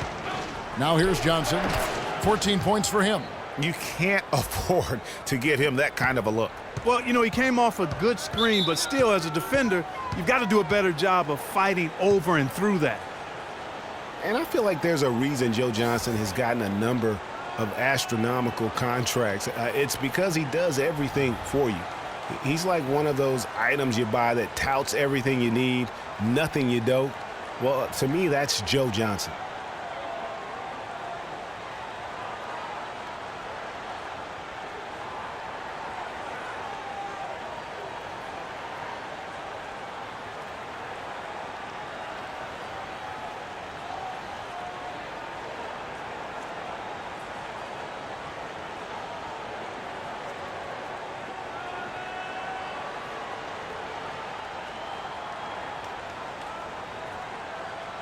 Let's go quickly over to Doris Burke for an update. Hey guys, over that break, I was able to catch the message Lionel Hollins was giving to his team. He made no mistake that their plan was to run their offense through Johnson. Coach is looking for big things from him throughout the rest of this game on the offensive end. A lot of the scoring burden will fall on him. Those are likely not the last adjustments they make today, guys. There's still time left in this one. Back to you, Kevin. Thanks, Doris. Clark, when you take a look at Joe Johnson, and if you were on a good team, a team that was contending for a championship, where ideally would you like him to be? Where would you slot him? I'd put him in that first or second scoring role because he's so good and scores so effortlessly. And at some point, I think he's going to hoist that Larry O'Brien trophy. Here is Paul after Jarrett Jack's score. And it's Paul penetrating. It's stolen by Jack. And here we go. Brooklyn fast break. And Young slams it home. Great anticipation and awareness to come up with the steal and trigger the fast break. And now just a one-possession game thanks to that quick hitter. Outstanding play in the open court. Now here's Pierce. Griffin a screen on Johnson. 5 on the clock. Los Angeles needs to get off a shot here. The shot's good from Paul. Oh, wow. 4 of 5 to start the half. Coming out on fire. Brown the pass to Jack. Dishes it to Johnson. Here's Lopez. It's good with the assist that time from Johnson. Lopez has got 5. I love the ball movement there. He put that on a silver platter. Just served him up. Reddick against Brown. Griffin sets the screen for Reddick. And he gets the shot to fall after coming off the pick. Reddick's got 4 points this quarter. He's been one of their more reliable options today, guys. I mean, his shooting has led them to this lead. The wide open look here for Lopez. Another one falls for Brooklyn. And that's a nice possession. Did a good job to get that open shot. You know, you work hard all season, Greg, to try and get into the playoffs, then get a favorable first-round matchup. How about the Clippers last year? Followed those steps. They're rewarded with the first-round matchup against the defending champions of the league, the San Antonio Spurs. And not only were the Spurs the defending champions, but they came in playing terrific basketball down the stretch, which is kind of what they are noted for. And the Clippers, though, did well, even though that was the case. Clippers have gone 5 of 7 from the field in the third quarter. Let's see if they can keep it up. There's a good screen. Paul dishes to Reddick. Jordan with a screen on Brown. And so the ball goes out of bounds. Lopez touched it last. Cole Aldrich, he's checked in for DeAndre Jordan. And the Nets making a change here as well. Bogdanovich is checked in for Jarrett Jack. Clock is at 3. Here's Pierce. And he hits it just before the shot clock expires. Pierce has got his second bucket of the game to go. He got a little room at the rim and laid it in. Great play. Johnson kicks to Young. Bounces high off the rim and drops. And the Nets lead by 1. Moving it around, 8 of their last 10 coming off assists. And Greg, you know nothing makes a coach happier than selflessness on the basketball court. And then Griffin with the dunk. This game has a lot of character here in the third period. Yeah, you know what, guys? I love seeing this type of action. A competitive, compelling matchup. A lot of lead changes here so far. Yeah, 6 already. Intensity is the theme for this one. And the basket by Pierce. And how about that one-man fast break? I love the power finish at the end of it, too. There's the pass to Bogdanovich. Back to Johnson. Lopez a screen. Brown kicks to Bogdanovich. Poked away. Young's shot is off.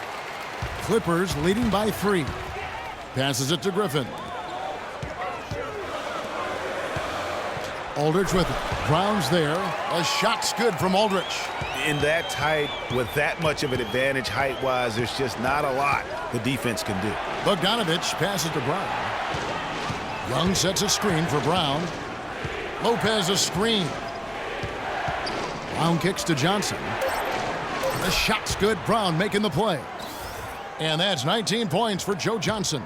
That is some real serious dime dropping there. Exquisite assist. And the wide open shot from Reddick. Again, Los Angeles. And he's really made the most of his opportunities today. I mean, he needs to keep working for those kinds of looks. Brown kicks to Johnson. Steps back and fires. Lands soft on the front of the rim and drops. Johnson's got 7 now in this quarter. Always going up for the alley-oop here. That shot by Griffin, no good. You know, the alley-oop is a great play when it works, but boy, when it doesn't. Yeah, it can make you look silly. It embarrasses you. And we had a little silliness right there for sure. That's good. And how about the move he made there to come up and get himself clear in the lane for the deuce? Paul outside to the middle. And Griffin scores. The assist by Paul. 16 points for Blake Griffin. That's the kind of aggressive and assertive play they need as we get closer and closer to crunch time. You're right, Clark. Just continue to pound it in the paint and get those easy points inside.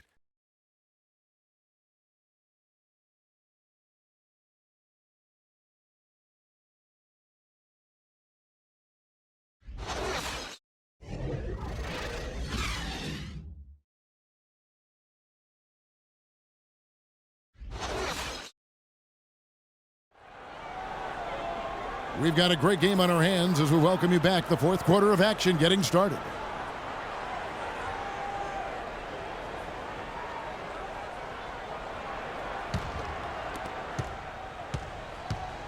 So for Brooklyn now, Johnson is out there with Thomas Robinson. Then there's Wayne Ellington. Then it's Brook Lopez. And it's Brown in at the point. And such a steady hand. I mean, he's one of those guys that's really allowed them to take the lead. Well, he's just so reliable and dependable and consistent, especially here today. I mean, his shooting percentage is off the charts.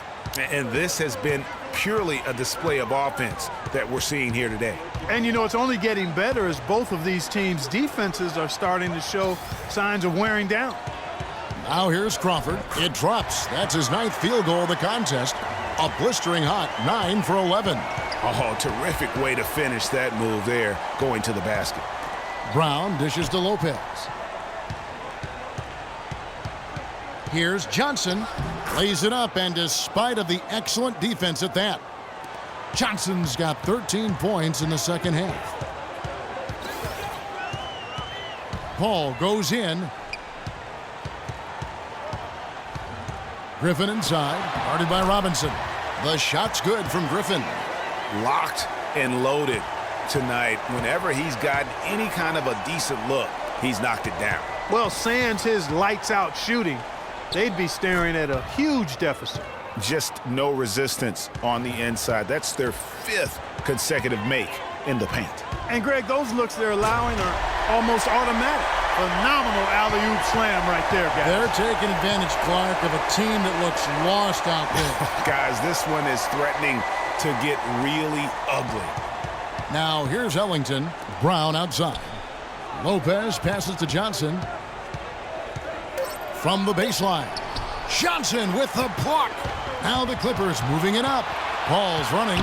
Here's Jordan outside for Griffin. And it's good. Assisting on the play was Jordan. Jordan's got 3 assists now in this one. And guys, let's get your take on the hustle stats for Los Angeles. Their defense has been outstanding, closing out on shots and blocking a few as well. They've been firing on all cylinders in the transition game, too. I mean, they've really run the break well. 3rd minute of action now gone here in the 4th. Brown against Paul. Johnson wide open. He fires. That 3 off the mark. 3 on 3 from 12 feet out. And good. And it takes a nice bounce off the right iron and down. Now just a 3-point Clipper lead. And it's Paul penetrating. Misses the step back jump shot. The Nets have gone 5 of 6 from the field to start the 4th quarter on a roll. Johnson against Crawford. They double team Johnson. Just 5 on the clock. To tie it up. And it's Griffin with the rebound. Griffin's got 4 rebounds now tonight. Paul against Brown. Paul kicks to Griffin. Trains it from 9 feet away. Griffin's got 22 points. I love the offensive execution on that possession. And here is Johnson. Lopez a screen. Off the pick. Second shot opportunity, and the shot is good. Lopez has got 10 points in just the second half. And that's 10 straight points in the paint. The defense, nowhere to be found. I think they've really got to start committing more bodies down low and really kind of close that area off defensively. Punches it down with pop. Rubs it in. It looks like a little deeper with the hanging finish. I tell you what, they're not backing off at all, are they? Blake Griffin really making a difference here. He just continues to light them up. They're going to have to find a way to make him work harder for his points.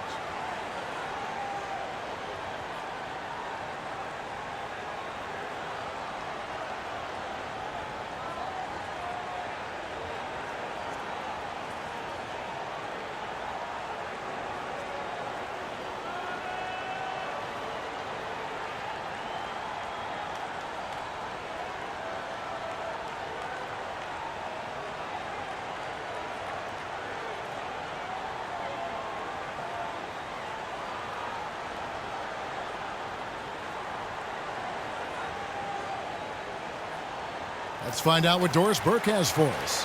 Hey guys, over that break, I was able to catch the message Lionel Hollins was giving to his team. He gave his guys the green light to keep firing from downtown, telling them, listen, I like the work you're doing out there. Keep finding those gaps on the perimeter. They're giving us open shots. Catching up on the changes for Los Angeles, Paul Pierce has checked in for Johnson, and J.J. Redick is subbed in for Jamal Crawford. To the paint, here's Pierce, and a great assist by Paul as that one goes in. 8 points for Paul Pierce. A delicious dime from Chris Paul there. And Jordan sends it back. Paul against Jack. Back to Lopez. And it's Griffin with the rebound. Griffin's got his 5th rebound in this one. The drive by Paul. No good. The Nets go the other way with it. Ellington dishes to Jack. He kicks it to Lopez. Puts up the baby hook. And another field goal in this total. Make it 7 for 14, shooting 50%. It's really been a tale of two halves, guys. A slow start, but this quarter, he has really been the man. Yeah, maybe a change of the game plan right now, looking at some different sets because of the matchups. Yeah, I agree with you because they're looking to tweak things to maybe get those matchups working in their favor.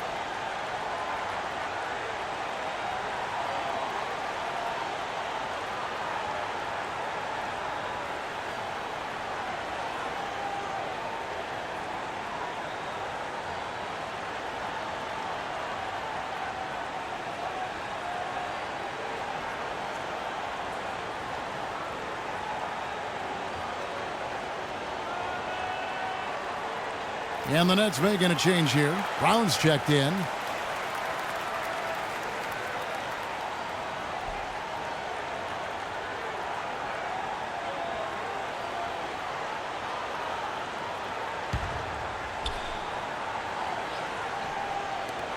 .153 left in the fourth. Paul kicks to Griffin. Top of the key, Pierce. Los Angeles with another miss. The defense there got away with a major lapse. Pass to Lopez. Good, and Jack gets the assist. And now just a 1-point Los Angeles lead. We've seen a noticeable improvement out of him since halftime. He didn't have a whole lot working in the first half.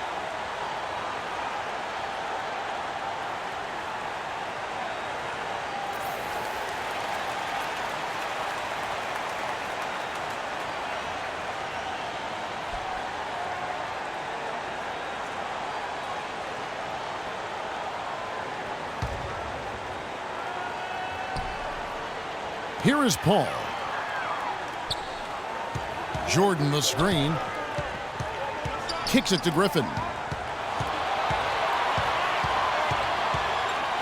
A minute 20 left in the fourth quarter. And it's Jordan with the jam. Boy, just a lovely dish by Griffin.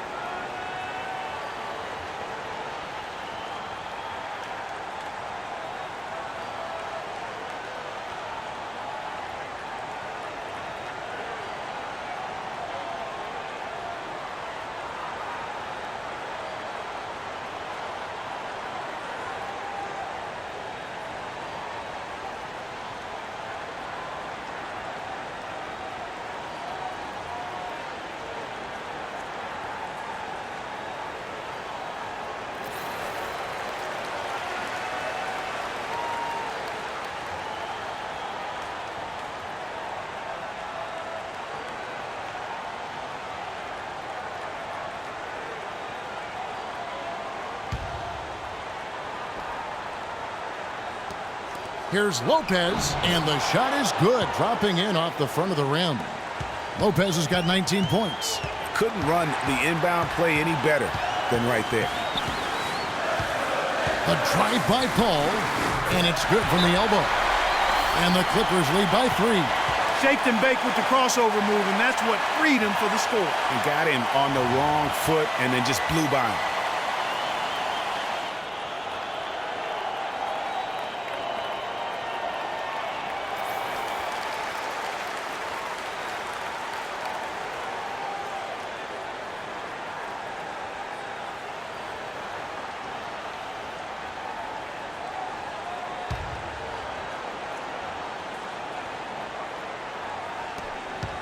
Lopez left side, off the pick, and a great assist by Jack as that one goes in. 21 points for Brook Lopez. Jack against Paul. Griffin passes to Reddish. And now in transition is Jack. Here we go. Here's Brown. It falls. As clutch a shot as I have ever seen. In a word, gutsy.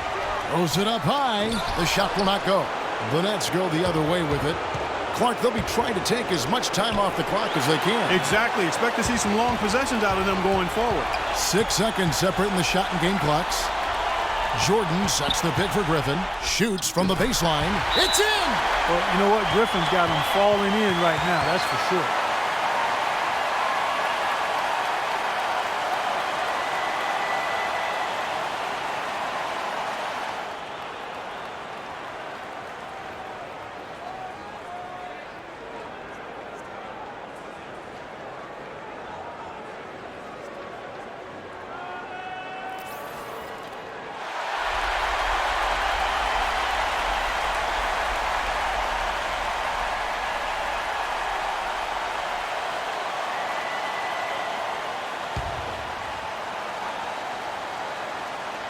There's 18 seconds left in the fourth quarter. Jack against Paul. And Jack kicks to Lopez. Takes the turnaround Jay, and that's it. A huge stop to win the game with the last-second rejection. So it's Los Angeles taking the W in a close one. What a show they put on here at home tonight. Tremendous work all the way down to the wire. We were just wondering what would happen next. Major drama, and we saw a good one. And a chance now to send you over to Doris Burke, standing by on the sideline. Doris? Thanks, Kevin. Well, Blake, tell us about the energy out there tonight. It seemed like there was a ton of intensity on the floor. Yeah, that's something we talked about. You know, we talked about not being complacent, settling for jump shots, talked about getting to a hole and playing stuff on defense, and I thought that's what our guys did tonight. Thanks for your time, Blake. Kevin, back to you. All right, Doris, great job. Thanks so much. And that'll wrap it up, folks. For Greg Anthony, Clark Kellogg, and Doris Burke, this is Kevin Harlan saying thank you for watching the NBA presented by 2K Sports. See you next time. The 2K Sports postgame show.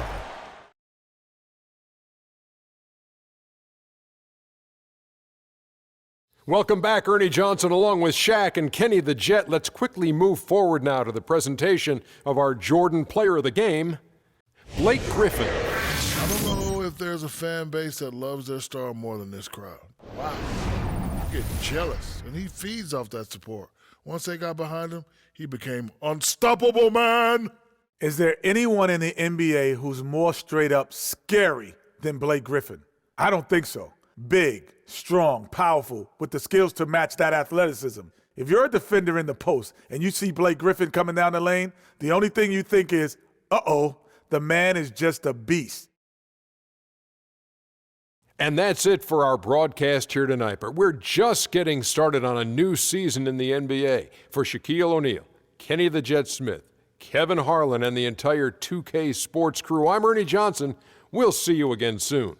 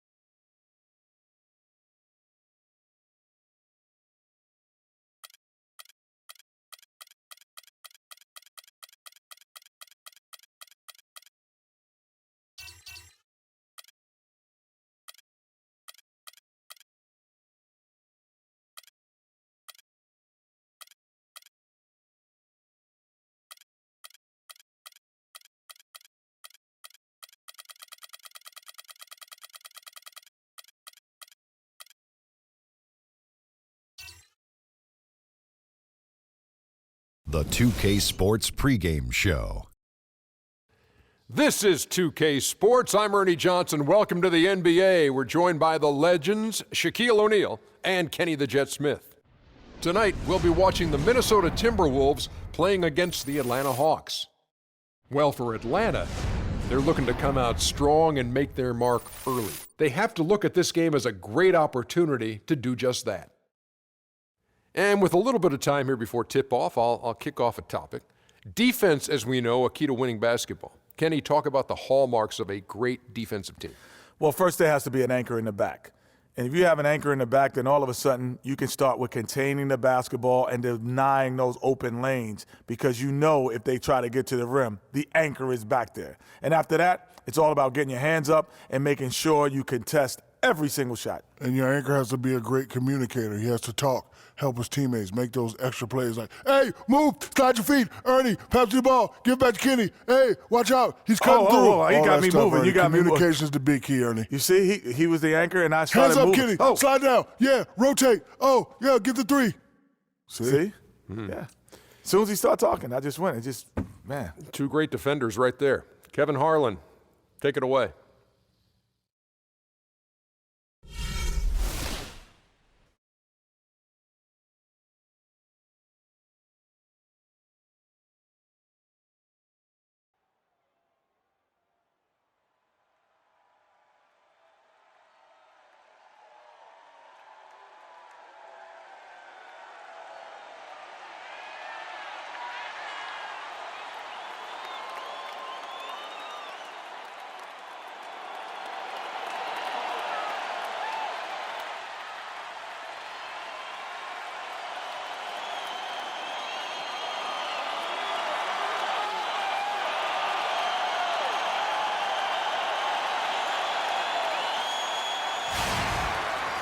It's the NBA on 2K Sports. Hi, this is Kevin Harlan, joined by my partners, Greg Anthony and Clark Kellogg. Welcome to Minnesota, the home court advantage for the Timberwolves here at the Target Center.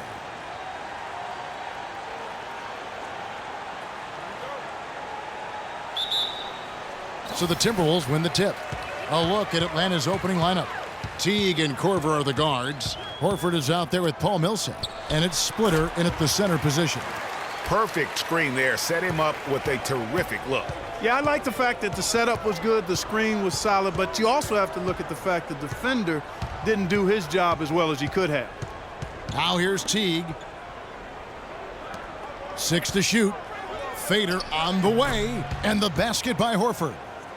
And you look at Horford's game offensively. His mid-range jump shot is as pure as it gets. You got to say, he's probably in that Dirk Nowitzki territory from out there as far as accuracy. Doesn't possess the range that Dirk has, but from mid-range, as good as it gets. Here's T. After the made shot from Karl Anthony Towns. Pass to Korver. Hawks passing it around. Kicks it to Horford. And that comes off the assist by Jeff Teague. There's not much to say about Horford when he hits a shot like that. The dish now to Wiggins. Right side Martin. Lots of room. Can't get it to go. So Atlanta will take it the other way. There's the pick. Millsap a screen. Teague against Rubio. 18 feet out, and Atlanta again with the bucket. Wow, you don't see him make plays like that very often. That's a nice move there for the basket. Outside, Martin. Rebound by the Hawks. That's the kind of D you need when he's got the ball near the hoop. They were all over him. Here's Teague. Unloads from 13. Tries again. And Al Horford again. Horford's got 6 points. 4 or 5 shots have dropped for them already. Not a bad way to get things started. Wiggins passes to Martin. And the layup is good. Well, Merry Christmas. I mean, that was a freebie. The Hawks have gone 4 of 5 from the field so far. T kicks to Horford. Korver sets the screen for Horford. Takes the 13-footer, and that one's good. He's got 8. I don't think you can say enough about the quarter he's having. Every one of his attempts has gone down. Martin attacking, and that one's good. And we're approaching about 3.5 minutes played in the first quarter. And a chance now to go over to Doris Burke, who had a chance to talk with head coach Mike Budenholzer. We talked about the challenges posed by a player like Ricky Rubio, such a tremendous passer and floor general. Coach said, we know he can make plays, but making shots is where he's been less effective. We need to focus on staying home and forcing him to beat us with his scoring. Guys, we'll see if they can limit his highlight reel dimes. Back to you. Always great to hear from you, Doris. Now, how about how he sets his man up there, runs him right into the screen, and then gets the basket? Picked by Horford. Teague dishes to Horford. Towns with the steal. Pushing it up. And Kevin Martin the bucket on the assist by Rubio. 6 points for Kevin Martin. He's having quite the quarter here, guys. I mean, shooting the ball extremely well. Karl Anthony Towns didn't come into the previous year as the most highly touted prospect, Clark, but his play last year at Kentucky would change that. No question about it. People knew he was going to be good, Kevin, but few saw him being this good. He showed he could do a little bit of everything as a Kentucky big.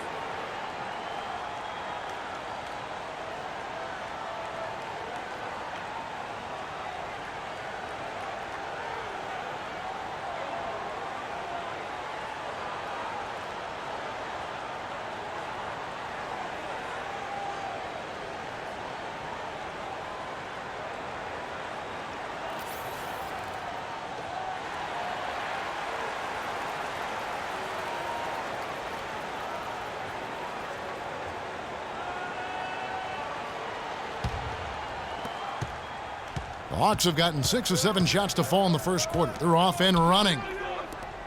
And guys, with Towns, he is so valuable in every aspect of the game. Really great at both ends of the floor. His defense is as strong as it gets for a first-year player. 3 on the clock. Teague inside the line. It's rebounded by Kevin Garnett. And even though he missed that, you have to take those shots when you get the opportunity. Exactly. They don't come much better or easier than that. And it's sent back by Horford. Out of bounds, Timberwolves ball as Minnesota keeps possession.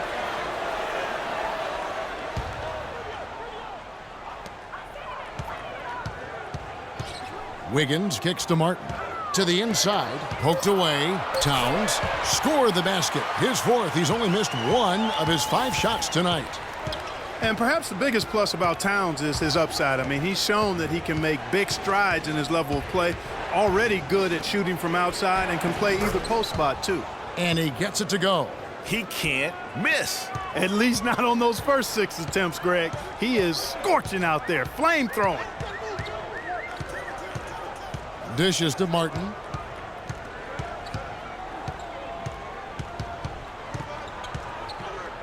Just 5 to shoot, and stolen by Horford. Outside Teague.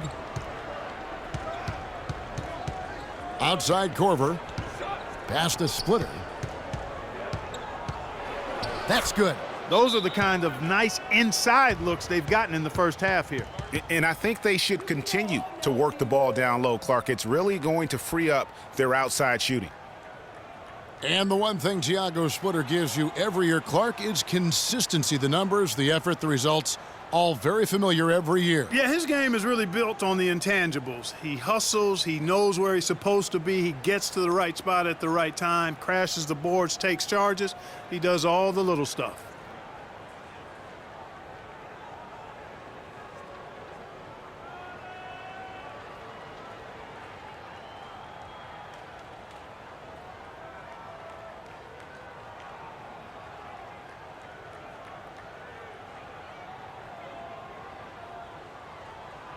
Nikola Pekovic is checked in for the Timberwolves.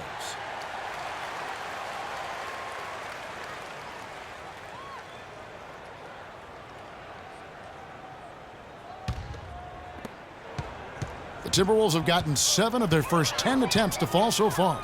Excellent pace to their offense. And for Thiago Splitter, he's been a relatively unsung player in his career, never getting his number called on offense, receiving little recognition from the media, but providing tough defense in the post. He shot over 55%, crashes the boards in the 20 minutes or so a game that he gets. So that's been good enough to really establish a productive career. Here's Teague following the score by Kevin Martin. Splitter misses. 1:14 left here in the opening quarter. Wiggins drives in, and the layup's good off the glass. And now a 4-point Timberwolves lead. You know, of the last 6 baskets, 5 have come on the interior. This is major smash mouth basketball, guys. All about imposing your will offensively, getting exactly the kind of looks their coach drew up. You know, getting back to Splitter, yes, you need superstars to win in this league, but you also need guys like him, guys who put the team first, will bust the gut to carry out their responsibilities on the floor, off the court, and in the locker room. You need all of that to be a championship team. The Hawks trail by 4. The feed to Korver. He dishes it to Splitter. Millsap kicks to Korver. Splitter passes to Millsap. Clock at 4. Here's Horford. Rebounded by Pekovic. That's an unusual, surprising miss for him. Typically, he's good on those inside. Here's Martin, and again it's Minnesota. It's amazing how Martin makes shots like that look so simple. Oh, we've seen some great shots in the first quarter. No shortage of offense. Timberwolves lead by 6. After this break, we'll be back with the start of the second quarter on 2K Sports.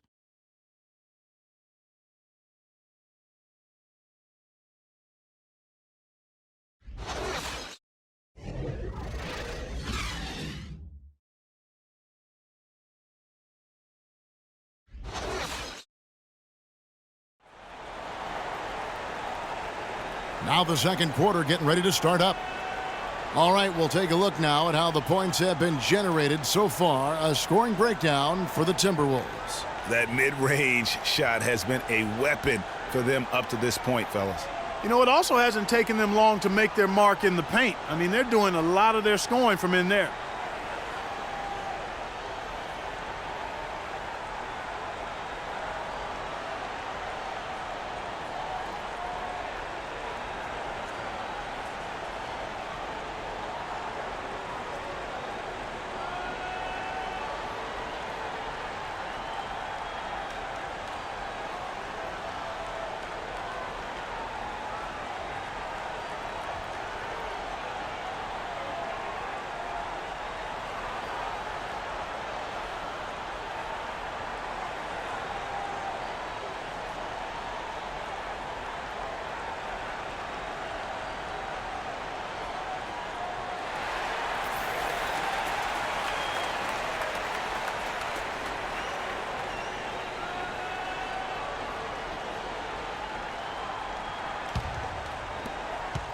The Hawks trail by 6. On the court right now for the Hawks.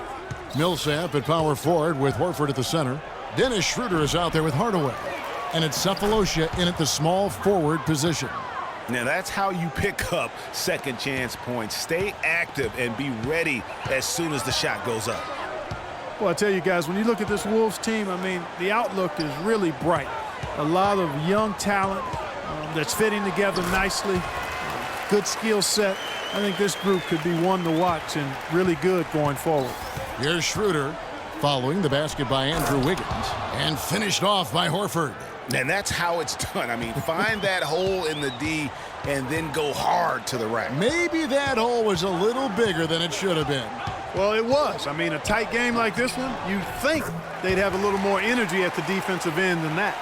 In the mid-range, rarely the hallmark of efficiency in today's NBA, but it is on point tonight. It sure is, Greg. It might be the strongest aspect of their offense here.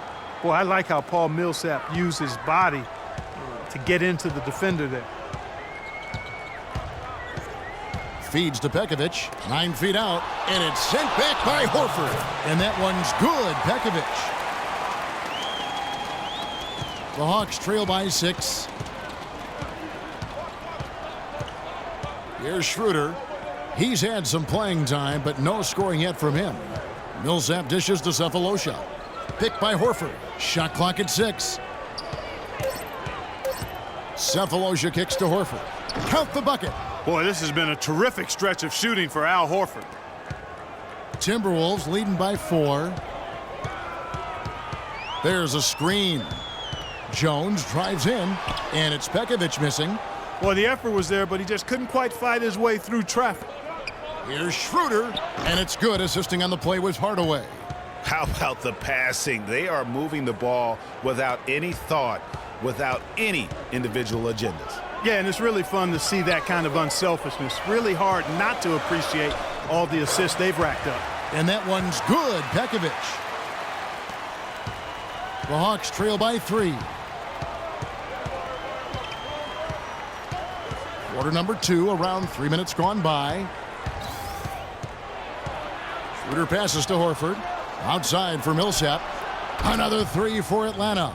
You know, he'll make you scratch your head and throw your hands up as a defender. I mean, you just don't know how to play him. Here's Pekovic. Oh, yes, the turnaround. Pekovic has got 6 here in this quarter. And started hot, and he's only gotten harder. Horford dishes to Millsap. That's in, and he's now 3 for 3 and looking sharp. And Horford, guys, is so dangerous in that pick and roll because he's athletic enough to roll to the rim and finish in traffic, but he can also pick and pop for the mid-range jumper. Puts a lot of pressure on opposing defenses. Here's Schroeder after the basket by Minnesota.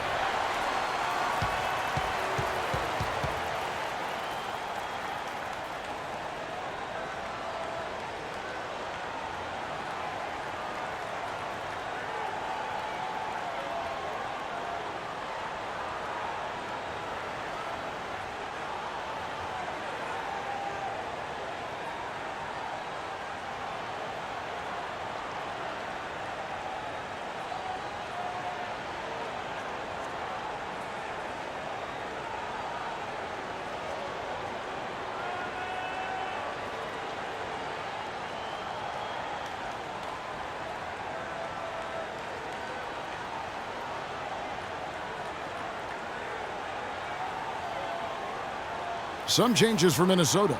Gorgie Dang comes in for Nikola Pekovic, and Levine subbed in for Wiggins.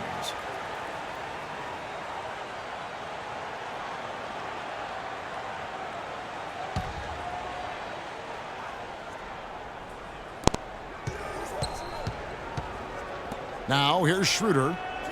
Horford with the screen on Jones, and the officials will call the illegal screen right there.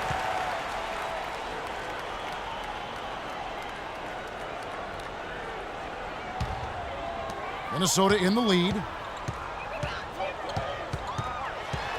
Here's Levine. Millsap with the steal. Schroeder with the ball. Here's Hardaway. No good off the back of the rim. Now here's Jones. He's guarded by Schroeder. Jones kicks to Zhang. Good work defensively by Horford. Now, nice work there to contest the finish inside. You know, they got the shot they wanted, but his defense, deterred them from those plans. Kevin, he's definitely making his presence felt here in the first half. He's been very effective so far. Jones kicks to Muhammad. Zhang with the screen for Jones. Pass to Bielitsa. One up, one down. 2 points with his first shot this game. Yeah, I love the communication and the chemistry between those teammates. Now Hardaway. Quiet so far offensively, searching for his first points of the game. That drops. And guys, you hear about how the Hawks are jokingly referred to as the Spurs of the East. It has to do with their coach, Mike Budenholzer, who's really brought that philosophy here to Atlanta. Now here's Muhammad. Nice touch on the shot from close range. Muhammad's got 6 here in this quarter. I really like the fact that he's getting the touches he needs here after not scoring a single point in that first quarter. With the floater, the 3 from Cephalosha. Another 3 for Atlanta. Well, and for Coach Budenholzer, Greg, he did spend 19 years with the Spurs, so it makes a lot of sense. Clarkie won 4 titles during his time there in San Antonio. And, Kevin, you can really see how he's adapted and brought the motion offense over to this team, and it's worked well for the Hawks.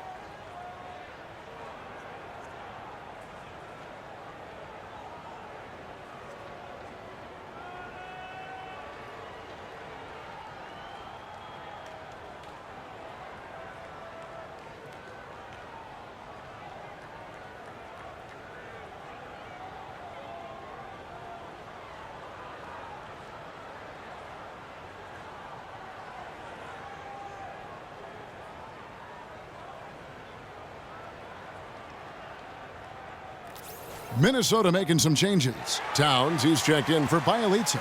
Martin comes in for Shabazz Muhammad. And Ricky Rubio subbed in for Jones. And then for Atlanta, Splitter's checked in for Millsap. Ken Bazemore comes in for Hardaway. And it's Teagan for Dennis Schroeder. Now, here's Rubio. He hasn't scored yet. That, I'm sure, will change. Now, the Hawks moving it the other way. And Bazemore kicks to Teague. To the inside. Bazemore hits the bucket. And it's a 3-point Hawks lead. Not fazed at all by having a bigger defender on him down low. And I really thought he would be. Jam! Just beautiful. And guys, this game won't be close for long if they keep giving up dunks like that. No, it won't, G.A. You're right. A glaring error defensively and letting him get all the way to the basket that time. But it's only 2 points. It was flashy, no doubt, but still, it only counts for 2. 2 is all. And the highlight reel replay brought to you by Kia. Good stuff on that Kia Slam Cam. Kevin Martin on the wing. Covered by Cephalosha. Back to Rubio. Towns sets the pick for Rubio. Down to 5 on the shot clock. That's good. Just such a good shooter from that range. And you factor in his height advantage, it's almost unfair. Now the pass to Splitter. Nice ball movement here by Atlanta. Cephalosha passes to Bazemore. Horford kicks to Teague. The 3. Another 3 for Atlanta. Man, that is not an easy shot right there. He had to get it off over a much taller defender. Yeah, he needed to add just a little more loft on that one because of the size mismatch, and he did it perfectly. And we're through the first half of basketball here, and what's been a good one. The Hawks on top, up by 4. Stay with us, folks. We'll get back just after halftime to start the third quarter. It's the 2K Sports Halftime Show.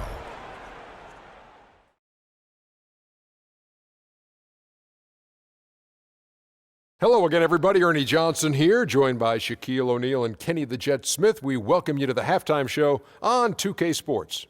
Al Horford putting in some incredible work tonight. He ended up with 22 points, 2 assists, and 2 rebounds. Kenny, what was your take on Atlanta? Well, they were lighting it up from 3, and that was the difference in the first half. They did a good job of running off screens, spotting up, and getting rid of the ball quickly. And their shot selection, solid. How about you, Shaq? What'd you think about Minnesota? Well, it was a huge first half for their bench, a.k.a. the others, played pretty good. When you get a boost like this, it always gives the team a lift. And given how well the others are contributing, we'll probably continue to see more minutes for them in the second half. Starters or not, when players are producing, you got to ride them, cowboy. And that'll do it for now as we send you back to Kevin Harlan for the start of the second half.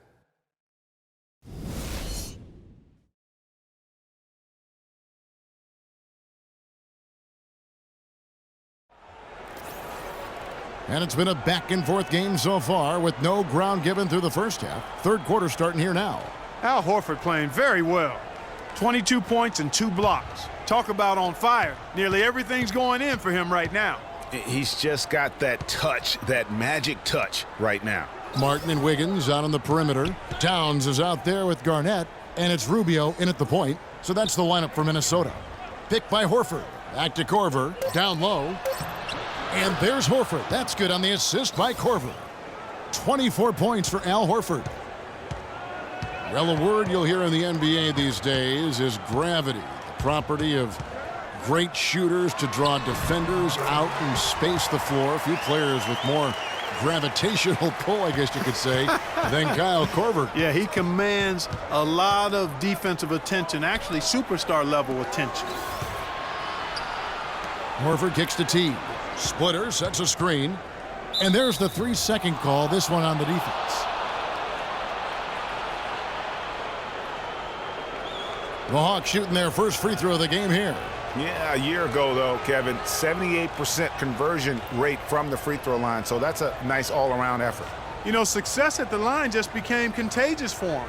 A few guys got on a roll, and it carried over to the rest of the team. The free throws drop for Korver. And Kyle Korver enjoying a career renaissance, if you will, here in his 30s. A former late second-round pick. He's kicked around the league a little bit. He's really found his niche here in the motion offense of the Atlanta Hawks. Splitter, that's good. Nice pass that time. What excellent vision by Jeff Teague out there. And Rubio kicks to Wiggins. Floats one up. Atlanta with the rebound. Millsap's got 4 rebounds now tonight. A little background on Kyle Korver, drafted 51st by the Nets back in 2003. They sold his rights to the Sixers for a little over $100,000 and used the proceeds to pay for their summer league fee. Well, that, and they also bought a new color copier for whatever that information is worth. It might sound like a mistake in hindsight, but I heard that machine is very reliable.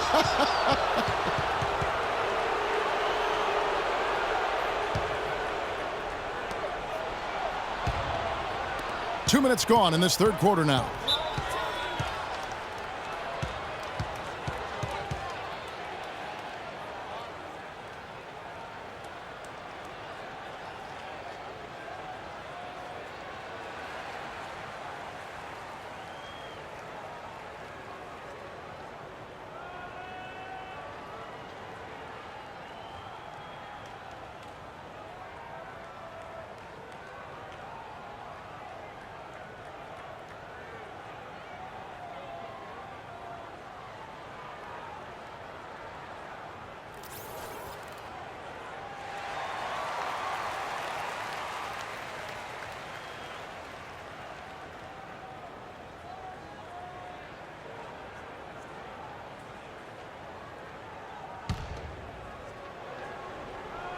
And we're just about 2 minutes into the second half now. Horford double team. Right side Korver. And that comes off the assist by Jeff Teague. Teague's got 6 assists in the game. You know, it's really hard not to notice the difference in the passing of these two teams today. Yeah, it's a stark discrepancy when you look at the assist columns and you see that difference as far as the fluidity in their respective offenses. Atlanta leading by 7. A touch over 2.5 minutes of basketball played here in the third quarter. Really left alone that time. Korver's got his second bucket tonight. Everything working for him out of the half as they've hit 4 of their first 5 shots. And the shot is good. Terrific assist that time by Rubio. Inside. Splitter misses. And that's the way you want to defend. Nice job there. Always important to have that good interior defense. And it's Wiggins missing. Atlanta's gotten off 4 shots from three-point range tonight and buried every one of them. Certainly the biggest surprise last year, Clark, was the play of the Atlanta Hawks. You would have picked them to win the East at the start of the season. Well, they did it, and they earned it. The Hawks didn't have any superstars on their roster, but they won with solid team play. Millsap kicks to Horford. Horford double team. Splitter dishes to T. Clock at 6. And the lead now, double digits on that bucket. And now an 11-point Atlanta lead. And the interior D is really starting to be exposed here. How many layups have they gotten today? And for the Hawks, they did end up with 4 All-Stars last season. As you said, it was all about how they worked together as a team.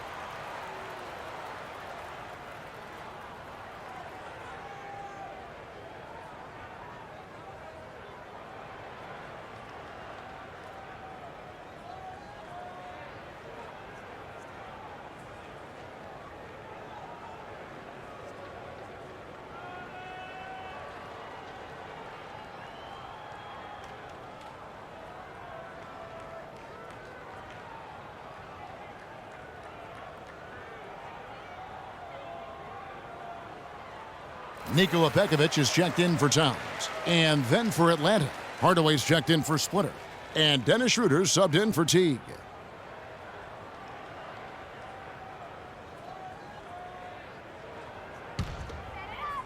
Here's Martin. 12 points for him.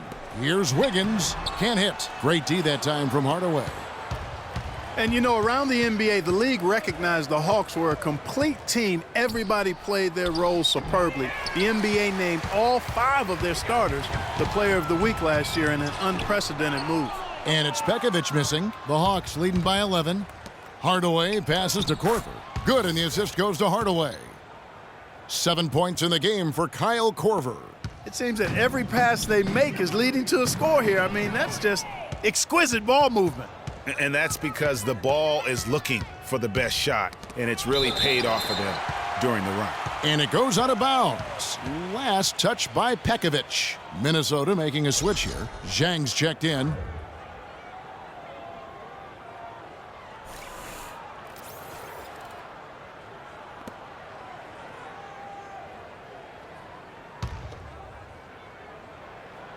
Here's Schroeder.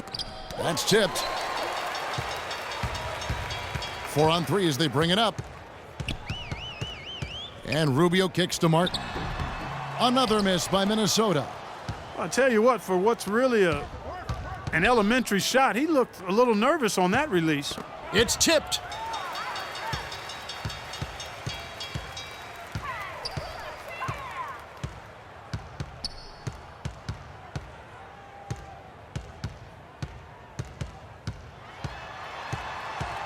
Five on the clock. Looking to end the drought. That doesn't go either for Martin. Very dangerous to leave a guy like that open. Lucky break there for the D. Hardaway kicks to Millsap.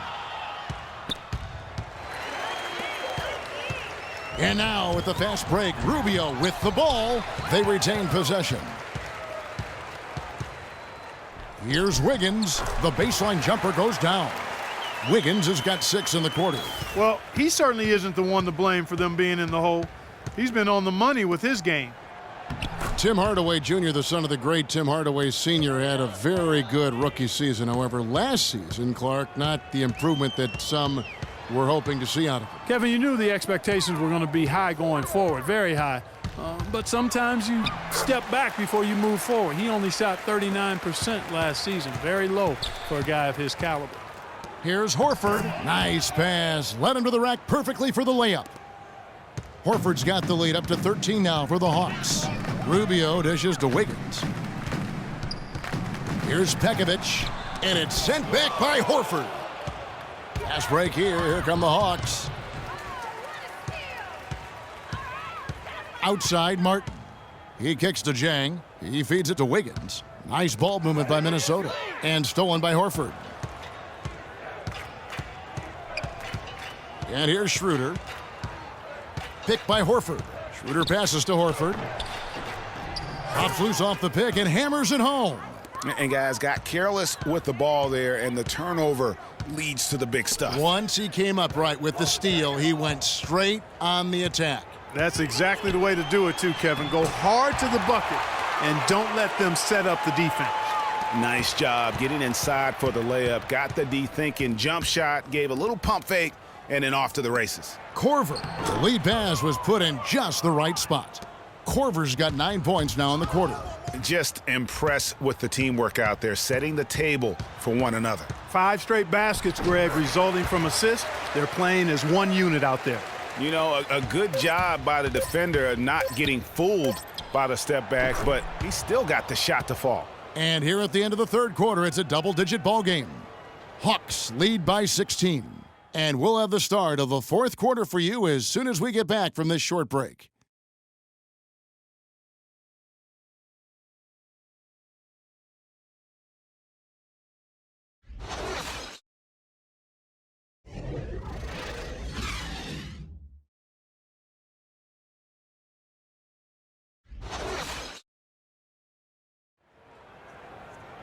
Welcome back as we get ready to start the fourth quarter. Not exactly a nail-biter here, but you never know.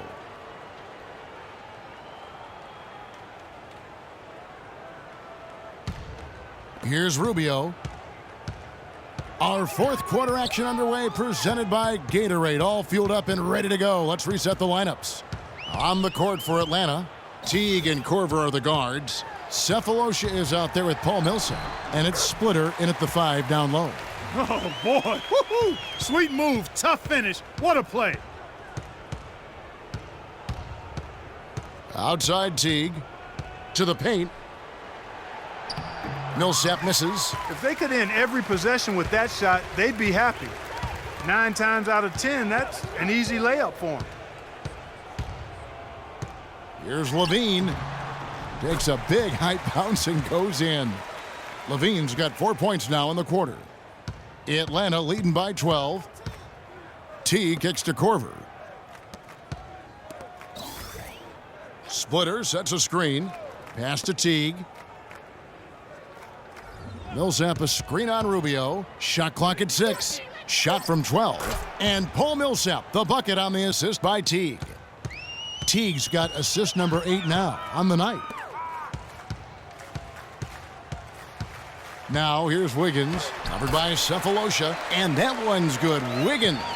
He is pouring it on in the second half, guys. I mean, a much better showing than he had before the break. I mean, that's a tough break for the D. I mean, he took the hit and drew the whistle. Yeah, but he was late to get there, Greg, so the referee couldn't give him a free pass on that one.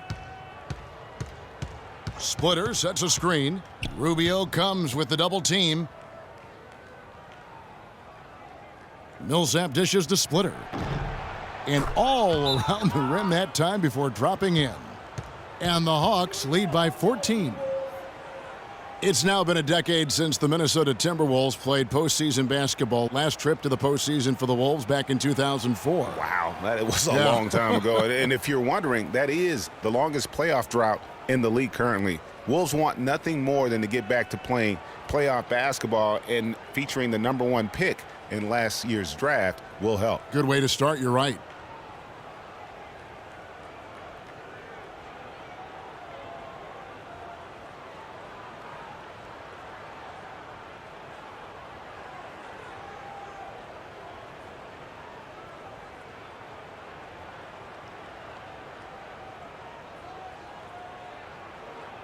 A moment to check in with Doris Burke. Doris? Hi, Kevin. Flip Saunders was just going over the plan with his team.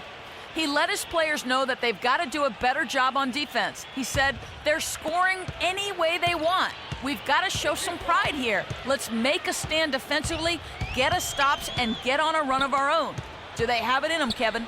Here's Wiggins. The shot is off. And it's the Hawks taking it the other way. And, you know, even though the Wolves have been out of the playoffs so long, you get the sense it won't be too much longer. They've got a really nice core to build around, and I think could be special, especially Andrew Wiggins.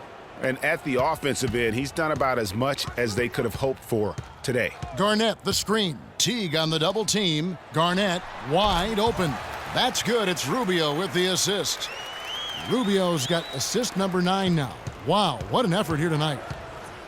And as you mentioned, the Wolves could be back in the playoffs in due time. They are headed in the right direction. Some mistakes have been made along the way, but you have to like their future now.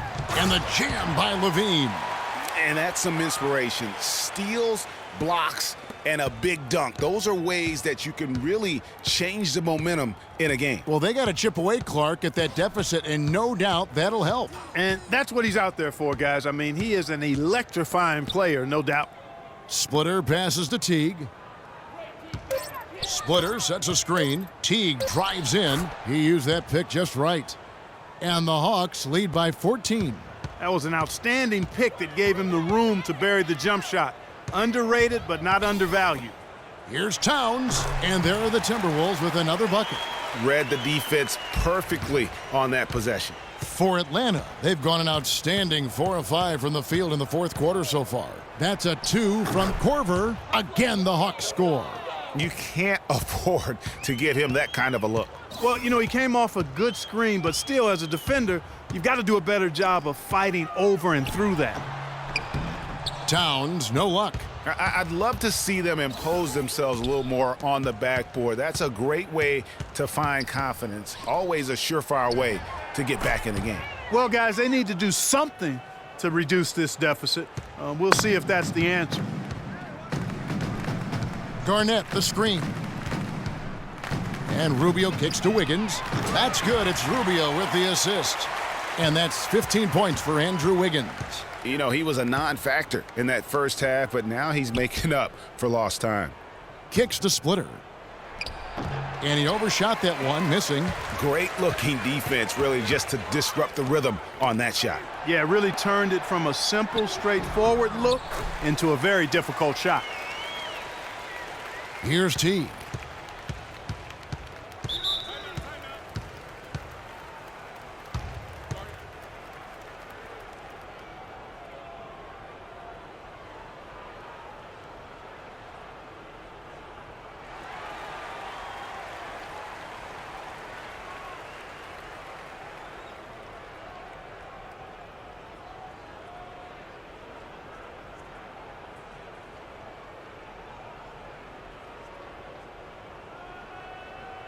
And I think Doris Burke has something for us right now. Doris? Thanks, guys. I got a chance to hear what Flip Saunders was saying to his club. He said their plan was run their offense through Towns. Coach is calling on him to play a big role in the offense for the rest of this game, to really be one of the key guys for them down the stretch. A few late-on-the-fly adjustments as the situation gets more desperate for them. It's going to be a tough hill to climb, guys. And thank you, Doris. Here's Martin, and it's good off the back of the rim and in. Martin's got 20.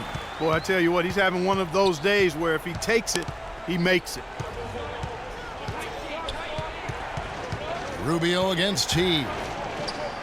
Good for another basket. He's put up 10 shots and made 7 of them. Just carrying the load right now offensively, guys. He is not wasting any chances. From where I sit, Greg, it's a simple deduction. If they want things to be easy on themselves here late, make sure he has the ball. You know, they're not totally dominating the glass, but they're definitely doing enough to keep this lead right where it is.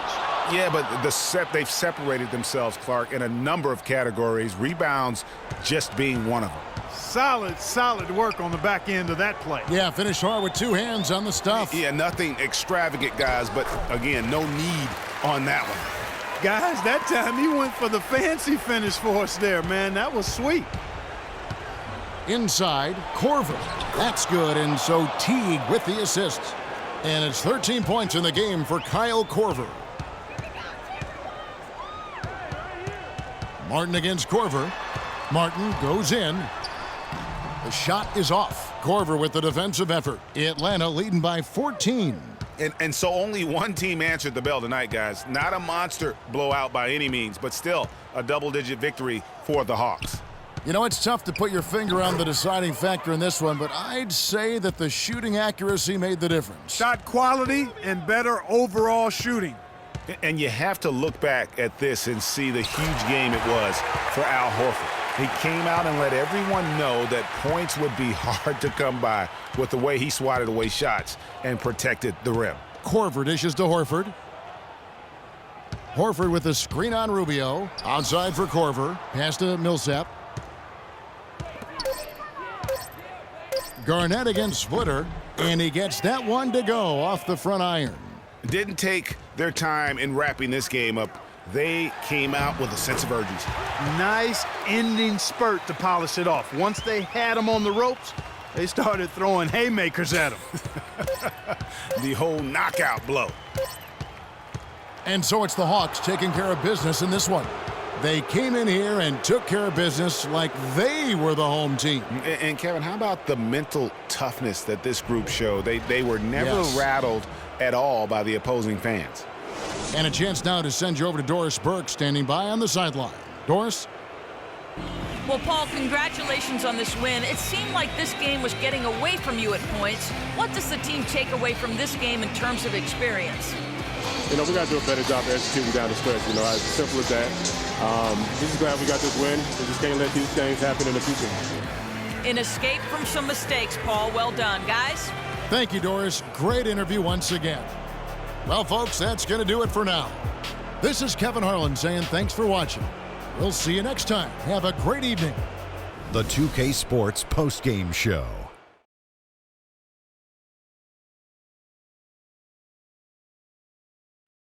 Thank you, Kevin. And now we get a chance to present our Jordan Player of the Game, Al Horford.